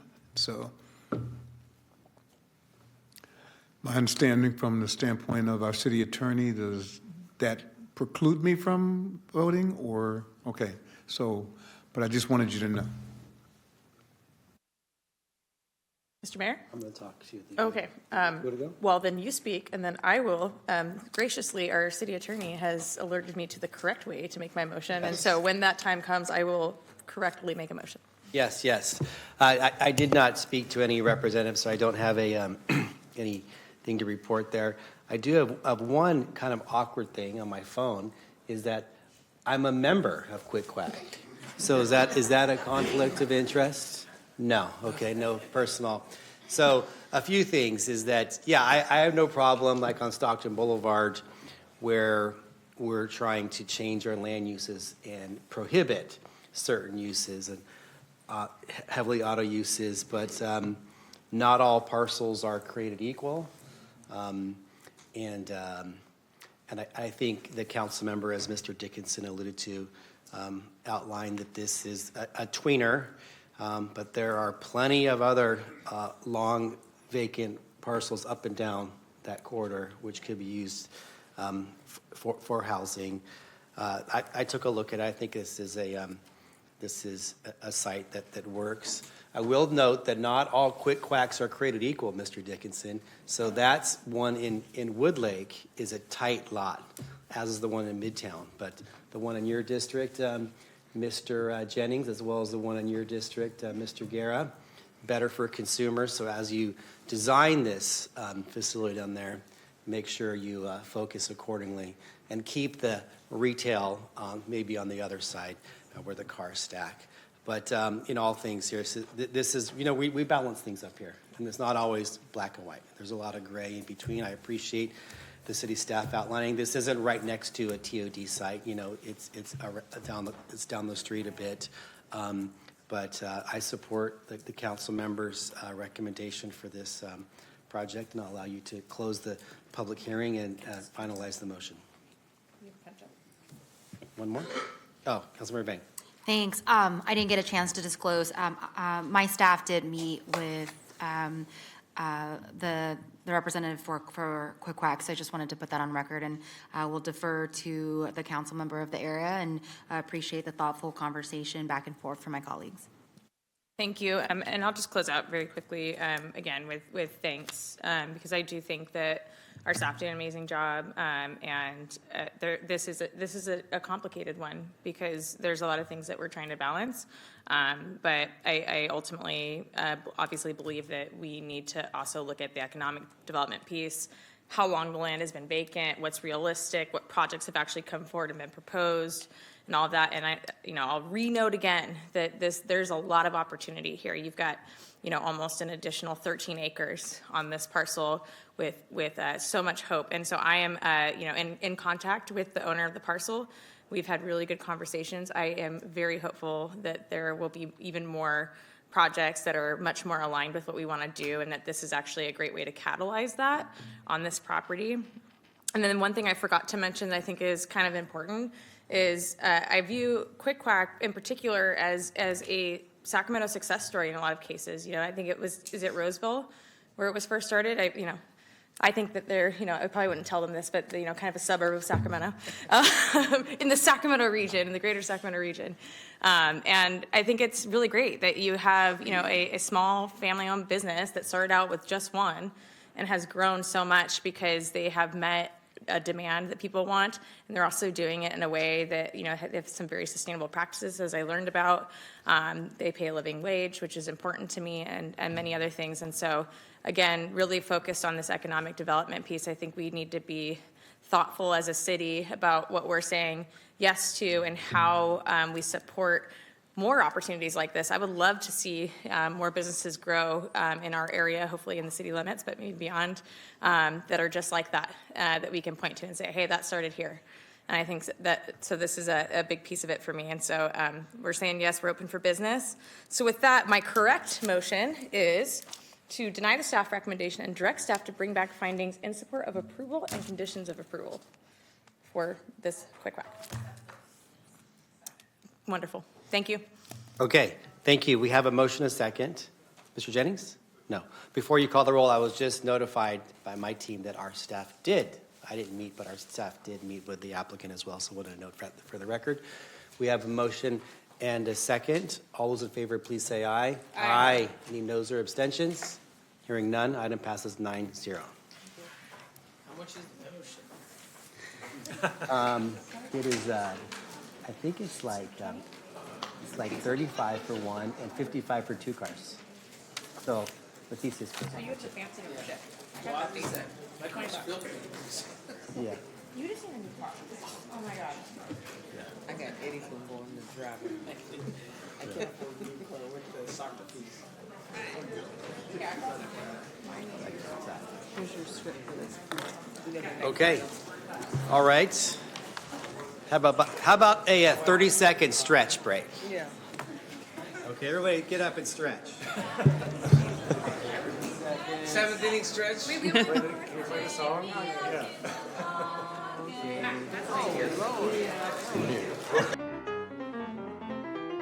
Well, now we do. Okay. Do you want to do your 9th? Yeah, I'll do that. Okay, we will reconvene the meeting, and we need a motion from Vice Mayor Talamontes and a second. I'd like to make a motion to extend the meeting past 9:30 p.m. And we're going to start this meeting, so if you guys can have a seat now, we're going to get back to the City of Sacramento business. Here we go. Thank you. thought we were done. Okay, we have a motion and a second. All those in favor, please say aye. Aye. Any noes or abstentions? Hearing none, we will go past 9:30. Okay. We are opening the third-party appeal for the Alhambra redevelopment proposal. The hearing is hereby opened. for the public hearing of the appeal. First, we are asking council members to report any ex parte communications. Council members? Did any of you meet with any parties related to this appeal? None? Yes, Councilmember Pluckybone. Yeah, I met with representatives of the applicant and members of the community. Okay. Okay. Thank you. Next, we'll have our staff presentation. Good evening. My name is Zach Dulles, Senior Planner with the Community Development Department. The item before you is the third-party appeals of the Alhambra redevelopment project. Before I get started, just want to note that this is not my presentation. I don't have slides. I have no material. Yeah, I think this is the next presentation we're Correct. trying to work That's on. the first appellant's presentation. So the project site is located on the intersection northwest of D Street in Alhambra Boulevard on a city block that is developed with existing residential structures and commercial warehouses associated with the Porretta Sausage Factory and Marianne's Bakery. The site is in the general commercial zone in the Alhambra Corridor Special Planning District. The applicant is proposing to demolish the existing residential structures and the non-historic portions of the commercial warehouses to develop a 6-story mixed-use infill residential project. It will contain 332 residential units, 2,400 square feet of ground floor commercial, and 322 parking stalls. On February 12th, 2026, the Planning and Design Commission considered and approved the project consistent with staff's recommendation.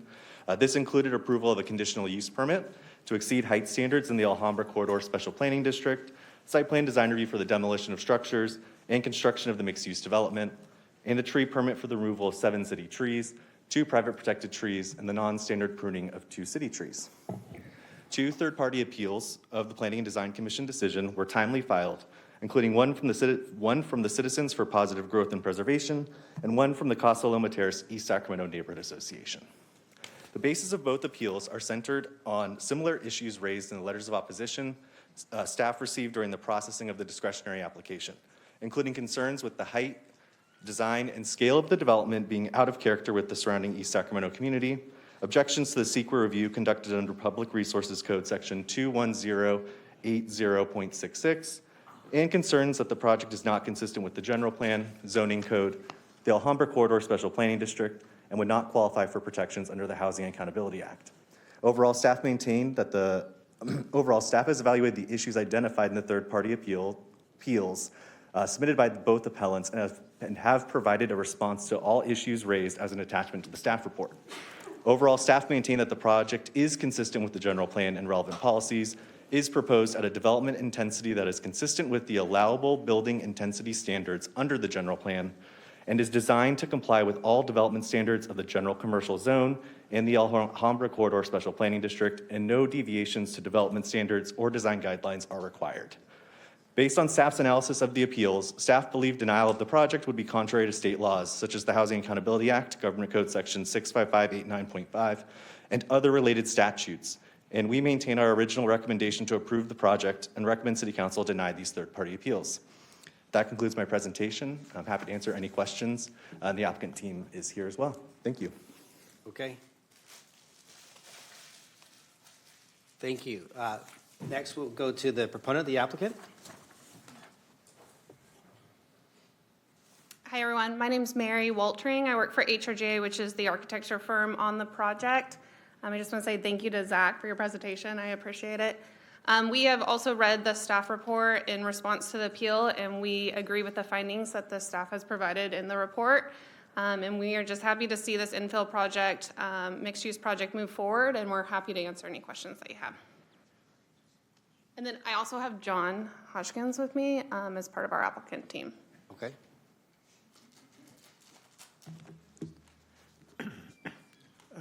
Good evening, Mayor and council members. My name is John Hodgson, excuse me, and I've been working on land use and entitlement projects in Sacramento for over 35 years. I'm here on behalf of the applicants, the Demas family, and specifically the owners of Marianne's Baking Company, which was there for a long time. It's been out in the South Sacramento for the last 25, 30 years. This is a straightforward infill housing project on a major corridor. It's exactly the type of location the city's general plan envisions for new residential development, within walking and biking distance of Midtown and downtown and East Sacramento, and along an established commercial corridor. The project provides a wide range of unit types and will bring several hundred new residents who will support nearby businesses and services. This is a general plan working as intended. The project has been carefully designed to respond to its surroundings, including building articulation and transitions that address adjacent development. Both staff and the Planning Commission have concluded that the project is consistent with city standards and compatible with the area. We understand that some neighbors have concerns, particularly about scale and change. But change along major corridors is both expected and necessary if the city is going to meet its housing goals. The question before you tonight is whether this project meets the city's adopted standards, and the record shows clearly that it does. This project has received strong support from a broad range of community and business organizations, including the Midtown Association, the Downtown Sacramento Partnership, the Sacramento Metro Chamber of Commerce, the East Sacramento Community Association, and House Sacramento. That wide type of support, we believe, reflects the broader citywide benefits of adding housing in this location. The staff report demonstrates that the project qualifies for CEQA exemption, and that all required findings of approval can be made based on substantial evidence in the record. And for all these reasons, we respectfully ask for your approval of the project and denial of the appeal. Thank you. Happy to answer any questions or available after a public comment. Thank you. Okay, thank you. We'll come back if we have questions of you. Next, we'll hear from the opponent number one, the first appellant. It's Steve Cook. Steve Cook. Citizens for Positive Growth and Preservation. Yes, Steve Cook, Citizens for Positive Growth and Preservation. Mr. Cook? Good evening, Mayor, and good evening, City Council members. Thank you for the opportunity to speak with you about this project. Our group, Citizens for Positive Growth and Preservation, is comprised of members of the East Sacramento community who will be impacted by this project. As you know, we submitted a lengthy letter opposing the decision of the Design Commission. We also supported that with extensive expert opinions on the scale of the project and other concerns related to the general plan and its appropriateness in this area. I'm not going to belabor the legal issues that we raised in our letter. They speak for themselves, and it's very late. But what I would like to focus on is the reason for the opposition itself. And then I'd like to propose a path forward. First of all, CPGP, Citizens for Positive Growth and Preservation, does not oppose infill development. That is not anything that they would object to. They do not oppose low-income housing. This is not a low-income housing project. They don't oppose moderate-income housing projects. That isn't this either. They do not oppose infill development at this particular site. If you've been there, and I'm sure many, if not all of you, have seen it, something needs to be done there. There's no question about that. The anger towards this project begins with the lack of outreach 2 years ago, when the outreach was made and limited to those who lived within 500 feet of the project. The problem with that is that the impacts of this project extend far beyond that boundary. Nearly 1 million additional vehicle trips per year will be generated by this project in an area that already ranks as amongst the most dangerous for motorists, cyclists, and pedestrians in the city.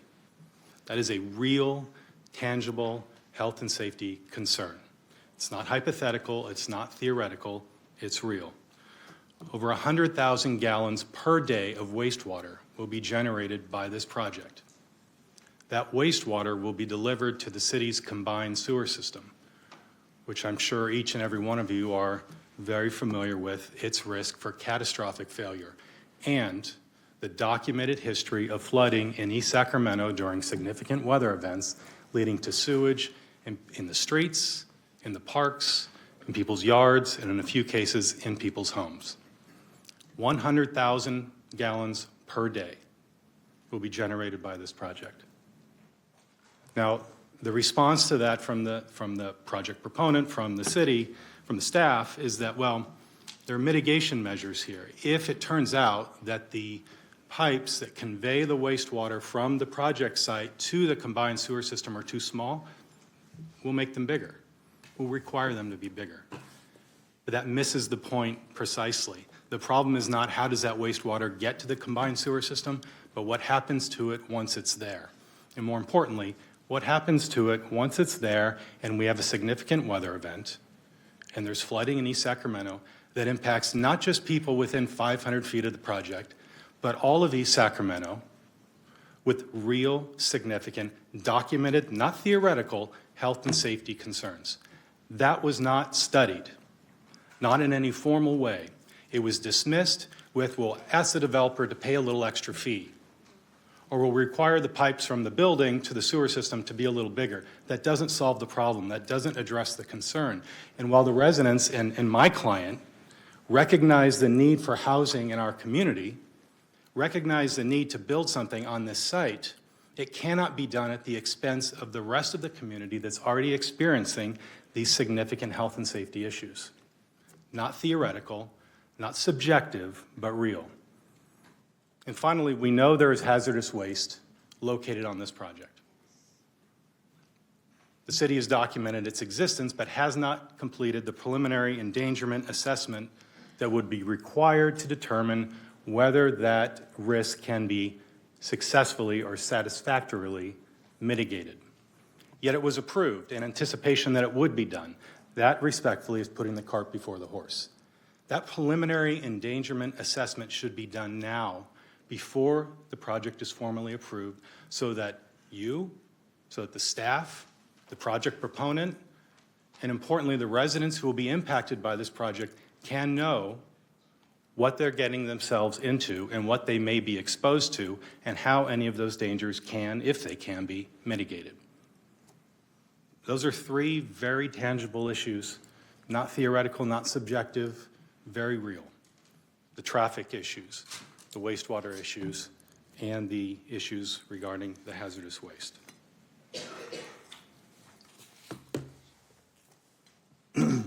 Now, when those issues were raised in front of the Planning Commission, they were met with hypothetical and theoretical obstacles and excuses as to why the Planning Commission had to approve this project.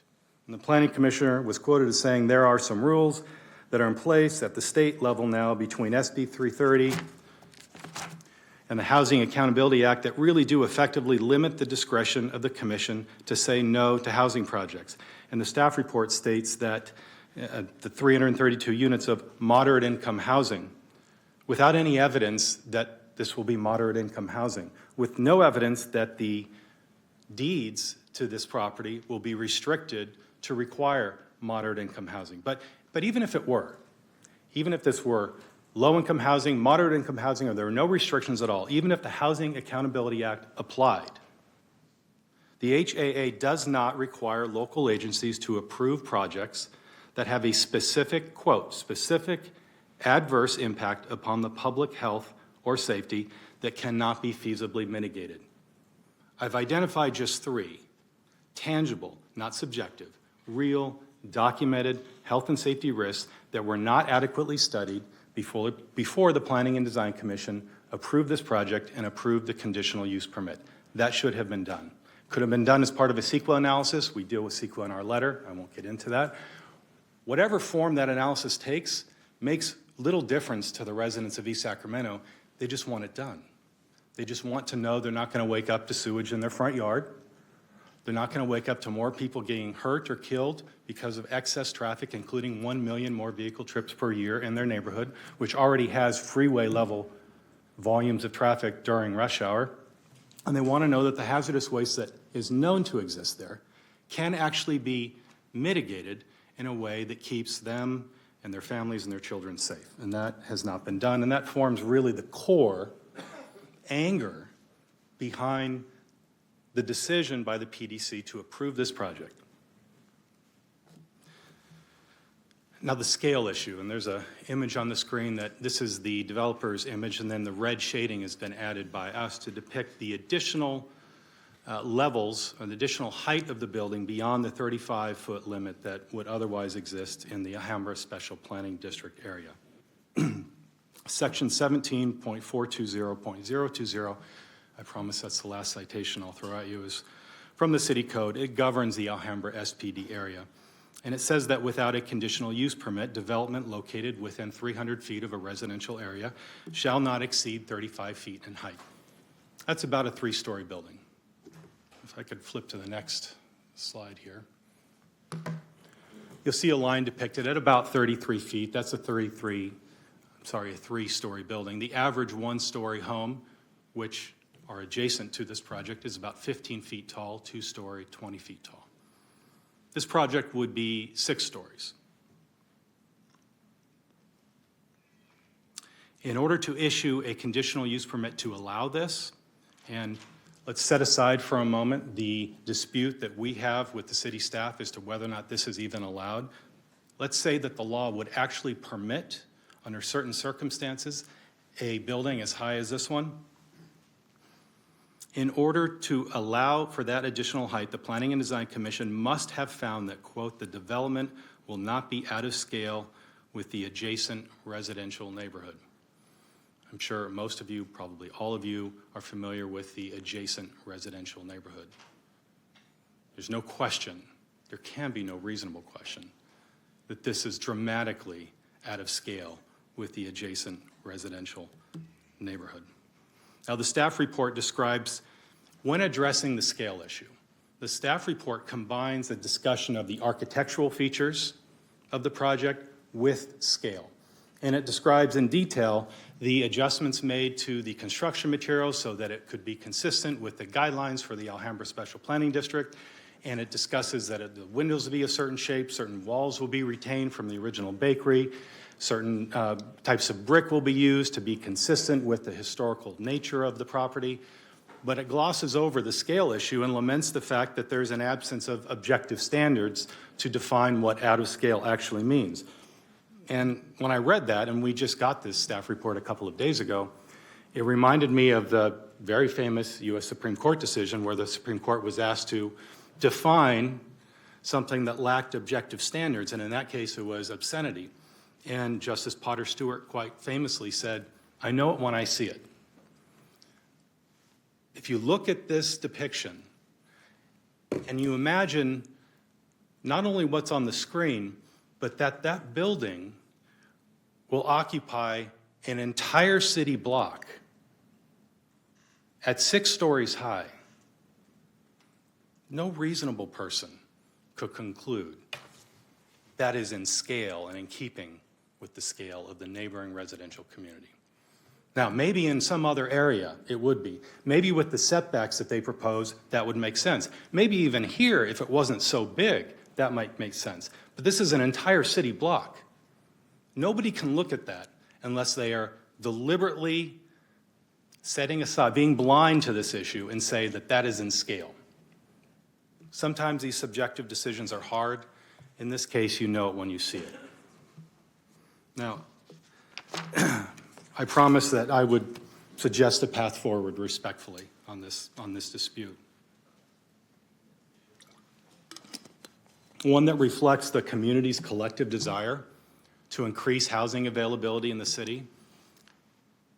My client's desire that something be done with this sort of blight in the neighborhood, but something that is safe and respectful to the neighborhood and recognizes that this project is not built in many other parts of the city, but it's built in a part of the city that is only served by the combined sewer system and that has already extraordinary levels of traffic and contains hazardous waste materials. So with that in mind, what can be done? I'd simply ask that this council take a pause, that it pause on this issue. I'd ask you to conduct real, meaningful outreach of the impacted community. Outreach and discussions with the impacted community that is informed by objective analysis of the issues that we talked about in our letter and that I talked about tonight, so that together, collaboratively, as a community and as a city, we can make a decision about what is best for this project, because we all agree something has to be done. No one disputes that infill development is necessary. No one disputes that additional housing is important. The only issue is, can we do this in a way that is respectful of the community and the dangers that exist at this specific, unique project site? And I was encouraged, as I thought about this, from the comments that I heard earlier today in connection with the zoo. Unfortunately, we don't have capybaras here to pull at emotional heartstrings, but Mayor, you mentioned earlier that you believed it was important in the context of the zoo discussion that everyone have a fair opportunity to have a conversation about these issues. And Congressman Jennings, you said that you wanted to come up with a plan that takes all of our fears away.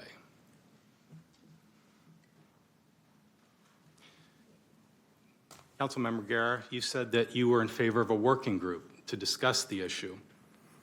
And Councilmember Dickinson, you said that you believe that that working group had to consist of a broad coalition of the public working together without a preordained outcome. I could not agree more, and I respectfully suggest that the residents of East Sacramento are entitled to nothing less. Thank you.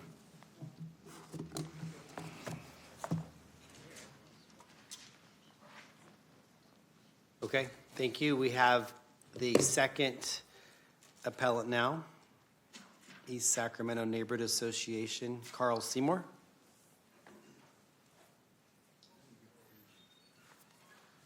Honorable Mayor, City Council members, and City Manager, thank you for having us here.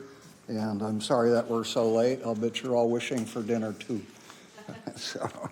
Unfortunately, I can't promise to be brief. This is a culmination of 2 years of trying to work with an applicant that doesn't want to hear from you or make any changes, and et cetera. So we have things we have to go over.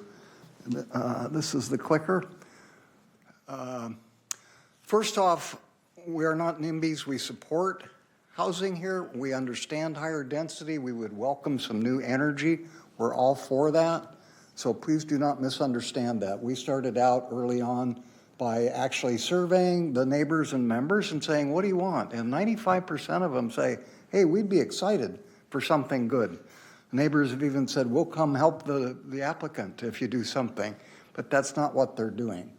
This project violates local zoning, it violates the general plan, and it creates health and safety problems. And with those issues, the city does have the ability to scale it back. You've been told, the Planning Commission was told, they were not allowed to scale it back. They can scale it back because of these problems. I heard this described as a major corridor in the staff presentation. In point of fact, 1 block down Alhambra, it dead ends into the railroad tracks. 1 block to the west, it dead ends into the freeway. This is not a major corridor. This is an isolated corner, and there's only 2 ways out of this project, which becomes significant later. As I talk, I'll be referring to the staff response. As you know, we just got that Friday, so I had to submit my presentation to you before then. So my slides don't necessarily correspond to those, but the staff section is PDF pages 181 to 192 of the 600 pages if you want to look at the PDF to go along with that. So does it fit the local zoning? And the answer is no. These are the general tenets of the ACSPD, and maintain and improve the character, quality, and vitality of individual neighborhoods. This does the exact opposite of that. This essentially destroys a neighborhood. I've heard that over and over from the neighbors. By the way, many of the neighbors that came to talk have had to leave because of the hour, but from their perspective, this kills it. This does not enhance vitality or quality. More specifically, and this was already addressed, but I'm going to go through it again, to approve a conditional use permit, the Planning and Design Commission must find that the development will not be out of scale with the adjacent residential neighborhood. And so the planning staff says, well, there's nothing objective for scale. I think any reasonable person can accept that these are objective standards for scale. How high is it? 68 feet. How high is the neighborhood? At max 30 feet. Most of it's 18 and under. How many stories is it? 6. The neighborhood is 1 and 2 story. There are 2 3-story buildings in there. Objectively, this is out of scale. How many people per square block? That's another objective measure. 870 people in a 1 square block versus 48 to 96, depending on how you want to count. Number of people per acre, 395. Square footage, 442,000 versus 1 and 2 family homes that are, many of them are very small. Maybe we get up to 1,800 feet. These are objective standards that anyone can agree on. Looking at square footage, this thing is over half the size of the Golden One Center. We're going to plop it right here in a 1-story neighborhood. So this is since a picture's worth 1,000 words, this is a hand-drawn map that shows you what's 1-story, what's 2-story, and what's 3-story. And if you look at this, the 2 stories are marked with a red 2. Everything else there is 1 story. There are 2 3-story buildings in this entire area. There's the extra storage space where Alhambra tees into the dead ends at the railroad tracks. There is a 3-story office building, and then way down at the bottom of the slide, there's the Greek church. That's the full extent of 3-story. Everything else in this neighborhood is 1 and 2-story. This is out of scale. There's no way around it.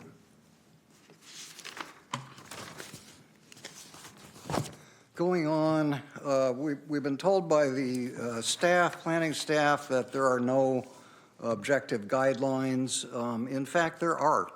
And this is in response A6 from the staff to our appeal. They say there are no objective standards.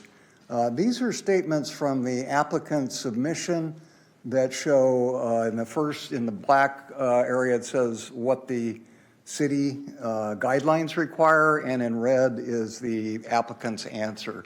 So it shall maintain the scale and rhythm of the existing neighborhood. And the applicant says, yes, this does. And I think the slide we just looked at, you can clearly see that this does not in any way maintain the scale. More importantly, the city staff has told you there are no objective standards in the Alhambra corridor guidelines for architectural style.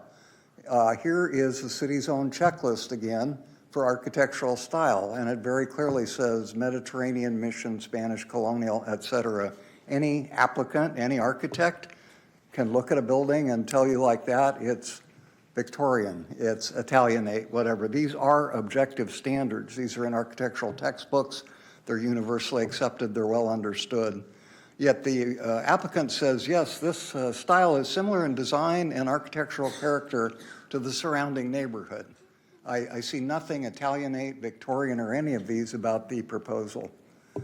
Scale and rhythm of the neighborhood, this is what the neighborhood looks like. This is where we're going to add this project. This is what the applicant is proposing to add. And these are 6-story, these are 3 elevations of the building. It bears no architectural resemblance to anything in the entire area. It's 6 stories. You can look at it and it's self-evident. Any questions at this point?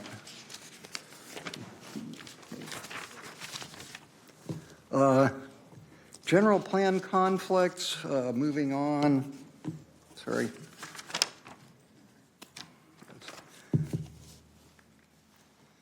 Whoops. There are a multitude of general plan specifics that specifically argue against this project. LUP 6.31, 6.3 says neighborhood scale. Again, we've looked at neighborhood scale. It says it shall contribute to the livability in 6.4. This does the opposite. It says neighborhoods shall maintain their own unique qualities. Yet, in fact, between the two appeals, we specifically cite, and I know that because the city combined the answer to both of us, 13 LUPs, mobility policies, and public facilities and safety policies, which this project directly conflicts with, and the documentation of the conflict is in the written appeals that you've received. Staff dismisses all of these with a blanket statement in A7A. Consistency with the general plan is achieved if a project will further the overall objectives and policies of the general plan. So basically, we don't care about that document that the city spent an enormous amount of time and money preparing, updating, modifying, and trying to make the city the best it can. It meets the general thing, so who cares about the details? Well, why are the details there if we're not going to adhere to them? This is kind of like saying, I feel I'm driving safely, so I can do whatever speed I want here, regardless of the speed limit sign. I'm driving safely, that's the intent of the speed limit law. That's basically what they're saying here.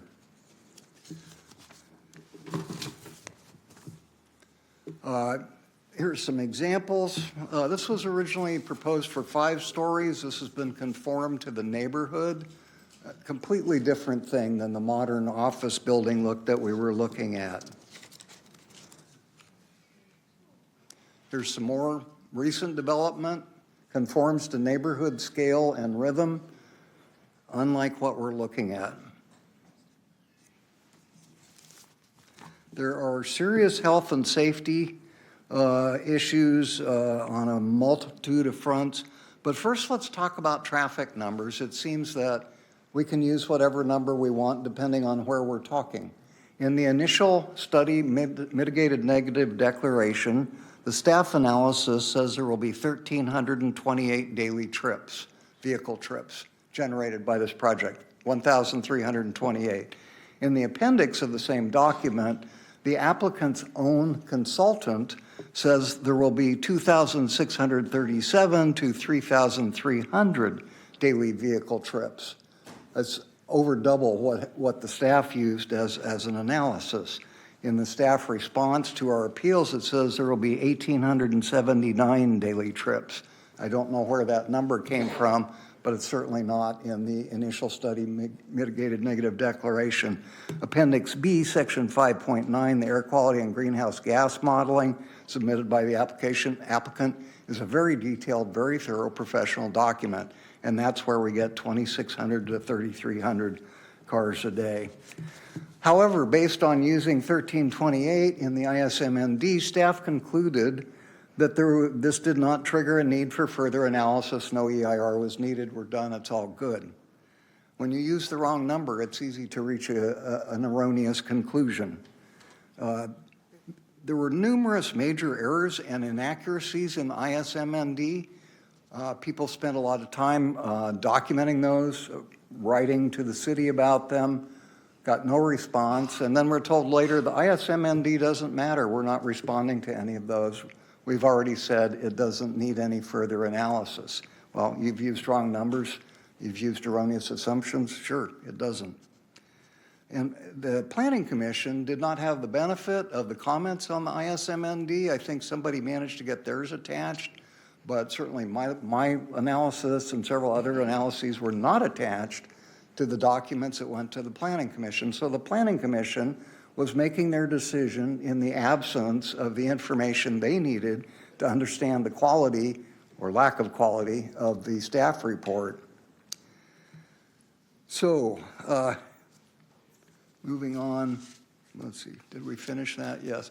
I want to reemphasize there's only two ways out of this, okay? It dead ends to the freeway there, it dead ends to the railroad tracks there. You can only come out on B, C, or D onto Alhambra. So that means all of this traffic comes out right there.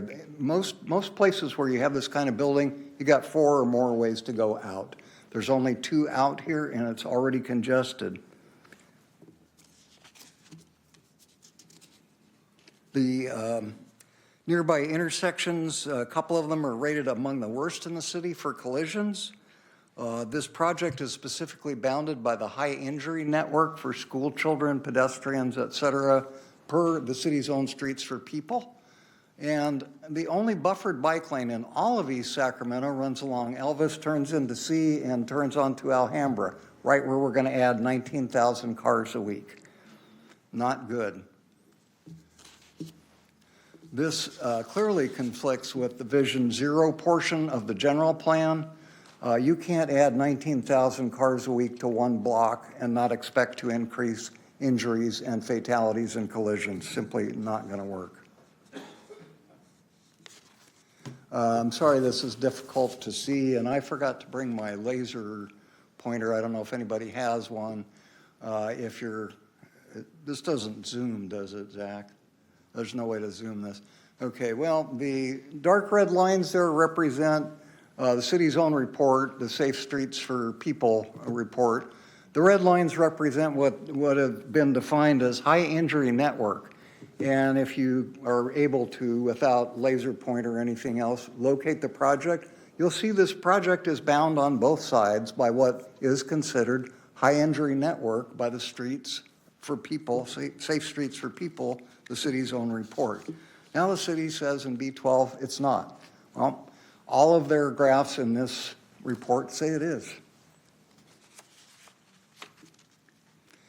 Looking at the bicycling, if you can see the turquoise line that kind of arches over East Sacramento, that is the only buffered bike lane, bike path in all of East Sacramento. That's on Elvis Avenue, dumps into C Street.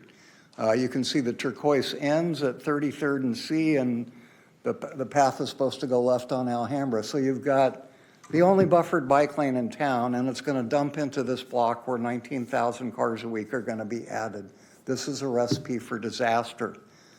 City says that Alhambra will be mitigated, proposes no mitigation for C Street, and I don't know how you're going to mitigate this. You can't.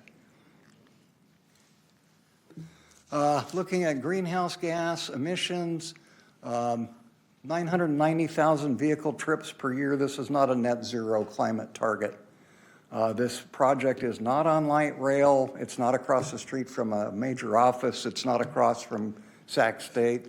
This is something that's going to generate 990,000 trips per year. Plus, because of the existing congestion and the congestion that will be added by inadequate parking, there's going to be idling, circling for parking, and you're just going to pile up the additional greenhouse gas emissions.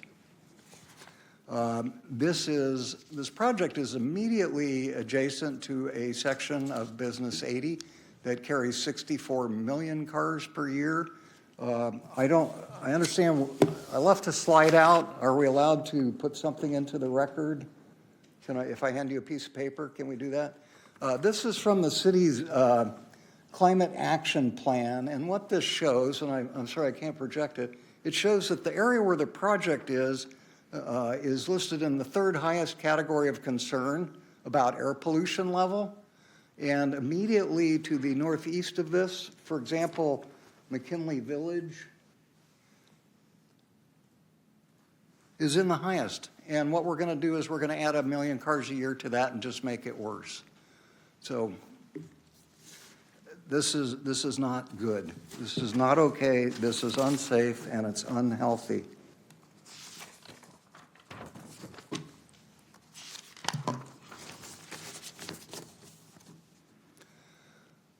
Thank you. All right, next slide.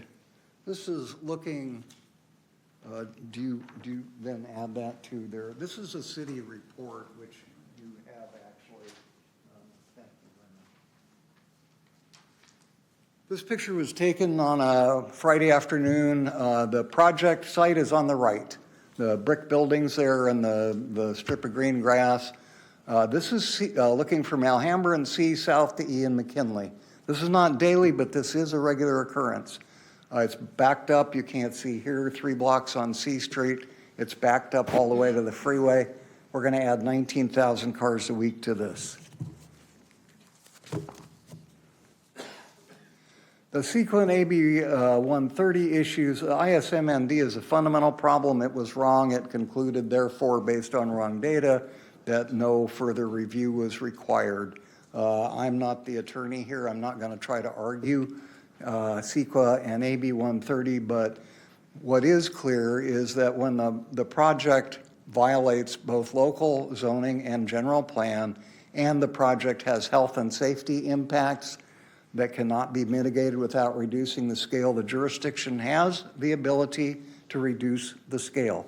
And that's all we're asking for, is that this be brought down to the 35-foot established zoning for it. That's fine, that's great, be easy.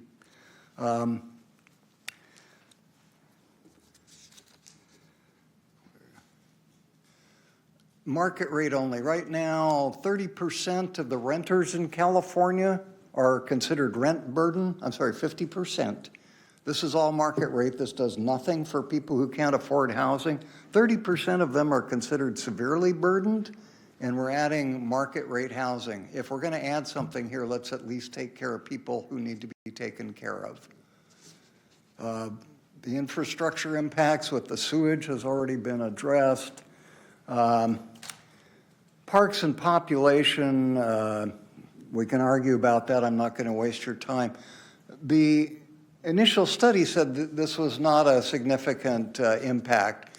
In fact, adding this project to East Sacramento has a bigger impact on East Sacramento than adding San Jose in its entirety to the state of California. This increases East Sacramento almost 4%. San Jose is 2.3% of the state of California. There's no way to conclude that this does not have an impact. This project is 34 times denser than East Sacramento in general. And I'm all for increasing density. It's a good thing. It's going on in my neighborhood. We have accessory dwelling units being built. A lot of things going on that are going to help address our housing crisis, but you don't leap from 1 story to 34 times denser, which this project does.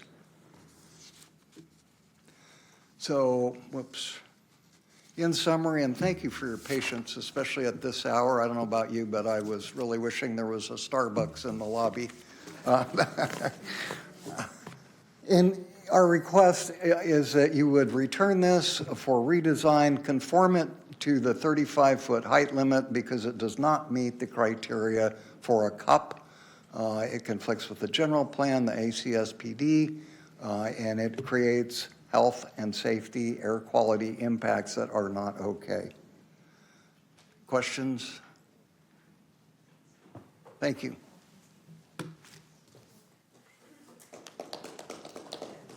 Okay, now we will go to public comment. I think we have 15 individuals.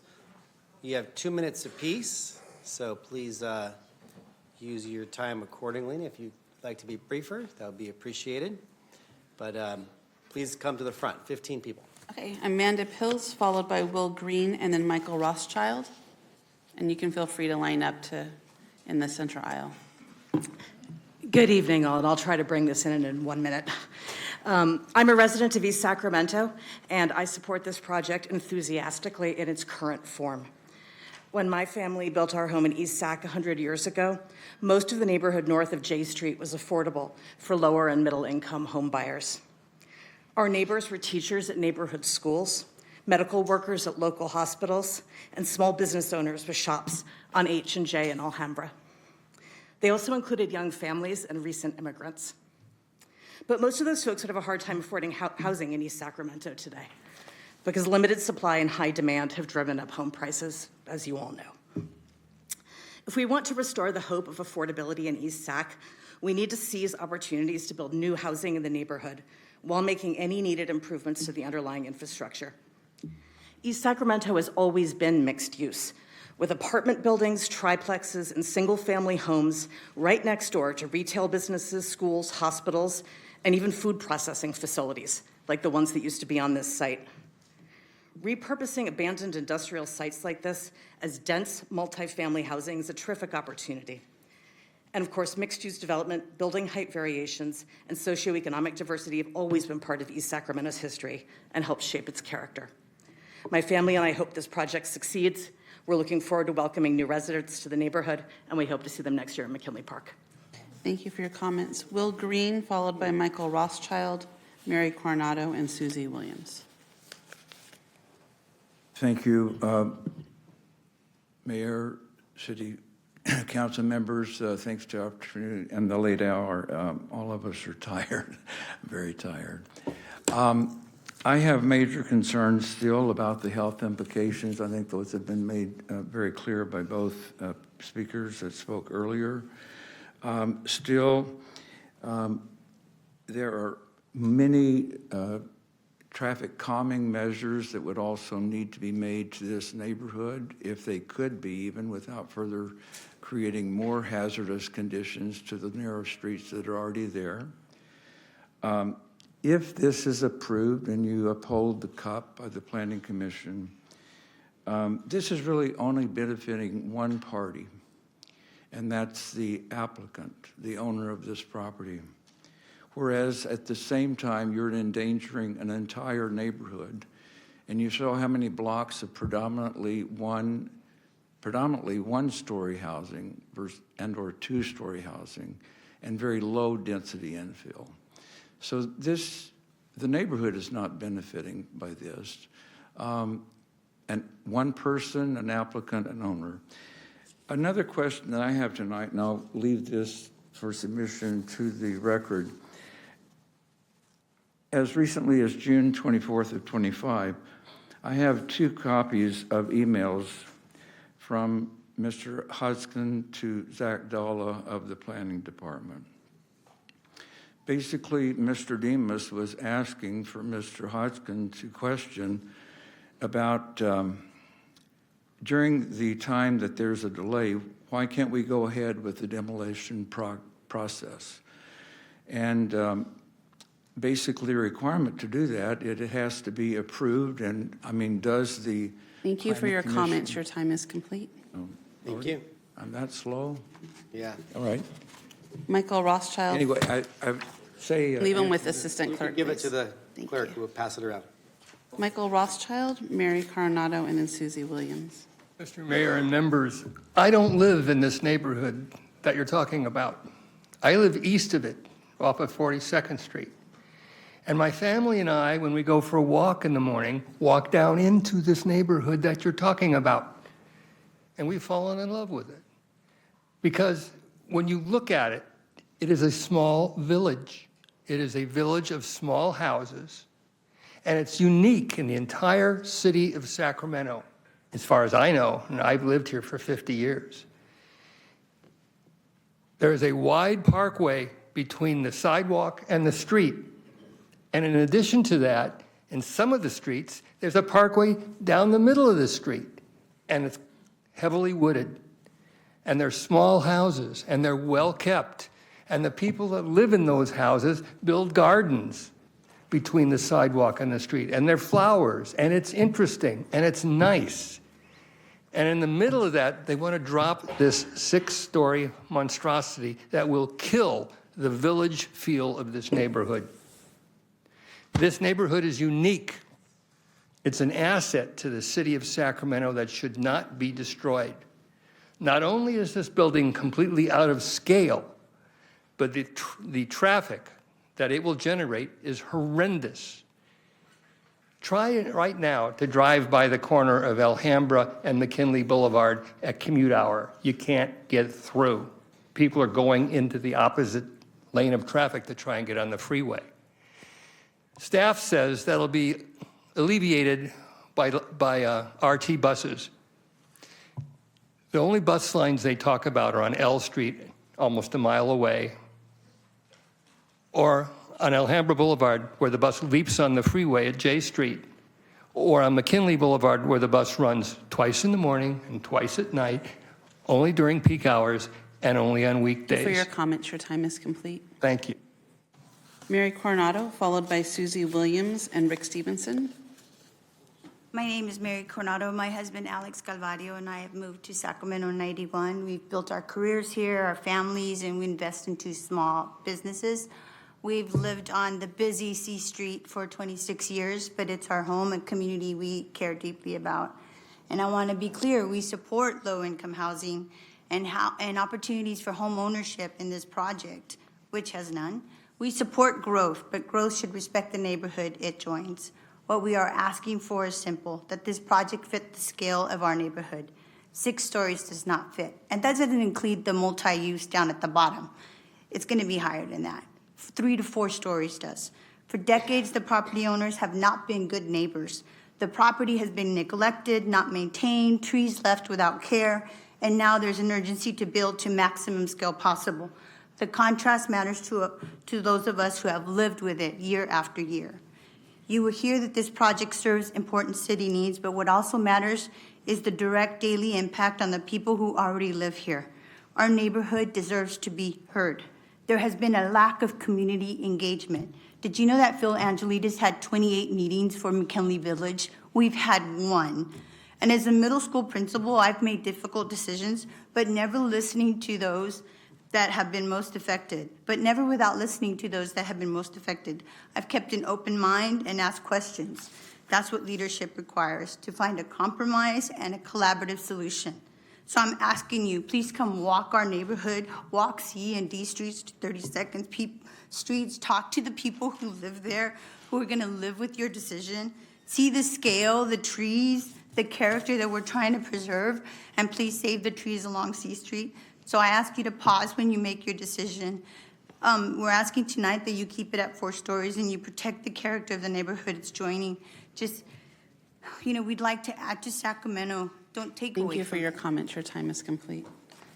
Susie Williams, followed by Rick Stevenson and Paul Helliker. Susie here. Okay. Rick Stevenson. I had written an article for Inside East Sacramento on this project in the February issue. Most of the points that I brought up have already been covered this evening, so I won't bring them back up. I did notice that in the Planning Commission, a number of people who were advocates for the 6-story project that came in to make comments were under the mistaken impression that this would add to low and moderate income housing in the area. And no, it's not. And this has been pointed out earlier. But I have read all the state legislation that's been cited in this. And you can indeed, the city council can require that if you go to 6 stories, require that they include lower and moderate income housing. But I think, as I put in my article, the best answer for this is to hold it to 3 stories, because you go to 6, you're destabilizing a neighborhood that's been stable for 100 years. 100 years, and you're destabilizing it. But again, if you go tall, or even at 3 stories, include the affordability, please, and I'll cut my time short. Paul Helliker, followed by Dimitri Ellis and Joe Haft. Mayor and members of the council, Paul Helliker. I'm a resident of East Sacramento, and I support this project. I think there are many examples of change and development that's happening in Sacramento, some right in this neighborhood. For example, Alhambra NS. You have, even in my part of the neighborhood, 41st and Folsom, you have even larger building, and of course along the Folsom Boulevard corridor as well. So I think this is an example of a development that's critically needed in Sacramento.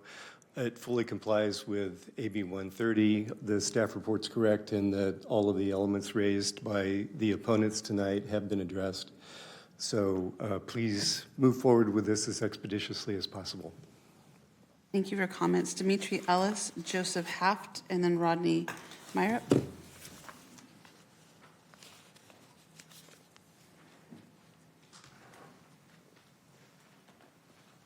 Hey, good evening, Mayor McCarty and council members. My name is Nikolai. I am speaking on behalf of ESCA, East Sacramento Community Association, as the president.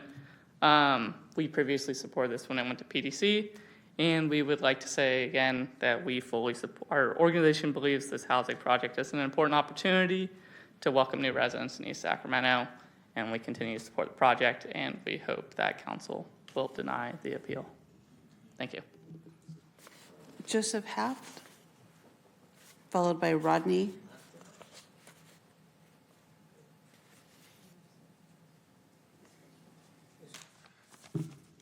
Mr. Mayor, council members, I just want to make a few comments that you've heard some of before, but I'm a resident and neighbor. I want to apologize in advance if some of my comments may sound a little harsh regarding the project, but I find it difficult to see anything substantially positive in this project as presented that couldn't be accomplished with a scaled-down version, has been suggested and almost unanimously agreeable to most East Sacramento neighborhood groups and residents.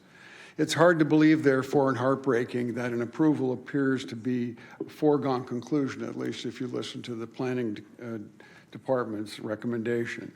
What I don't understand in that context is why we even have laws regarding things like height standards and tree removals and non-compliant parking and design review, if not for the protection of nearby residents and neighborhoods, when almost by fiat this guidance can be dismissed. Most of the homes in the Alhambra corridor are modest 2-bedroom, 1-bath houses approaching, if not more than, as you've heard, 100 years old. This is no fabulous 40s neighborhood, which is why it may have been vulnerable to a development like this, where the parcel acquisition cost was actually feasible for an overscaled, oversized, overcrowded, but potentially immensely profitable undertaking. I'd just like to close by saying I'd just like to appeal to the council to not sell out this mature, peaceful, accessible neighborhood anchored by the 150-year-old McKinley Park for the benefit of a handful of developers. No civic good can come from casting a shadow literally over hundreds of homes while cramming 870 potential residents into 332 apartments with only 322 parking stalls for their own cars. It simply does not make sense unless for the sake of some notion of approving like this will solve California's housing Thank you shortage. for your comments. Your time is complete. Thank you. Rodney, followed by Michael Turgeon and Wendy Langston. My name is Rodney. I am a resident of Boulevard Park, a short walk from the site of this proposed housing. I live in dense multi-unit housing, and it's a privilege that more people should have. It's afforded me the opportunity to become car-free on the grid. Follow-on effects are that I'm always walking, cycling, I'm out and about at local businesses. My generation and those younger than myself look for these qualities in a neighborhood, especially in a location like the one proposed. Imagine 332 more residences like mine.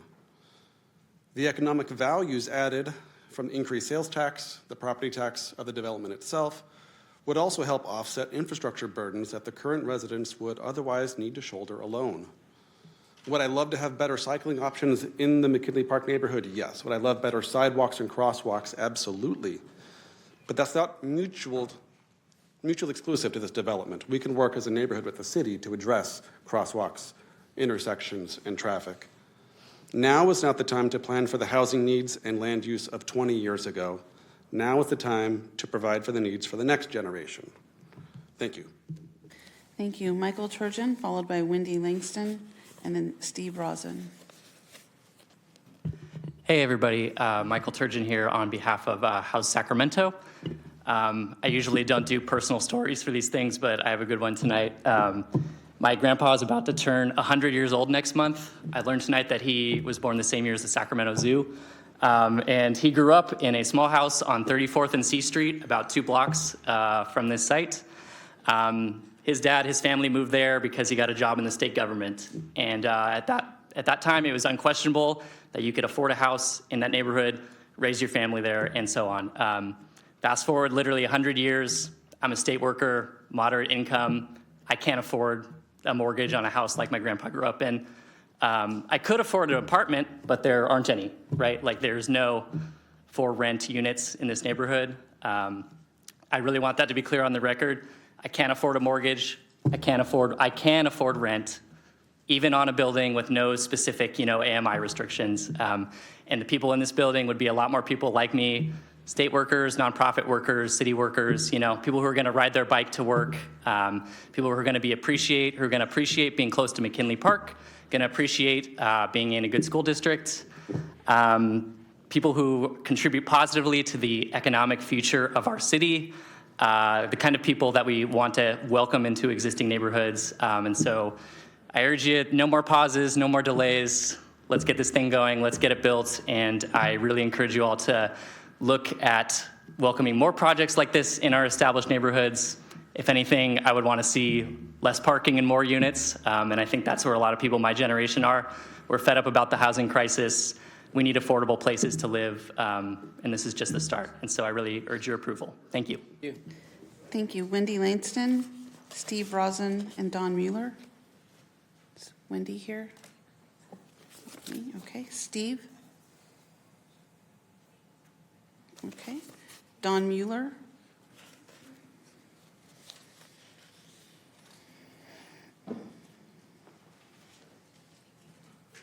Hello, Mayor and Council. Actually, for the record, it's Dan Mueller. Sorry. Sorry, I might have written that a little incorrectly.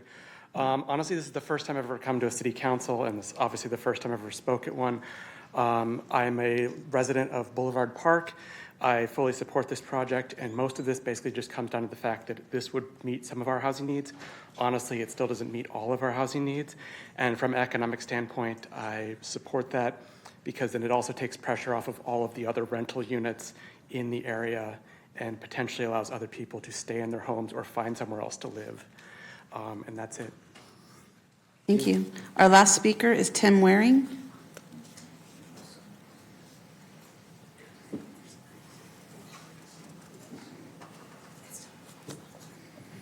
Thank you guys for being here so late, and I'll make it brief. But I'm speaking in as a resident of East Sacramento. I've lived there for about 15 years. I grew up in Carmichael, or I lived in Carmichael as a kid. Was happy to move back to Sacramento, and happy to land in East Sacramento. It's a great community, and a lot of people obviously appreciate it, want to live there, and unfortunately, this size of a project would completely take away from the whole character of the area. I think a project like this is great if it were and is over by 65th Street, over by Folsom in that area. Great, build up 6-story buildings out there. That has no place in East Sacramento. I think a reasonable path forward would be to reduce the size of the project. Bring it down to 3 stories. Traffic is obviously a huge issue in that specific corner, and putting in that many units is going to just make it even worse. I'm sure all you guys remember the tragedy of the mother that got killed, picking up her kid from school a few blocks away from there. A project this size is not going to alleviate those kind of risks. It's going to make it much worse. So as several of the people who spoke before me said, they live in Boulevard Park. There's nothing like this going up in Boulevard Park. And that would completely destroy the character of that area. So you respect the laws that are in place, bring this back for consideration at a much smaller scale to respect the quality of and the character of East Sacramento. Thank you again for being here at such a late hour, and please repeal the approval. Thank you. That concludes our public comment. Okay, thank you. Do we have the proponent like to make a rebuttal? No. I mean, I can answer questions. I guess if there's any questions, otherwise I think the staff report already addressed all the comments that we heard tonight. Okay, so. well, we can get to questions from the council members, but no comment, no presentation from you. No. Okay, thank you. So this is the closure of the public comment period. Now we begin with deliberation and questions and comments from council members, starting with Council Member Pluckybaum. Thank you, Mayor. First question for our attorney. I need a refresher here on the legal framework we're operating under. It's been a while since I was on the Planning Commission.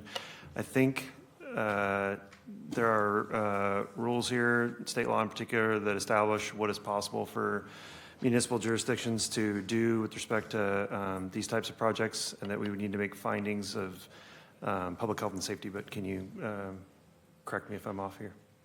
Yes, you are correct, Councilmember. I'll ask Leslie Walker to address this. She's an attorney that's been handling this file and can provide you all the information.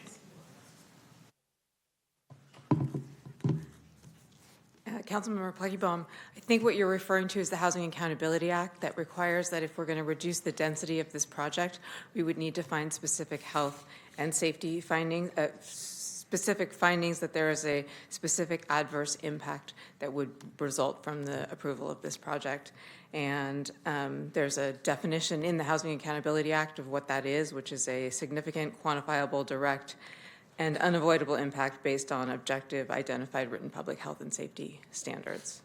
Thank you for anticipating my second question. Can you answer my third? What's an example of a unavoidable impact? Something like an air quality issue, or like what would meet that standard? Yeah, if there were evidence of an air quality issue that was not addressed by the standards and policies in the general plan and the general plan EIR, and which is not the case here, that would be an example. So the test for us is to make findings of public health and safety to reduce the scale of the project. That's my understanding. Yes, okay. That's what you would have to do. Thank you. Yeah. Next question's for planning staff. We heard some discussion about potential public health and safety issues, traffic, waste management, soils contamination. Let's just take this one at a time if we can. Start with traffic. Go ahead. Yeah, thank you. So the appellants are noting a 990,236 trips.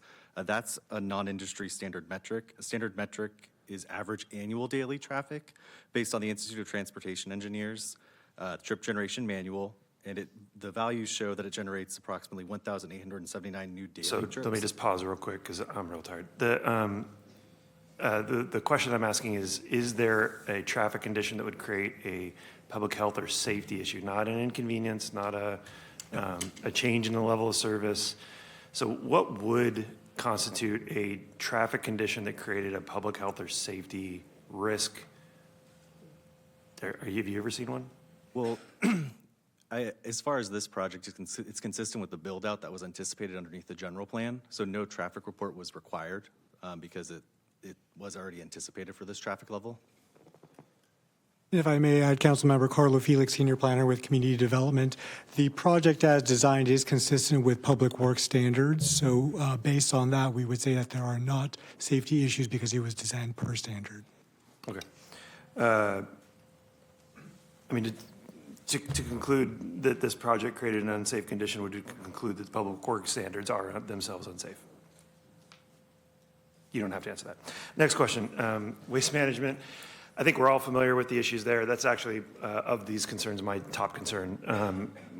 Even with the vault in place, I think that we still have experienced some failures in that system. So again, is there evidence that this project and its additional contribution to our sewer system, combined stormwater sewer system, could produce a public health or safety risk? No. Department of Utilities staff reviewed the project, and they determined that a sewer study would be required. And as part of that sewer study, any recommendations for upsizing to mitigate all sewer increases, like the flows, would need to be mitigated as part of that study. All right, how about soils? I've been on the property. There's some really gross stuff. Is it toxic? Will it create a public health or safety risk? And no, the project is required to prepare a preliminary endangerment assessment to address any hazardous material issues. It's part of the Public Resources Code 21080.66 statutory exemption. It's required to make sure that there is no hazardous issues. So not unlike when we do a rail yards infill project or something else where it's like a super fun hazmat site, whatever, they have to fix that before people live there. Correct. They'll have to submit documentation. I'm just restating what you said, much dumber, sorry.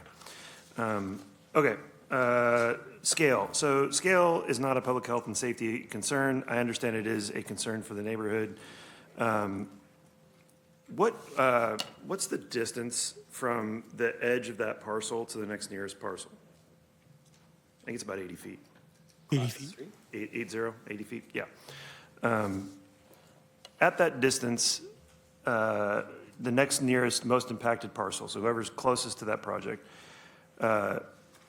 how much visible impact are we anticipating? I don't remember if there was a sightline exhibit in this staff report.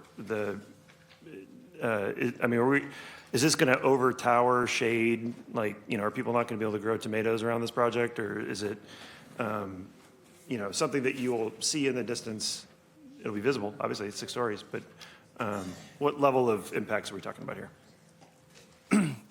As part of our review, it's built with, consistent with the transitional height standards of the base C2 zone. So that would be 45 feet tall from basically from the property line. It's 0 to 39 feet. Then it goes up to 55 feet from 40 to 79 feet, and then it goes up to 65 feet past that. So it's going to do transition up, when you go westwardly from Alhambra, but you'll see it. It's going to be a large structure, but it's also built at the height that is identified in the zoning code for this type of use.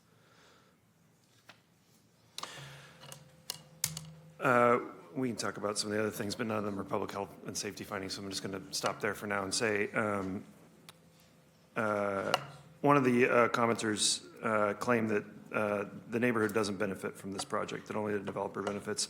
That's just patently false. The reason that we are in the housing crisis that we are in today is because for decades, well-intentioned people across the state and frankly across the West Coast have taken opportunities like this to oppose projects exactly like this. It would be so much easier for all of us to fold every time there was opposition to a project like this and just say no. It is going to be a challenge for each one of us at some point down the road to explain to our neighbors why McKinley Village was a good project, why Sutter Park was a good project. Crocker Village is now a good project. All the controversy, all the headache and hand-wringing aside, there is friction when we bring new folks into our communities. It creates tension. There is a challenge to embrace those newcomers, to work through the traffic impacts. I believe that our neighborhood can embrace this project and will continue to thrive well into the future, but we will not have a place for our children to live if we do not build projects like this. We are, as a city, 45,000 housing units in arrears on our goals just to tread water with population growth. This is a drop in that bucket. We could do 2,000 acres of greenfield development and not get there.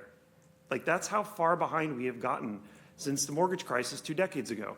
We cannot continue to say no to projects like this. If you have concerns about a proposal for a project in your community, work with your council member, work with your representatives. Take every opportunity. This project has been in planning for years. Like, there was plenty of opportunities for us to work together to make this a project that you could accept. Instead, you excused me from that meeting. I've never been thrown out of a meeting in my life like that. Unacceptable to come here tonight and claim that the developer was, anyhow. I'd move to deny the appeal, approve staff recommendation. Okay, we'll come back to that. There's a procedural thing we need to do in a little bit, but first, Councilmember Maple. Oh, I was going to second the motion, so if there's no motion to second, then I will wait until the appropriate time. Okay, my eyes are sleepy right now, so let me just read the directions again right here. So we need to, yes, you need to make a motion to close the public hearing and then take the action. I move to close the public hearing, deny the appeal, approve staff recommendation. Okay. I will second that. Okay. The motion is second. No further public comment. No further comments from council members. Oh, Councilor Guerra. Yeah, so look, I guess this is maybe the engineer in me here. So going back to, I think, 2 things here. One, Leslie Walker's probably one of our best litigators here, so when no offense to anybody if I just created a problem in the city attorney's office, you know, but I'll have to deal with that when I go to the luncheon. But I take it seriously when the concern is that, you know, if we don't have a health and safety risk, then we put ourselves in the city in a difficult situation to meet the legal mustard for denying a project. But let's go back to the engineering piece here about the concern about 100 gallons per day, and one of those issues would have to be mitigated. How would, you know, given the combined sewer system, what would be a mitigated factor? I mean, you know, again, I'm not a civil engineer, I'm an electrical engineer, but is it on-site water treatment, or what would happen? Or if that case would happen, if all of a sudden, you know, we got a response back as through the design process that you've got 800 units and we don't have enough flow, what would happen? Walk me through that. Well, in terms for this project, the Department of Utilities explicitly called out upsizing to an 18-inch main. So it would be having to do a lot of infrastructure upgrades to accommodate those new flows. In terms of specifics with engineering, I'm not the expert. No, I don't expect you to, but to that point, then the applicant would have to pay for the upsizing of the main into the water. Correct. So during when they have to comply with these conditions of approval, they'll be working directly with DOU staff, having to prepare that sewer study to their standards to ensure that it meets the city standards for mitigating these flows. Okay, well, very good. Well, that makes me, that answers one question, and I appreciate we had a lot of these questions. I remember the vault conversation, and even we've had two major incidences where we tested that vault to its maximum, and it still moved the flow significantly, so I appreciate that. The second piece here, is on on the toxic soils, and so for the residents, I mean, I've had this issue. We approved a project over on Reading Avenue, and as we were moving forward, when they did the soil sampling, they identified that there were more contaminants to be done. The reality is the Department of Toxic Substance will intervene and halt a project if any of that is found, and whether it's this applicant or a future applicant, whether would take that on. That I feel comfortable with, knowing just from personal experience on another development project, the old Doris lumber site is still being cleaned up at the moment. And the last piece here, I have sympathy with the applicants on the scale side, and I think we did on T Street, and maybe the mayor might have some experience here. I think we did some important tiering to match the neighborhood scale, and I personally would have liked to have seen that scale, at least on Alhambra, drop down and step backwards. Of course, when T Street was approved, we didn't have these laws. We didn't have these restrictions on it. But I do think it made a better project, and I've never seen actually the traffic issues that have occurred that are concerns here from that, even in the mornings. And maybe the mayor might have a different point of view since he lives a block away from that project. But I've never heard those concerns come back from my constituents when that's occurred. But I am sensitive, and I feel for those who are adjacent to it, who see that scale. And I appreciate the fact that it goes from the lounge at level, but that bump to four stories right off the bat. I think that at the early onset, design standards or at least city staff should be working with the architects to try to at least, if you're going to move those units, move them further back to the freeway. And I know that's not before us today, and it's not a reason for us because it's not a health and safety standard. But I would ask the staff that as projects move forward, because I think Councilmember Pluckybaum is right. We have to address this housing crisis issue. But I do feel we have to be sensitive on how those designs work. I'd rather have moved more of those designs back to where 30th Street is, and it doesn't impact and matches a little closer to the residential neighborhood. But with those at least responses on the water issue, on the sewer issue, I feel comfortable at least supporting the motion here.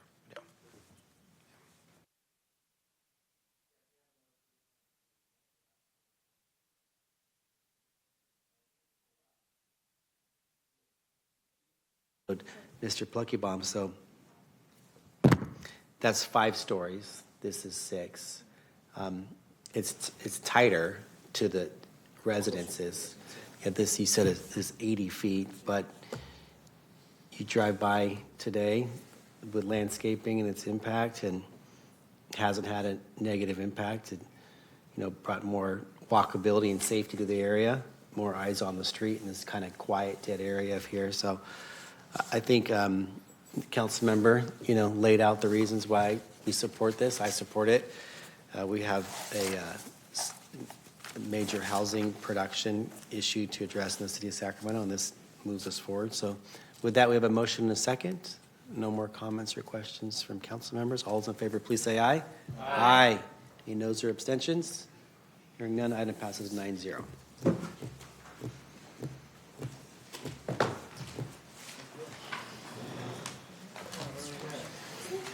Okay. And Mayor, we have 14 comments, speakers or matters not on the agenda.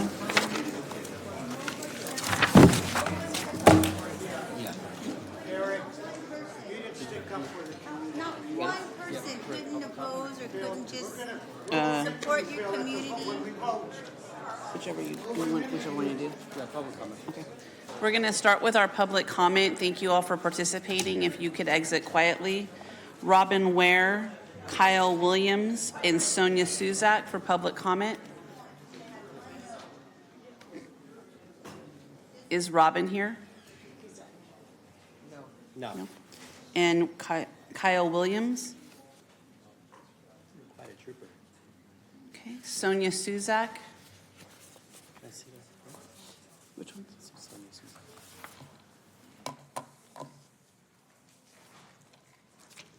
Go ahead. I can go ahead? Okay. My name is Sonia Susak, and I am barely awake, and I want to talk to you about kids. We were talking about kids in the zoo before, so I saw the enthusiasm in your voices. What kind of enthusiasm do you have about kids and crematoriums? Because someone has approved from the city that it's okay to put a crematorium in our neighborhood. It's just less than 1,000 feet away from Babcock School, 300 feet from the neighborhood, from residential area. I represent Tecma Company. We've had our family business for nearly 70 years. On April 1st, we supplied 7,000 parts to the Artemis rocket that went around the moon, and I cannot figure out how it is okay to put a crematorium right next to a school. 2 crematoriums. Would that be okay with your children? It seems to me that the city has already approved quite a bit of this, and it's coming down to a land use compatibility issue. And this is on Albatross Way by Business 80 and El Camino. Just because it's zoned light industrial does not make it okay to put a crematorium in a neighborhood by children. We're asking you, can you please reverse the ministerial exemption? Can you please reevaluate that there's a CEQA exemption? Can you please consider reevaluating some of the zoning limits for crematoriums? There's so many factors other than air quality. What about the psychological impact on the kids? What about the impact on our property value with the stigma of having 2 40-foot plumes coming down? How am I supposed to attract employees? There hasn't even been a traffic study done. Please reconsider. Thank you. Shireen Sandridge, followed by Ebony Hall, and then Mervyn Brookins.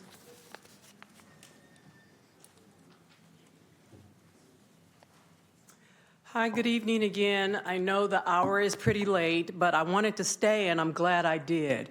I want to introduce myself in my other hat and capacity. My name is Shireen Sandage. I'm the chairman and board of Black Developers Forum. We are an organization of developers that produce about $3 to $5 million, $100 million worth of development. We also do about 6,000 units a year.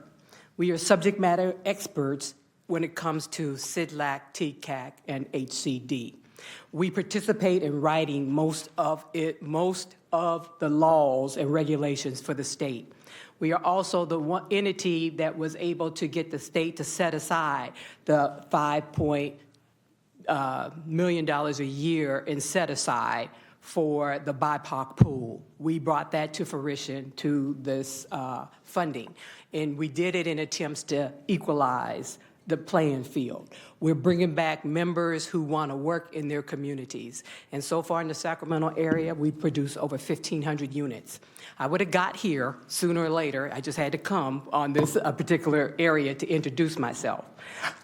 We want to make sure that we take back the comments we heard about setbacks and from District 6 council member. These have been very helpful, and thank you for allowing me to come and introduce myself. I will be back because, as I said, we're getting calls from everyone, and not just in your neighborhood and districts, but there seems to be a need for a shopping center redo. So we're busy, but we're here and we will be back, and we welcome the opportunity to present to you a future project. Thank you. Thank you. Ebony Hall, followed by Mervyn Brookins, and then John Esquera. Good evening. I'm Ebony Hall, single mother of 6, 2 girls and 4 boys. I'm here to support the Office of Violence Prevention. I want to say thank you to Brother and Glow, because I'm not just here to speak, I'm here to testify. Brother to Brother didn't just impact my community, it saved my family. There was a time when my children were going down the wrong path. Some of them became involved with the system, even incarcerated. As a mother, that's a place no one wants to be in. It's scary, it's alone, and it's heavy. But we weren't left alone. Brother to Brother stepped in. They made sure my sons made it to court. They helped hold them accountable, and they kept them on track. They connected them to counseling and real healing for everything they had been through. Brother to Brother didn't just see my children for their mistakes. They saw their potential. My sons gained work experience, opportunities to grow, to learn and believe in themselves again. They didn't stop with my children. They showed up for me as well. They connected me with mothers that were in similar situations and resources that I truly needed. My sons needed a male guidance and a male figure to talk to. Brother to Brother stood in the gap. And when our environment became unsafe, they helped my family relocate from a violent neighborhood to a place where we could breathe again, where we could live again. That's not just support, that's life-changing. Brother to Brother gave my family something we couldn't give ourselves in that moment, and that was hope. They reminded my children that their past did not define them and that they still had a purpose, but they still have a future. And I stand here today to say this program doesn't just change young men, it restores families, because one brother Comments, rises. your time is complete. Okay. Mervyn Brookins, followed by John Esquera and Kim Gibson. Good evening, Mayor, City Council, Madam City Manager. I'll be honest with you, it's so long I forgot what I was going to say tonight. But I'm here to encourage you guys to please support the Office of Violence Prevention and support them at the rate that is going on, that they're being supported now. That's 2.8, not just the 1.8. The 1.8 is for prevention. The additional $1 million is for intervention. And let's be clear about the difference. Prevention is the work that you have a lot of groups come in and they're doing mentoring programs, they're doing after-school programs, and they're working with people to stop them from joining.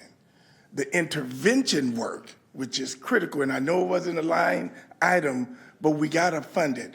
The intervention work is the work that was done right after the K Street shooting, during the nights and the days that followed. That's the work where it's only a few of us, organizations in the community, that are qualified to do, because we're dealing with active gang members, guys that we know have guns, guys that we know would have went and done the retaliating during that shooting.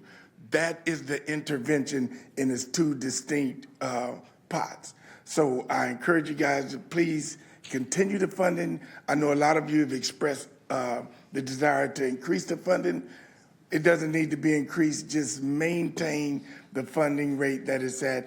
And the CalVIP does not cover the current prevention. It cannot do it. So please don't think that if we're getting this, we can replace it with that. We can't do it. If you guys don't fund it the way that you have been funding, the work that you know of as of today goes away. And unfortunately, that'll result in the loss of lives. There's a shooting today involving youth. We got to step up. Thank you for your time, your comments. Thank you. Thank you. John, followed by Kim Gibson, and then Erica Flores. Thank you. Good evening. Mayor McCarthy, City Council members, thank you. Thank you for being here. My name is John Escara. I'm from Swanson Estates. I've been there for over 60 years, District 2. I'm here in opposition to the elementary school crematorium in District 2. And let me repeat, the elementary school crematorium. The lack of notification surprised many of our residents. We were kind of caught flat-footed. But thinking about it, you know, we're going to see a smokestack that's going to rise 40 feet above the roof line of the building. That's almost as high as a Meisner sewing needle. And it's pretty damn close to it as well. You'll be able to see those two things sticking up in the air. Freeway lighting is going to illuminate the smoke that comes out of whatever comes out of that smokestack. And in some places, your North Star is going to be obscured by the crematorium smoke. The ash that comes out of it, all the chemicals, all the mercury dental fillings, that's going to be part of what comes out of it. The traffic impact. Business 80 is trouble enough, but then to come over El Camino and then come right down into that one traffic light and try and turn right into this establishment, combined with the Babcock Elementary School trying to go in and out, it's going to be a mess, and it's going to be one that will back up onto Business 80. So it's not just a local impact, it's a state route impact. The injustice to Swanson Estates, the injustice to the school kids. Process, the velocity of this Thank you for your comment. project. Your time is complete. Kim Gibson, followed by Lacey Martinez.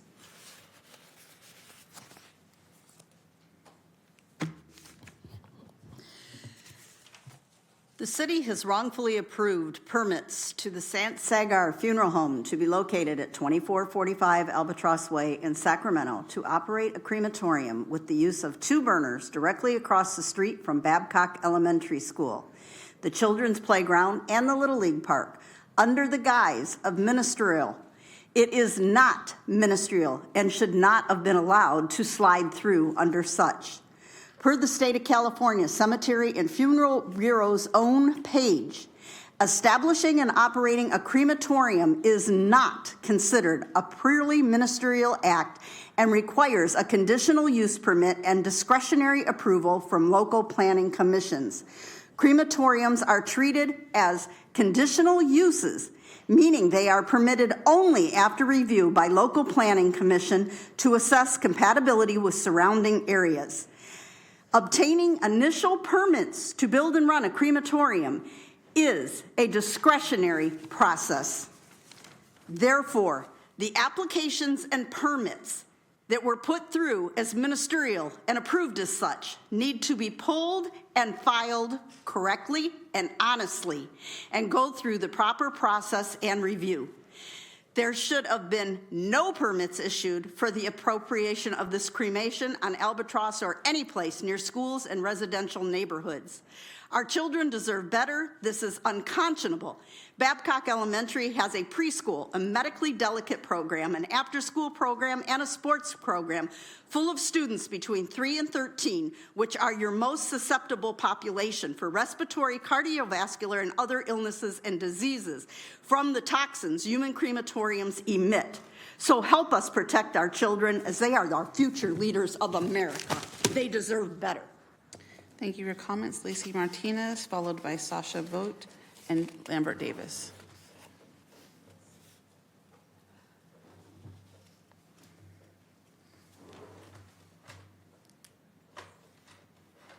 Lacey?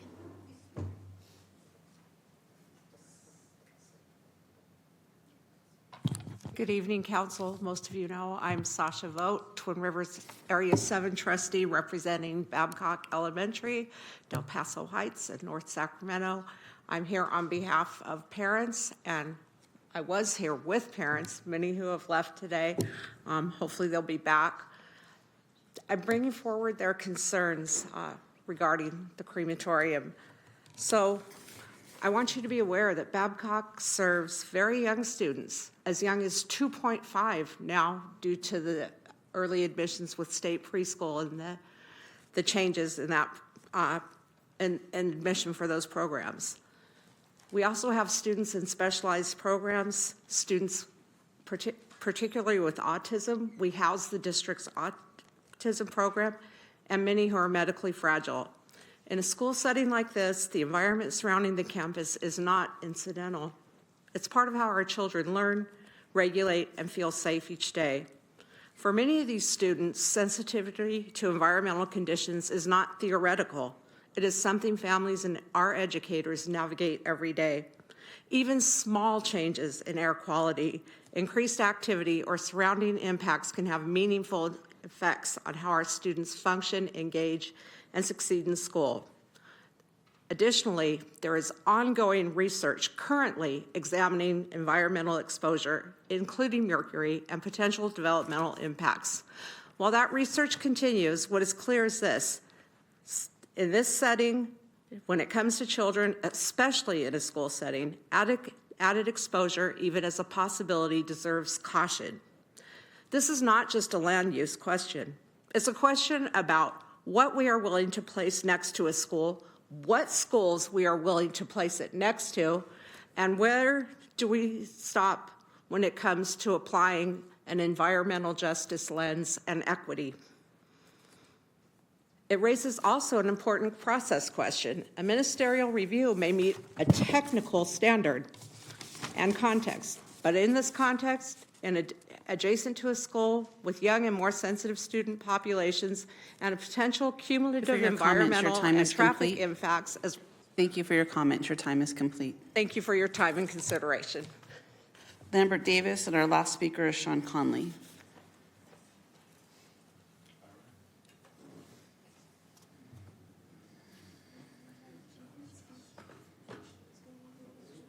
Definitely not my last time coming up here at midnight or whatever time it was. I've been out here before where Minty Cuppy called me and they thought I was gone, and I was there.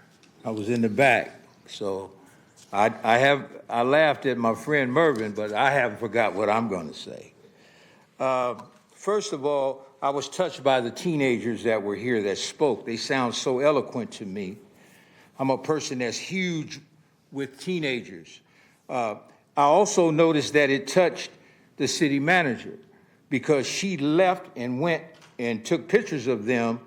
And I think that inspired me to make an offer to you to try to come to Grant High School. The former city attorney, Alicia Wood, I convinced her to come to Grant, and she was just amazed. So were they, because they got to see a woman lawyer, woman of color, and how brilliant she was. Plus, she was from East LA. It's a lot of people from LA in Del Paso Heights. They have deep roots in LA. So that's something to consider. And we have a winning tradition, and our colors are blue, just like the University of Kentucky, which I'm impressed that you graduated from, because that used to be a university that didn't allow black people to even come on the campus. What else do I have here? You got a problem.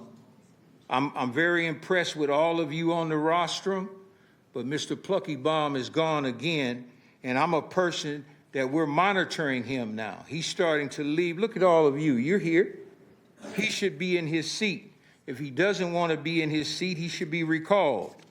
You should not pay him for leaving like that, because that's a dereliction of duty. Thank you for your comments. Sean Conley? He's gone. Okay, that completes our public comment. Okay, thank you. Do we have any reports from council members, or AB 123 reports? Councilmember Kaplan. My AB 123 report is I attended the Cal Cities Leadership Summit and also met with Senator Ashby and Assemblywoman Carell on bills that are important to the league, and we talked about SB 802 and housing and RENA and HAP funding, and they were very supportive of what the league is advocating for. And then I also attended the Cal Cities board meeting, which was on Friday and Saturday as well. I want to give my AB 1234 report as well. I had the opportunity to go to Washington, D.C. to participate in the annual Cap to Cap trip. Lots of electeds from the entire region were there, and I addressed two subject matters. One was transportation, and the other was public safety. And what I'm hopeful for is next report I give you is all the resources that we were able to secure in going there and doing the lobbying to our congressional delegates. So just wanted to do so. And thank you, Councilmember Jennings. It's been a long night. I forgot last week was a long week. My AB 1234 also talks about me going to Washington, D.C., where I was advocating on the water and flood team, which proud to bring back that we got $80 million to help certify your area, Councilmember Jennings, and my area, so that hopefully fairly soon it can be brought up that our homeowners don't have to pay the full amount for flood insurance.